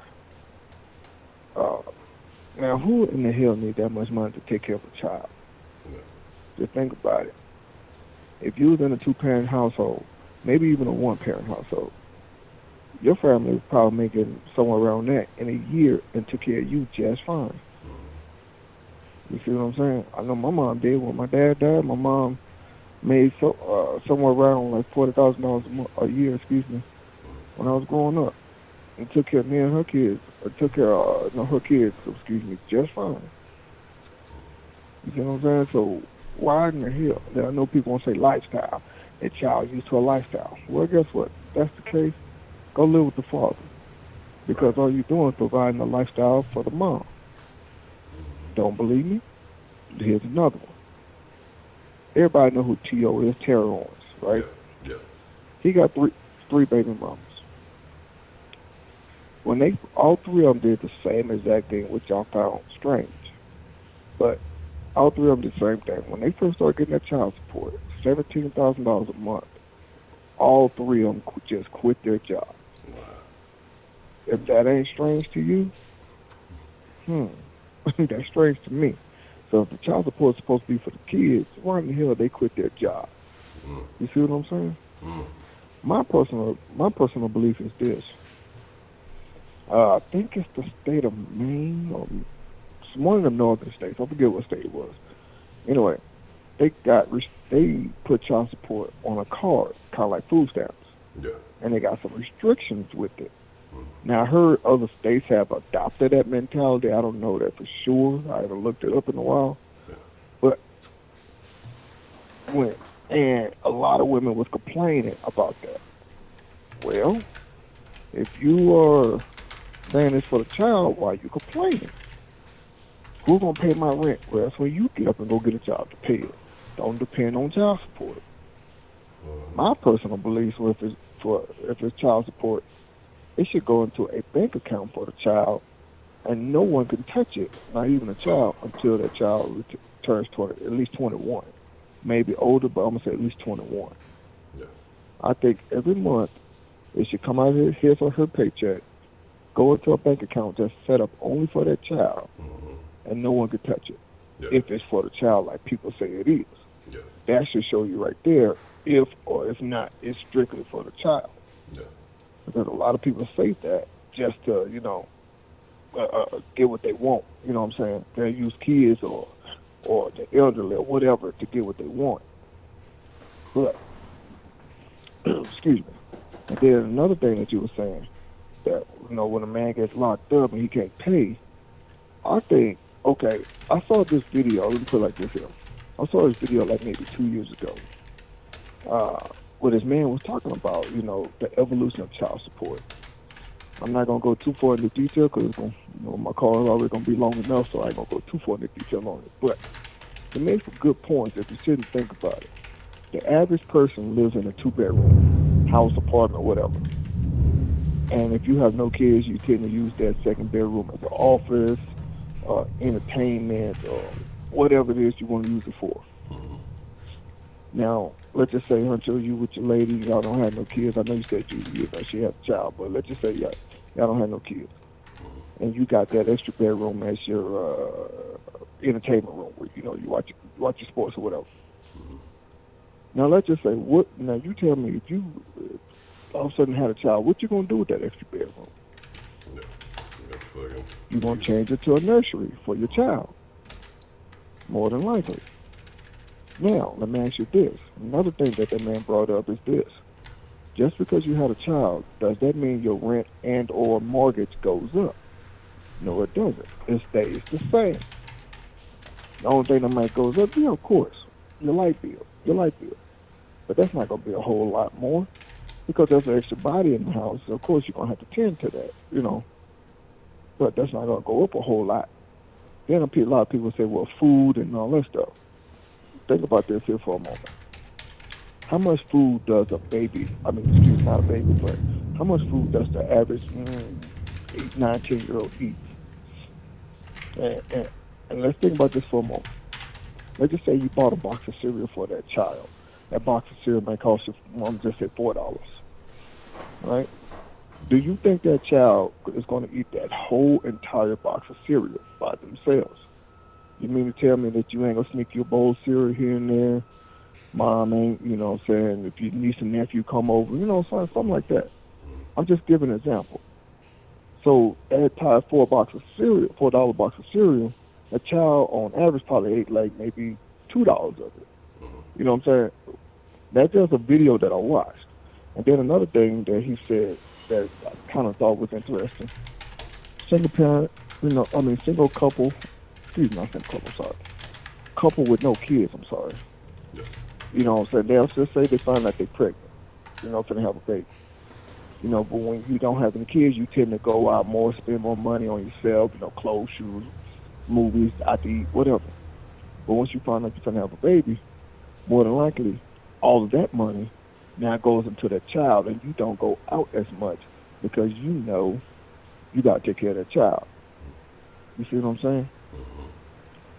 And then another thing that kills me with the child support, let's just say, well, I'm going to use myself as an example on this one. Let's just say, me and my wife been together for, 11 years now. I got a 9-year-old daughter. Y'all seen my daughter before. She pops up here and there. When I'm trying to do a video, she pops up. But one thing that this guy said, that I kind of thought that was true too with the child support thing. He said this: 9 out of 10, it's the father that has to pay child support for whatever reason. But he said, if he was taking care of the child while he was with the mom, why all of a sudden, if him and the mom is not together, do you just automatically assume he's not going to support that child financially? And that's a real good question. Not saying that the father will or won't, but what makes you automatically assume that and say, oh, I'm going to take a certain amount of money out of your paycheck every month, week, or whatever? So, and that was a point that, that made me go, you know what, he has a damn good point. Your mortgage and or rent, whatever you're doing, doesn't go up just because you have a child. You tend to spend less money on yourself or more on your child once you find out you can have a kid. And just because mom and dad splits up doesn't not necessarily mean that he's not going to be there financially for his child. So now, if they do split up, guess what? Now he has to start his life over by himself. So really, he's coming out even more money because now he got to pay his own mortgage or rent. You know what I'm saying? He got to now pay his own light bill in his house. You know what I'm saying? Put food in his house for himself now. Maybe a child too, you know, federal situation, of course, and things like that. So now he's coming out of more and more money if he leaves her because of the child support thing. So so of course when he's with the mom, that's, you know, if you think about it, he's not spending as much money.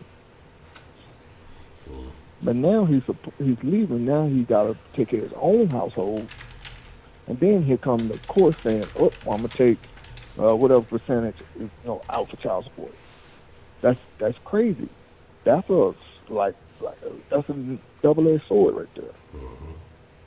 That's why a lot of these guys, like in the entertainment industry, sports, just period, don't really want to leave the mom because he knows what's going to end up happening. You know, so for example, I don't know how true this is. I'm just going by what I've heard people say before. Like Will Smith and Jada Pinkett don't want to get a divorce because Will Smith knows he's going to be coming out of money. Yeah. You know what I'm saying? Spousal support, child support, all that good stuff. Now, excuse me. So that's one of those things that I think that needs to be tweaked a little bit in our government system, especially those that are dads by default and have to pay child support just because the mom said so, and for whatever. I'm pretty sure you heard those stories before. So there was one guy in Houston a few years ago. They had to pay like good $40,000 in back child support for a child that wasn't his. He took a DNA test to prove the child wasn't his, and the judge still said, "Nope, you the father." Yeah, like it's a rule. I forgot where they were saying something like you've been taking care of the kid. If you you know, basically, you know, say that you were a father for like 2 years, and after that you find out that it ain't yours, you still got to keep paying. Yeah, that too. I've heard that story before too. I even heard one story that a guy went to jail for overpaying his child support. I kid you not. And I was like, oh, it was on the news. It was on the news for at least a week straight. Dude went to jail for overpaying and spending. Okay, the court said you can be spending, well, I forgot exactly what the term was they said, but let's just say 3 days a week with the child. He spent 5 days a week with the child. Spent more money with the child, of course, because he got the child a little bit longer, because he violated the terms of his child support thing. He had spent time in jail. How much sense do that make, man? So now that don't make no sense. You taking the father away from his child and the man money. I would think you would want that. Like I said, I kid you not, it was like a couple of years ago or whatever, I saw that. It was all over the news for at least a whole week. I forgot where it was at, what city it was in, but I tripped the fuck out. My wife even watched it and said, now, whoever turned them in, they need to be shot. And I'm like, yeah, that is so true. I would think you would want him in the child's life as much as possible or whatever, but then you penalizing him for doing it. That don't make no sense. Anyway, I ain't gonna ramble on, man. I can go on and on about the child support thing because I have so many different stories myself, things that I've been through, things that people close to me have been through. I got so many stories on that, but I ain't gonna get into it because I'll be honest, I've been kept you up for another couple of hours. But I just wanted to get my little spill on that, man, because you was talking about that. Okay. And one more thing before I go, I saw somebody ask, can Satan repent? Now, I'm not gonna get too religious on this, too spiritual, nothing. But I saw that Broderick replied saying, no, anybody can repent, but is it really worth it, or are you gonna get anything out of it? So that's my call, man. I'll holler at you, man. Really, man. Appreciate it, man. All right, you have a good one. All right, you too. All right, bye. Yeah, child support is terrible. Terrible. Man, look, Jack, that's a rough, rough situation to be in, man. And That's super tough, man. That's super tough. Hey, give me 1 second here. Hold on segundo. And put y'all on hold. Just a second.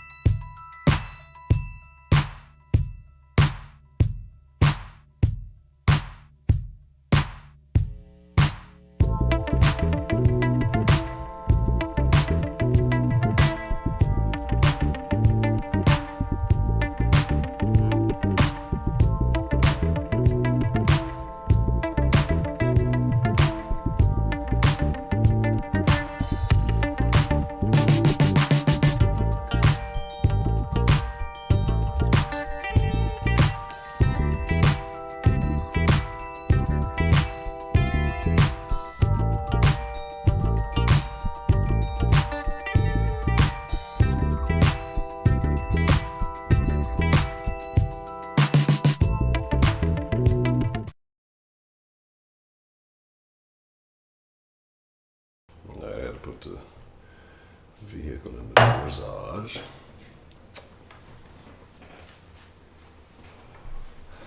All right.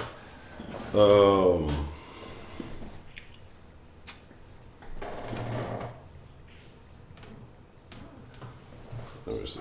If you get the regular alert level, hey, might as well. You're gonna be dealing with some bullshit, man. All right, where we at? You know, that child support like Thanos. I am inevitable.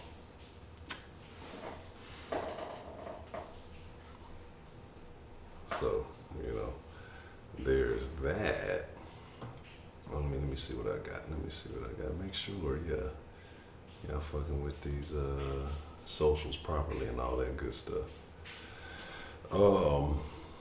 And then you gotta fuck around and hide a motherfucking ass. She pulls some shenanigans. You gotta hide a motherfucking ass.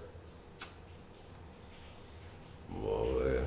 So there's that. That's tough shit. Don't say no fights tonight. Ain't been no fights tonight. We've been on. Well, no, we started off.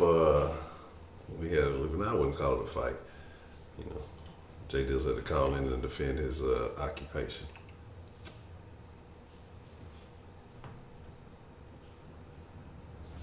Yeah, you know, I post. You gotta follow me on Twitter because Twitter lets you post anything. That's why I post the peen pictures every day.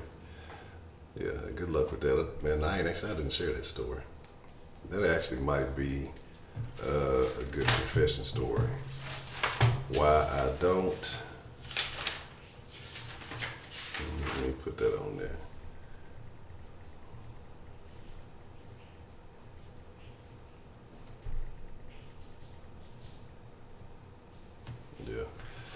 Yeah, there we go.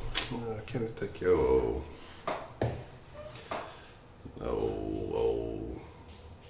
thunder woke me up. You sound like an old person, Kenneth. You supposed to be a young nigga. You old in the game.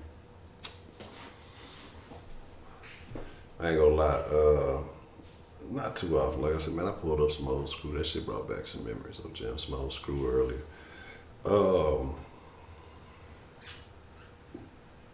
Yeah. Ken's gonna have a kid at 17. That nigga fucking up. He been fucking up in the game. I see it happening right now. What's the motherfucking deal, man? Who do we have calling in to the den this evening? Hello? Hello. Hey, this is Maria. Maria, long time no hear from. How are you feeling this evening? I'm pretty good. I can call right now. Thank you for extending the show tonight. Okay, no problem. It was a good conversation. I think, stuff that needed to be discussed tonight. So I just wanted to say something. If I'm allowed, and I just wanted to make a few comments. Okay, what you got? Well, first of all, I want to say how awesome you are as a host, because I've been watching other shows, and I don't know the laws. I don't know if I can say the names of other shows or not. Yeah, you can say it. I'm about to speak your mind. Okay. So, you know the Star Report? Star Report. I've heard of. I think I've heard of it. It sounds familiar. Yeah. So he's on every night at 9 p.m. my time. 9 p.m. Eastern, I think. Yeah. Okay. Because I'm Atlantic time. But anyways, and I just want to say, like, he's so rude, like, to the callers, and just, I guess he has a lot of people, right? Mm-hmm. But just so rude, Mm-hmm. And you're not that way. You don't go, hey, hurry up. I'm, come on, like. So I wanted to say that I always said that about you anyways, that you're so patient. Even though we're not, we're saying, some people say, hang up. We have our own conversations while you're listening to the caller, and that's what I love about you. And also Heidi, thank you, Heidi, for I don't know if she's still on here or not, but Heidi's always here. When you don't think she's here, she's still here. We don't know who Heidi is, but I don't know. I don't know if there's a real Heidi or not, but thank you for giving me a shout out. And I just wanted to say that everybody should just be respectful to each other and not, you know what I mean? If it's in a joking matter, then it should be said like that, or say, hey, I'm just joking. But overall, it's pretty good people on here, Yeah, I like to think so. What's that? I said I like to think so. I think everybody's yeah. right. So it's a good, like you say, it's a community. It's not, just. I like the way you see it, that it's a community. It's not just a YouTube channel or whatever. So, but that's what I wanted to say. It's like we are lucky to have you, and even though you have every day you have a different title or whatever, conversation that you want us to talk, but it always goes a different way. Oh yeah, that's how it happens. And you never say, hey, that's not what we're talking about. Stick to the subject, whatever. So it just everybody gets in, and we all have our bad days, and I told you a little bit about myself, but in private. And it's good to have you, and have you along, and just, you're helping us, and hopefully some days we help you get out of your bad days.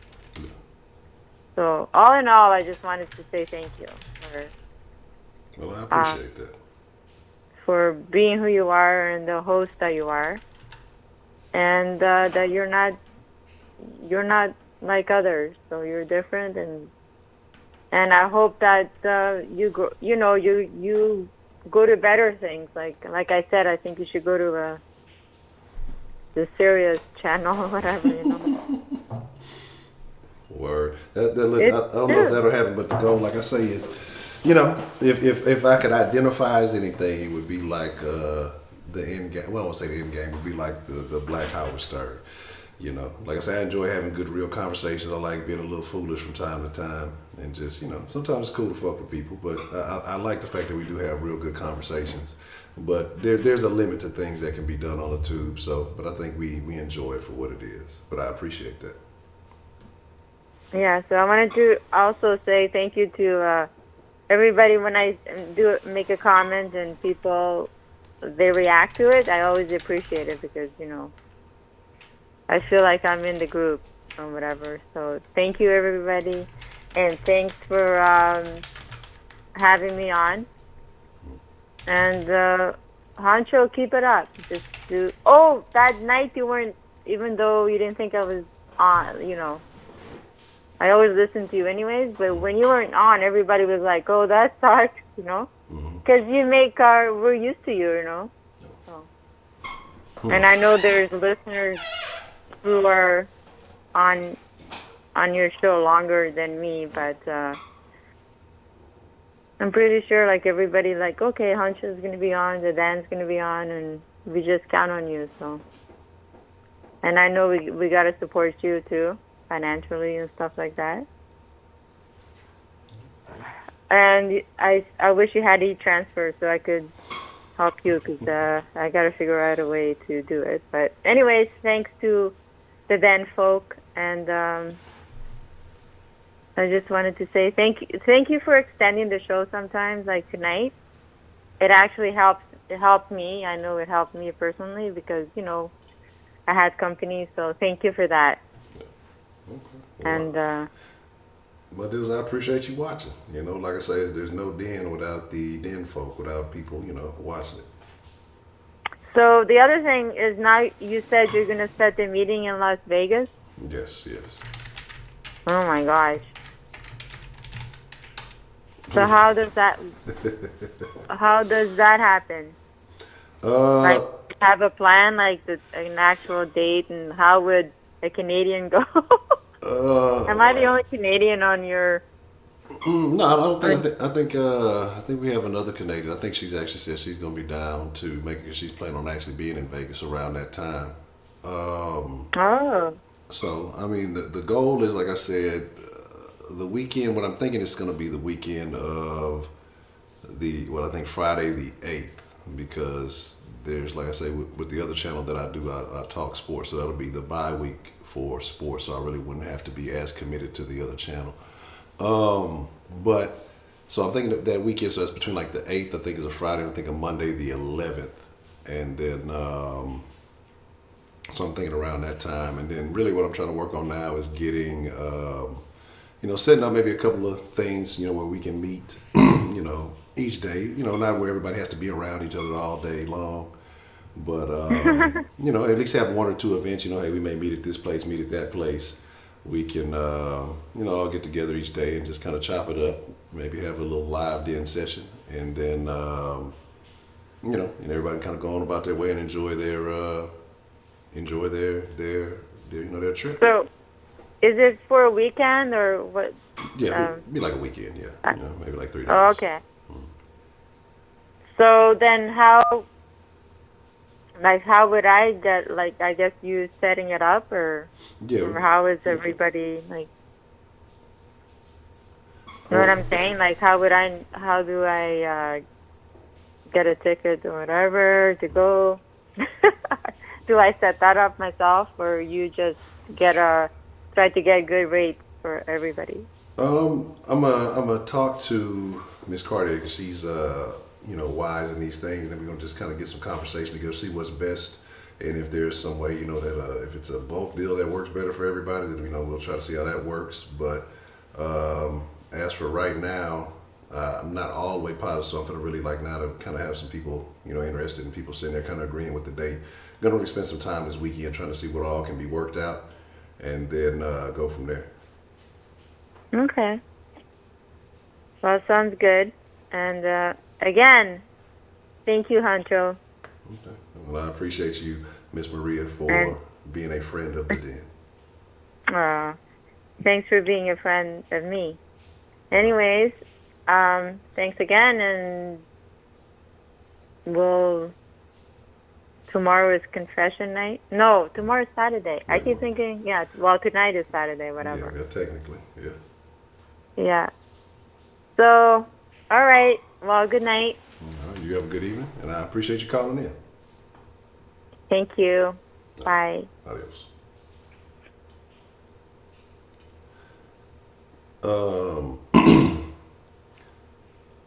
Actually, everything's going to be paid for by Heidi with her winnings on betting against the Rockets. So she's gonna cover everybody.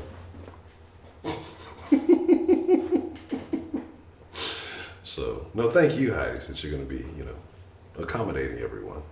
So you said you guys don't need to go anywhere unless you want to. Okay, well shit, let me know how all that works. If we can make all that shake, like I said, we'll get together and definitely discuss it. So the nearest brothel's an hour away. Damn. By car? That's a long ass ride. Nah, it's like going from one side of Houston to the other one. Kenneth, you still in here? Usually you're in bed about this time, That's when usually me and Mrs. Cologne get it on. You know what I'm talking about? When you gonna start that channel? What happened to your hustle, man? You still hustling? I blocked you, so I don't even know. Are you still hustling or not? Now look, I fuck with y'all. You know what I'm saying? But I ain't fucking with y'all. You feel me? Y'all some cool people. Y'all cool little motherfucker. I like y'all. I think y'all are awesome folks. You know what I'm saying? But look, I'm telling you, that old Honcho is dead. You know what I'm saying? I have some type of morals and character, somewhat, I think, still. But nah. But I do want to go out and have a good time. You know what I'm saying? When is a good night or become good morning? I don't know. When the sun comes up, I guess. Who knows? But definitely the turn up will be real. I ain't turned up in a long time. I don't know if y'all seen that. I gotta watch that video now. Fucking A. I don't know if y'all seen that video of that little nigga. He's on Instagram. But he's in the fucking shower drunk on a fucking karaoke machine. And fucking this nigga, I've been turning up for a long time. I've been smoking gas for a long time. For a long time. That shit is so funny because this motherfucker is drunk as shit, and he's rap singing or whatever the fuck you want to call it. But the fucked up part about it is that it's so fucking catchy that shit gets stuck in your fucking head. I'm listening to that shit though. There you go. Appreciate it, DeMarcus. Accidentally taking a beer into the shower. Well, what you'll have to do is, that's how you become boiled. It means you must have your shower water too hot. And then you have your shower water too hot, and that's how you start boiling the aldehyde. What? Look how you look. I'm trying to, get the group effect going. So if I hit the brothel, and then I bring you with me, then I ain't got to pay for two. Well, I guess I would have to pay for two. I don't know how that works. But I thought you get like a discount rate or something. How does that work? I don't know. We'll figure it out. Man, what phone do you have right now, Kenneth? Tell me, what phone do you have right now?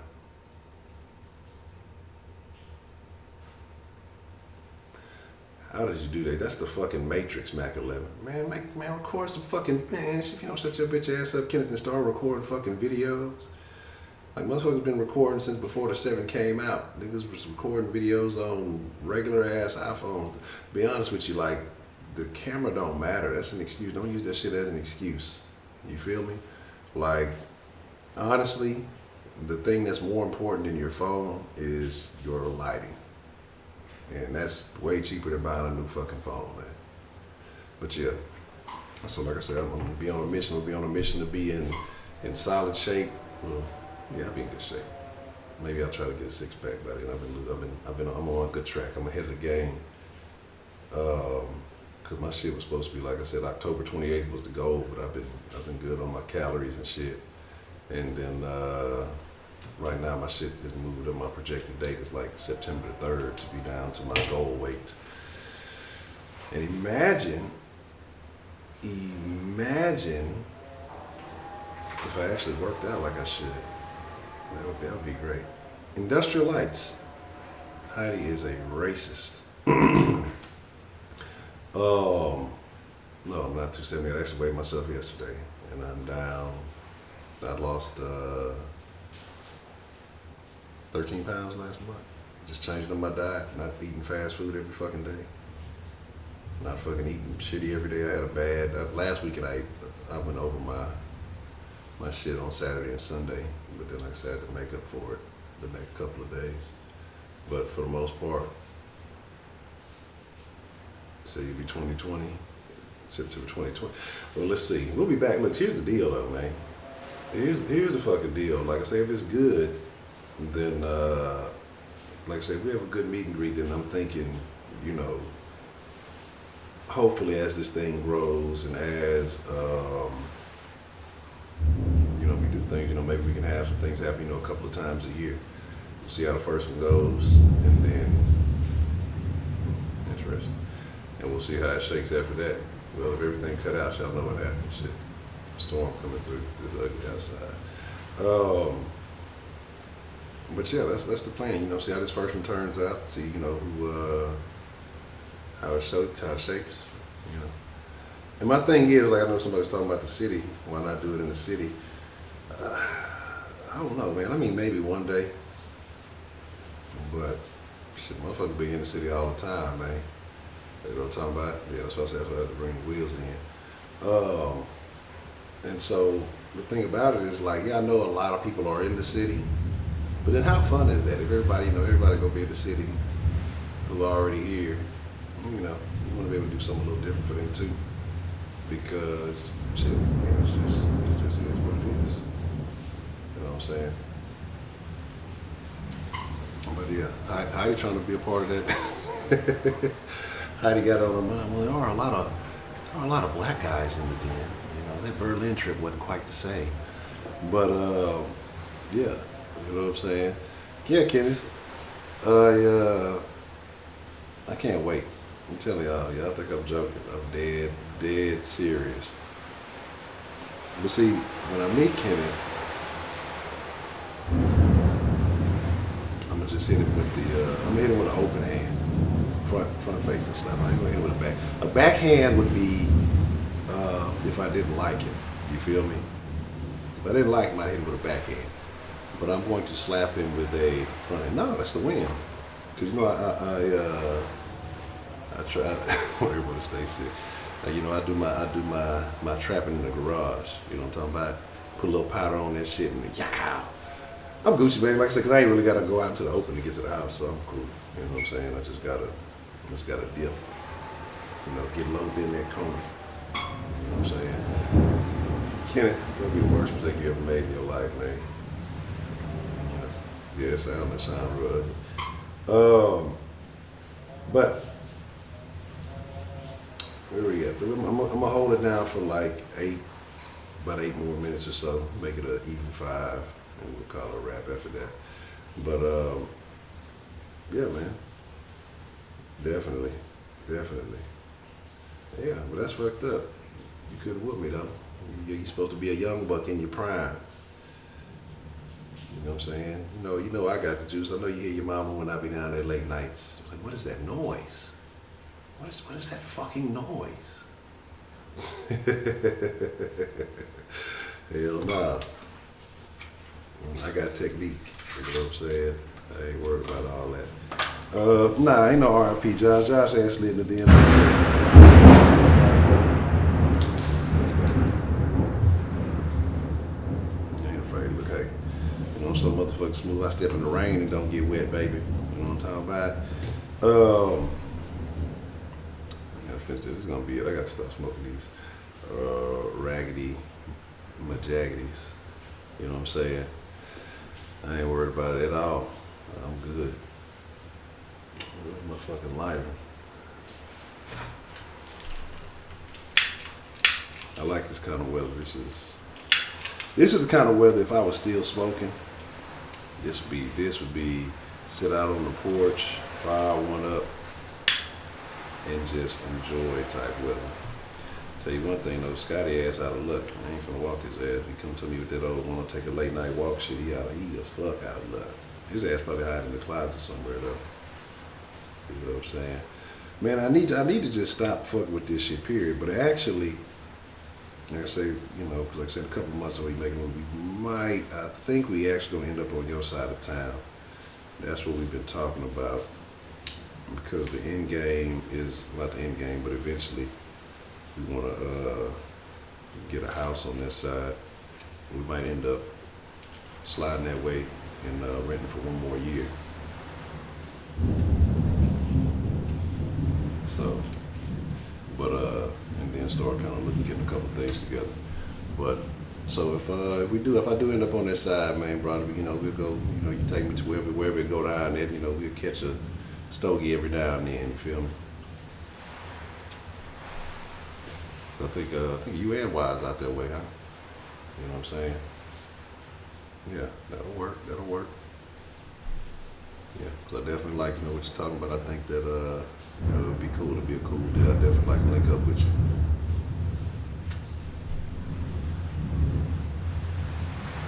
Now, the little one might be a Katy Tiger. We'll see how that works out. She got a few more years for all that, but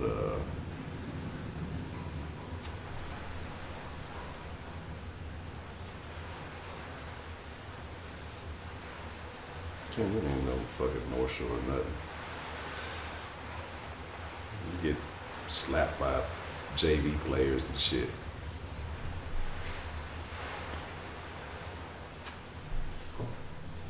You the only nigga who was a varsity ball boy, nigga. I told you that story about the dude. He was the third string ball holder. Kenneth is the second coming of that.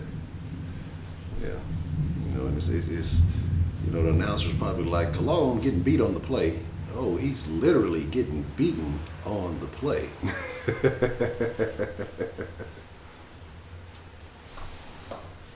Did I get bitched when we played North Shore? No. Did my team get handled when we played North Shore? That might be a different story.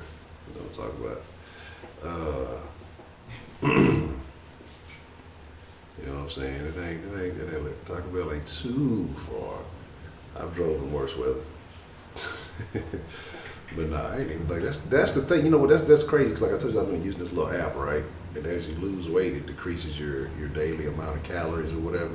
I didn't realize that. See, I don't weigh myself every day. I weigh, you know, maybe like once a week or so.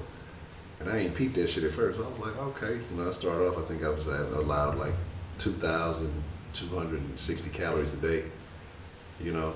And then, you know, as I would weigh up, I wasn't paying any attention. I was just like, okay, you know, my numbers here, my numbers. Then I started looking, like, oh shit, my fucking numbers been decreasing every time I add my fucking weight to the shit.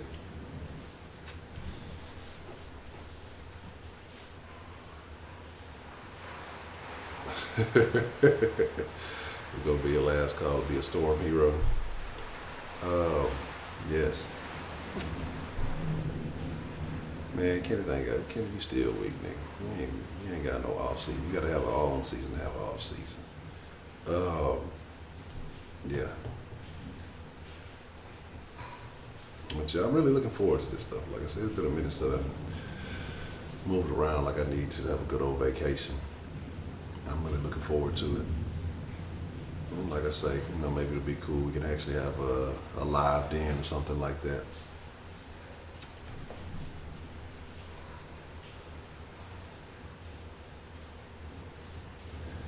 I'm gonna be honest with you, man. Like I say, it's just gonna take some things. Like I say, when I get to a point where I ain't gotta worry about side hustles, and I get to a point where the den, because I'm gonna be honest with you, the way I see it, it would have to end up being the den. Like I say, sustaining the sauce. when I get to a point where it's financially viable to solely focus on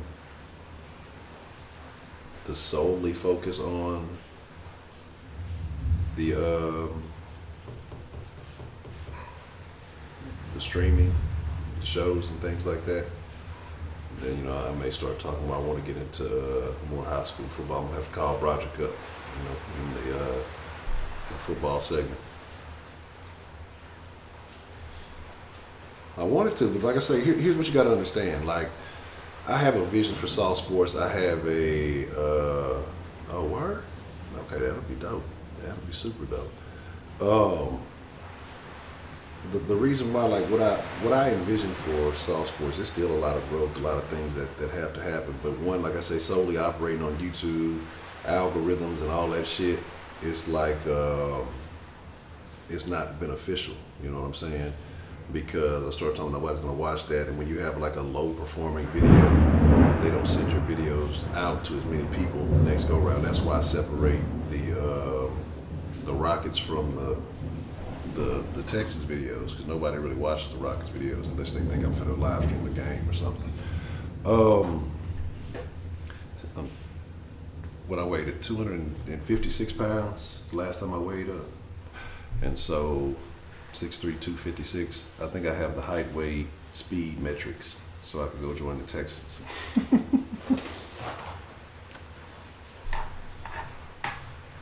But I actually need to start doing some core shit. Like, I really do need to focus. Like I say, shit, if we go to Vegas and get in the pool, I can't be having no beer belly motherfuckers be trying to look at this nigga Honcho with this beer gut, nigga.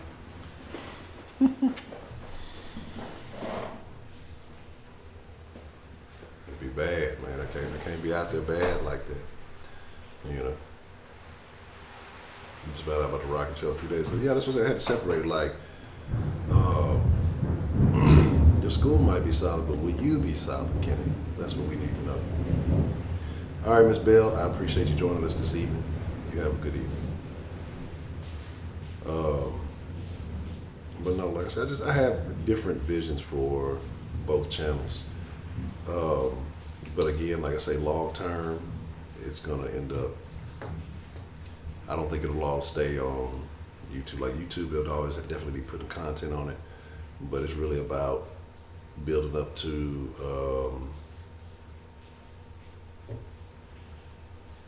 my own platform, so I can kind of say what the fuck I want to say. And really talk some shit, And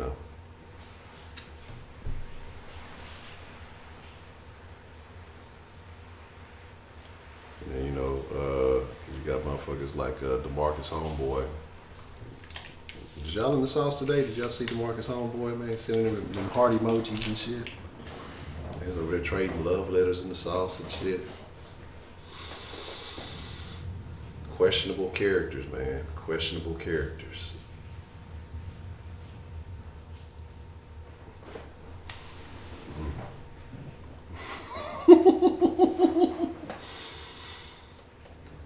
Marcus got mad at that nigga.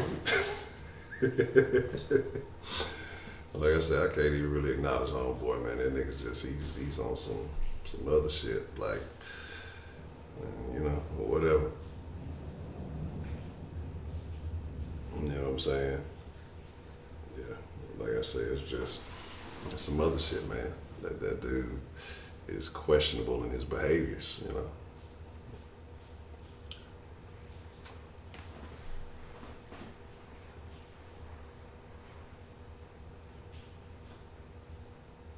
Love ladies, I like hoes. I hate bitches. You already know that stuff. We rocking that shit.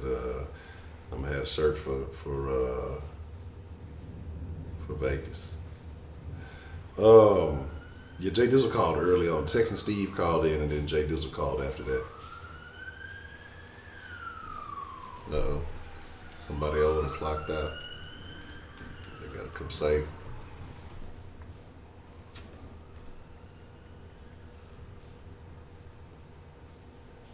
But yeah, I think it'll be good. It'll be nice to have a little change of scenery. Slide to the other side. See how y'all living on that side of town. So I'm looking forward to that. Looking very forward to that. And eventually, like I say, the goal, like I say, when I get to that side, is going to be really looking for maybe a small building or storefront type deal, if it's a reasonable price. All right, that's a bit, man. Man up.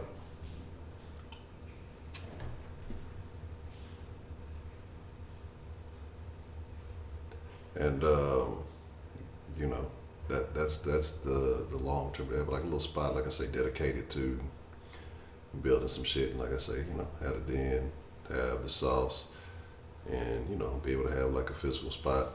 You know, maybe on the weekends, you know, so the round table can come together and like I say, we can do some live shit. Like I'm telling you, the visions that I have for these channels, like I say, it's just gonna take time, you know.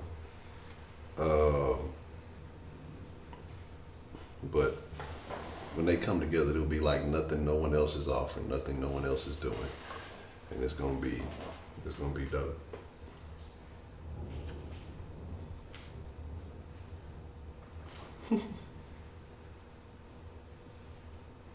Terrible. Hold on.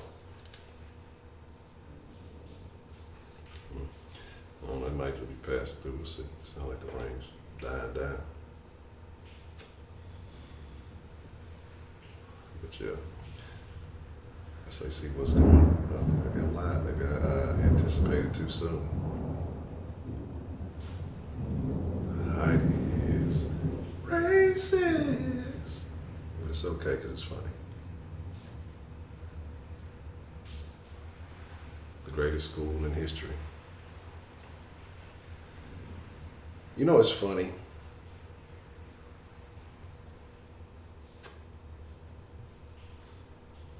The game's still doing Nipsey tributes. What is he doing?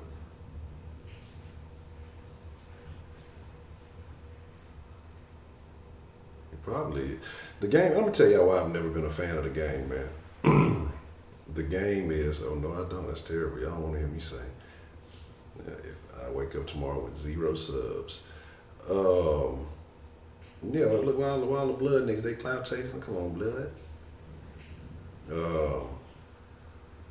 Stop, Heidi. Stop. But you know, say hater. Don't be a hater all your life. But I ain't really been watching it. You know, I know they call themselves putting on for Cali and all that other shit. But I've never been a fan of the game because that's all. His whole career has been clout chasing. That's like his whole entire career has been one big clout chase. And why I say that is, what was I listening to? Damn, what was the game song I was just listening to because it came on the playlist. I ain't even selected. I forgot. But where he was talking about, wouldn't get far. Now this before a lot of y'all young niggas was familiar. But that wouldn't get far when he's talking about all the video vixens. Like even the documentary, if you listen to every game song on a documentary, all he does is name drop. Everything he does is a name drop. Like Game is rapping ESPN. That's what he does. The Game is rapping it. This nigga drops names, years, stats. That's all the fuck he does. You know what I'm saying? Like, I'm like, come on. Like, the nigga can rap, I guess, you know, as far as keeping the cadence and everything, but all he fucking does is such and such happened this year, happened 13 times, listen here, fucking whatever the fuck. Like, I'm like, all right, gang, you know what I'm saying? Like, this nigga here giving all the info. But I'm telling y'all, what happened is, you know, if you listen to his story, I mean, he tells you he got shot, he was in the hospital bed, and he talking about he listened to a whole lot of rap albums while he was while he was in the hospital bed, and then all he did was study all that music. All right, Heidi, appreciate you being here, somewhat, kinda, a little bit. And so all he does is rap stats. He just memorized all the shit, and he raps stats, he raps places, he raps time. That was back in '94. I could touch my toe, you know. That nigga just be on some just, whatever. Then I know a couple of years back, I think with the Freshman Double XL, he made a whole song dissing all them niggas. Like, come on, man, you too old for all that shit. Let them little niggas get their little shine on. Them niggas ain't really fucking with you. Like, no need to attack them niggas. Yeah, we know their music sucks, but ain't no reason to do all that extra shit. Except tight ends, like the Texans.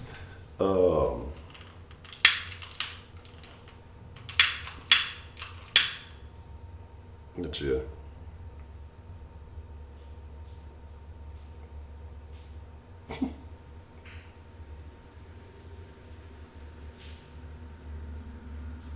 Like I say, slowly but surely, man.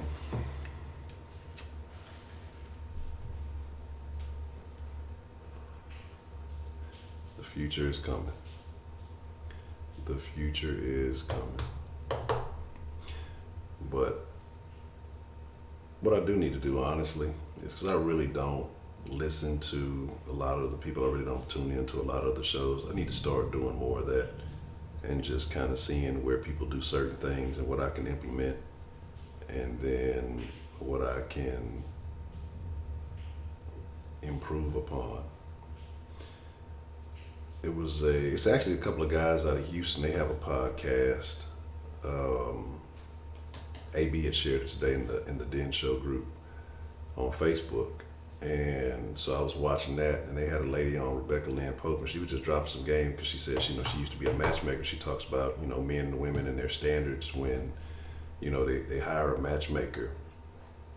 And that women have way higher standards than men. You know what I'm saying?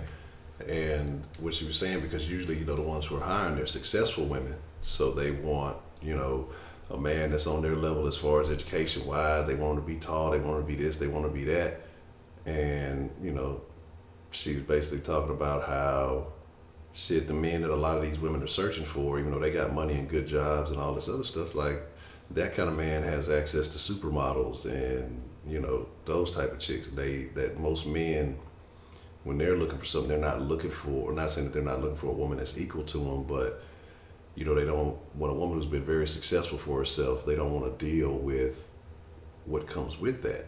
And so that, with men, if it had a choice, if they had, say, a secretary or, say if they worked at a law firm and they had a choice of a secretary or a partner, that was making equal money, that more of the men would go for the secretary if she's younger and attractive. Like, men are more worried about attraction than they are about an equal partner. And so she was talking about how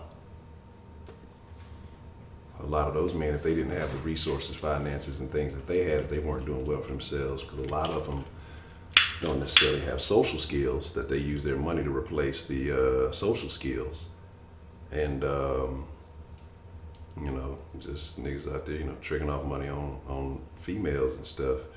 And she talks about that's how they start getting this sense of entitlement, because it may be one dude they fuck with that break a little bread on, they start expecting everybody to do that. Oh, nigga, Kenneth, pay less, nigga. But yeah, like I said, the goal is to win. What? Yeah, basically. I mean, those who don't have other assets, they definitely do. And again, then that's what they start expecting. Men are more concerned with women and their bodies and all that other stuff. So, again, like I said, if the system works, fuck it. If it's working for them, do what you do. I ain't mad at you. I may not participate in the shenanigans, but I ain't mad at you, player. I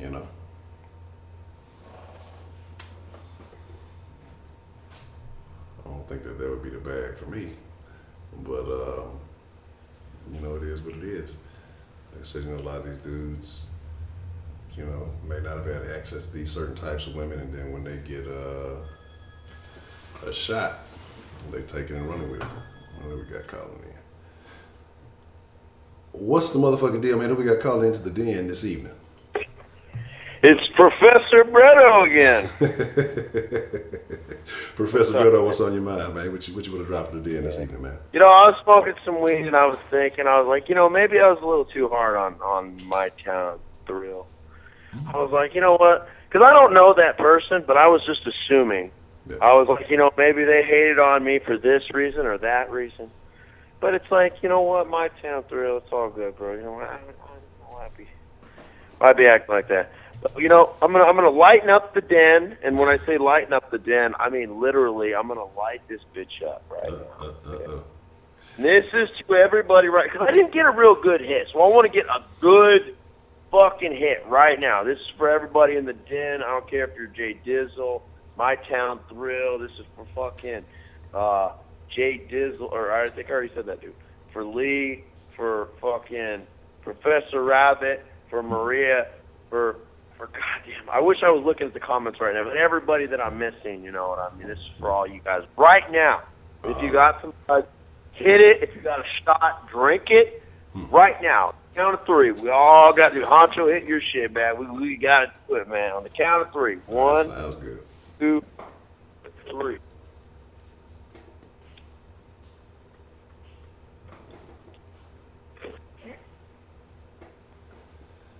This brings up a very interesting conversation. I was gonna say, hold it in. I was like, I got a question for you, Bretto. What's up, man? Once you recover. What is your preferred method of inhalation? my preferred what now?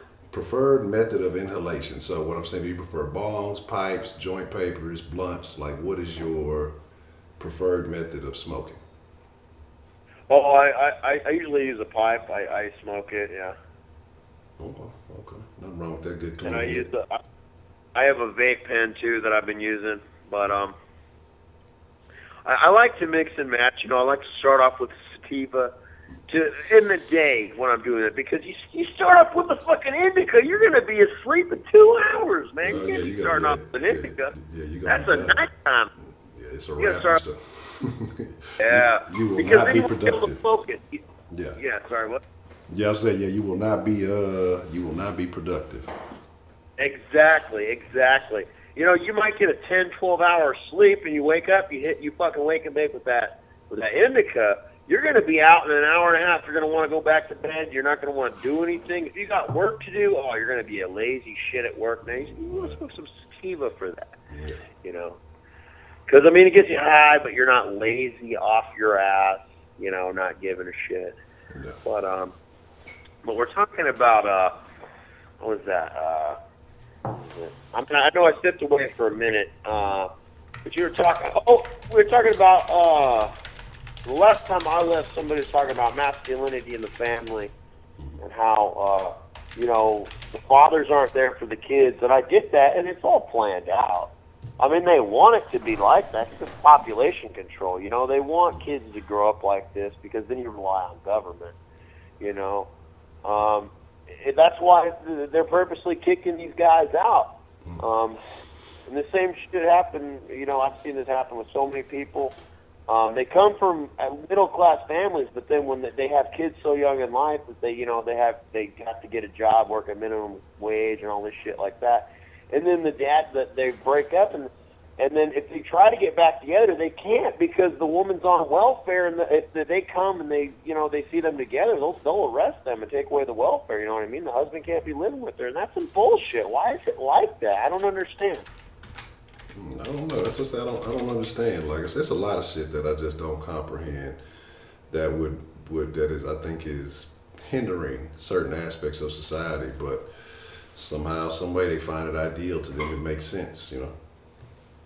Yeah, and it's just retarded. Like I can understand you come from a poor family, but they'll take you if you're a single woman. But you know, they expect the man to make all the money. But what if you're making $8 an hour? I mean, you might need some government assistance, especially California. But anyways, that's a whole nother argument. But it's almost like they're because the cost of living is so high in some states, especially California. where it's just not going to cut it. And you know, a lot of they're tempted to go on welfare and all these things so they can make more money and they don't got to work. I've met so many people that, and they're not poor people. They don't come from poor families. They come from middle class families, but they have kids so fucking young. You know what I mean? And they have shitty jobs at the time. They're not college educated. You know, they're fucked. You know, and it's horrible if this happens. And that's what happens. Like the father leaves, and the father's not in the kid's life. And then it's all planned out, you know. And who's in the kid's life? Masculinity, of course not. They want to get rid of masculinity. You even saw it with the Avengers. I mean, who's the most masculine Avenger? Who is it? It's the Hulk. He's the most motherfucking masculine. And what did he do with the Hulk in that movie, bro? That fucking pissed me off. Professor Hulk? Really? That shit, didn't he look like Shrek, bro? Didn't he look like... That fucking shit, I don't know. What about you? What did you think? I hated Professor Hulk. I liked the original one. Bruce Banner, turn into the Hulk. That's how I like that. You know, that was the best thing about him. And now he doesn't transform. He's Professor Hulk. That pissed me off. That's some weird shit. Yeah, that was a little awkward. He over there taking selfies and shit. Yeah, Professor Hulk was a crazy. I mean, it was a lot of strange things that happened in that movie. That again, I'm gonna do the video. I keep saying I'm gonna do it. I'm gonna try to do it sometime. I like Monday is definitely the deadline because Monday is the technical no spoiler. The spoilers are over with. You know, but I'm definitely and he was kind of. I've been thinking not to ruin it, but remember when that one part like he wasn't even hulking out. He was all sophisticated when he was telling to smash and shit. He's all boo, and he just kind of barely taps the car and. Oh yeah, I can't remember what exactly he said. He was like, "Oh, I think it's very what was the word? Derogatory? No, it was something I can't remember." I can't remember, demeaning or something like that. He's like, that's demeaning to be masculine or something like that. It's like, fuck you, bro. You're the fucking Hulk, you pussy. Fuck you. Oh, gentle giant asshole. Fucked up the Hulk. And to be honest with you, the Hulk was never my favorite superhero. But he's an interesting character. Yeah. You know, you got that nerdy Bruce Banner, and then he turns into this fucking Hulk, and they just got rid of that. Yeah. You know, they wanted to say, fuck you, masculinity, because honestly, that's what it felt like. It pissed me off. That's a very good point, though. I mean, Hulk is supposed to be a monster. He's supposed to be the epitome of masculinity, and it's just he's all calm and, Yeah, I agree. Exactly. Well, I'm going to take one more hit, Honcho, just for your audience and for me, too. Already. Just for everyone in the audience, even if you don't like me, like my town thrills bitch ass. But I'm going to hit this, right?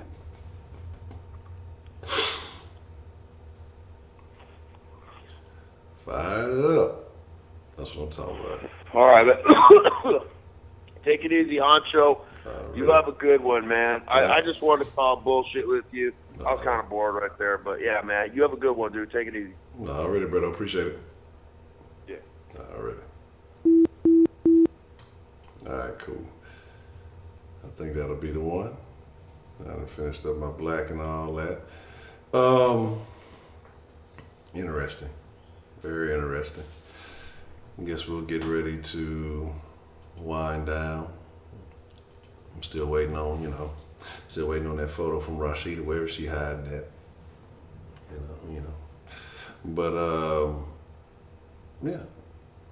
I want to say shout out to all the Den folk. Shout out to all the lovely ladies of the Den. You're all very wonderful. Fellas, y'all a bunch of niggas. I don't care about y'all. I'm gonna be honest. I'm trying to get all y'all niggas out of here. Nothing but women in the Den. Nah, bullshit. I ain't finna turn into Derek Jackson on y'all. That'll be some other shit. But I fucks with y'all, man. I fucks with y'all. Nah, man. I gotta set a standard because, like I say, the thing about it is when I reach the goal. It's two things that it should be motivating me to do, which is to put out more content for growth. And then two, like I say, to accomplish certain things I think it'll be just that much better. You know, when I do burn, you know, I feel more accomplished for it. You know what I'm saying? Versatile title, what's the motherfucking deal, man? Right, got you. So I think, you know, trust me. I would definitely want to. I'd definitely rather be burning something good than fucking smoking old bullshit ass black and mild. But I'm working on my discipline in multiple areas: food consumption, you know, herb consumption, and, you know, as far as content creation. So, you know, it'll be extremely worthwhile the next time I do. And I'm gonna probably be, it's not no probably about it. I know for a fact I'm gonna be stupid dumb. It's not even like, cause it used to be to the point, you know, I burn me burn some good. I burn a blunt to myself. You know what I'm saying? Or, you know, I'd be Gucci. But shit, now it's gonna only take 2 or 3 hits. I know I'll be done. I'm gonna be done. I'm not even questioning it. Even especially, I mean, I know especially if it's some good, it will be good. It's gonna be a wrap. It's gonna be a super wrap. But coming soon, like I say, I just gotta start laying the foundation. I've been trying to study some things and figure out what I need to do as far as the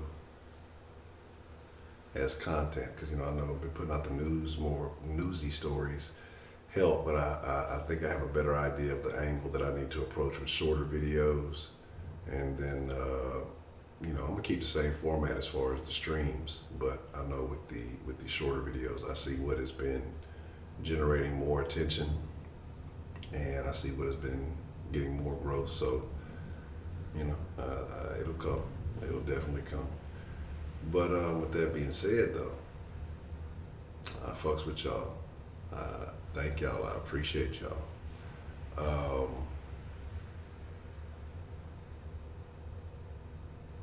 appreciate y'all fucking with me this evening, man. Y'all been sticking here the whole 5 and some change. Y'all are great people. All you den folk. All you ladies. You know, hey, you get bored, you can always send those lovely photos to the den line. I always appreciate those. But yeah, I don't get to see them. I get to see them. That's what I say. That's the power of being a host. See, this is my practice on being the Black Howard Stern. Till we can do it live in studio. But I fuck with y'all, man. See, your homeboy got dehydrated off edibles. I don't want nothing to do with that.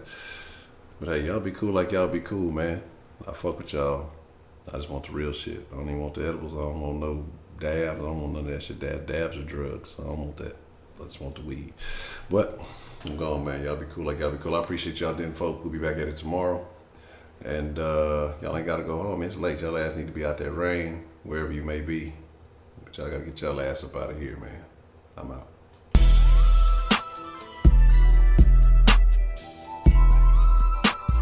Oh, you're supposed to have a limit. You can't just be overeating them, motherfucker. You gotta, you know what I'm saying? You gotta ration them out.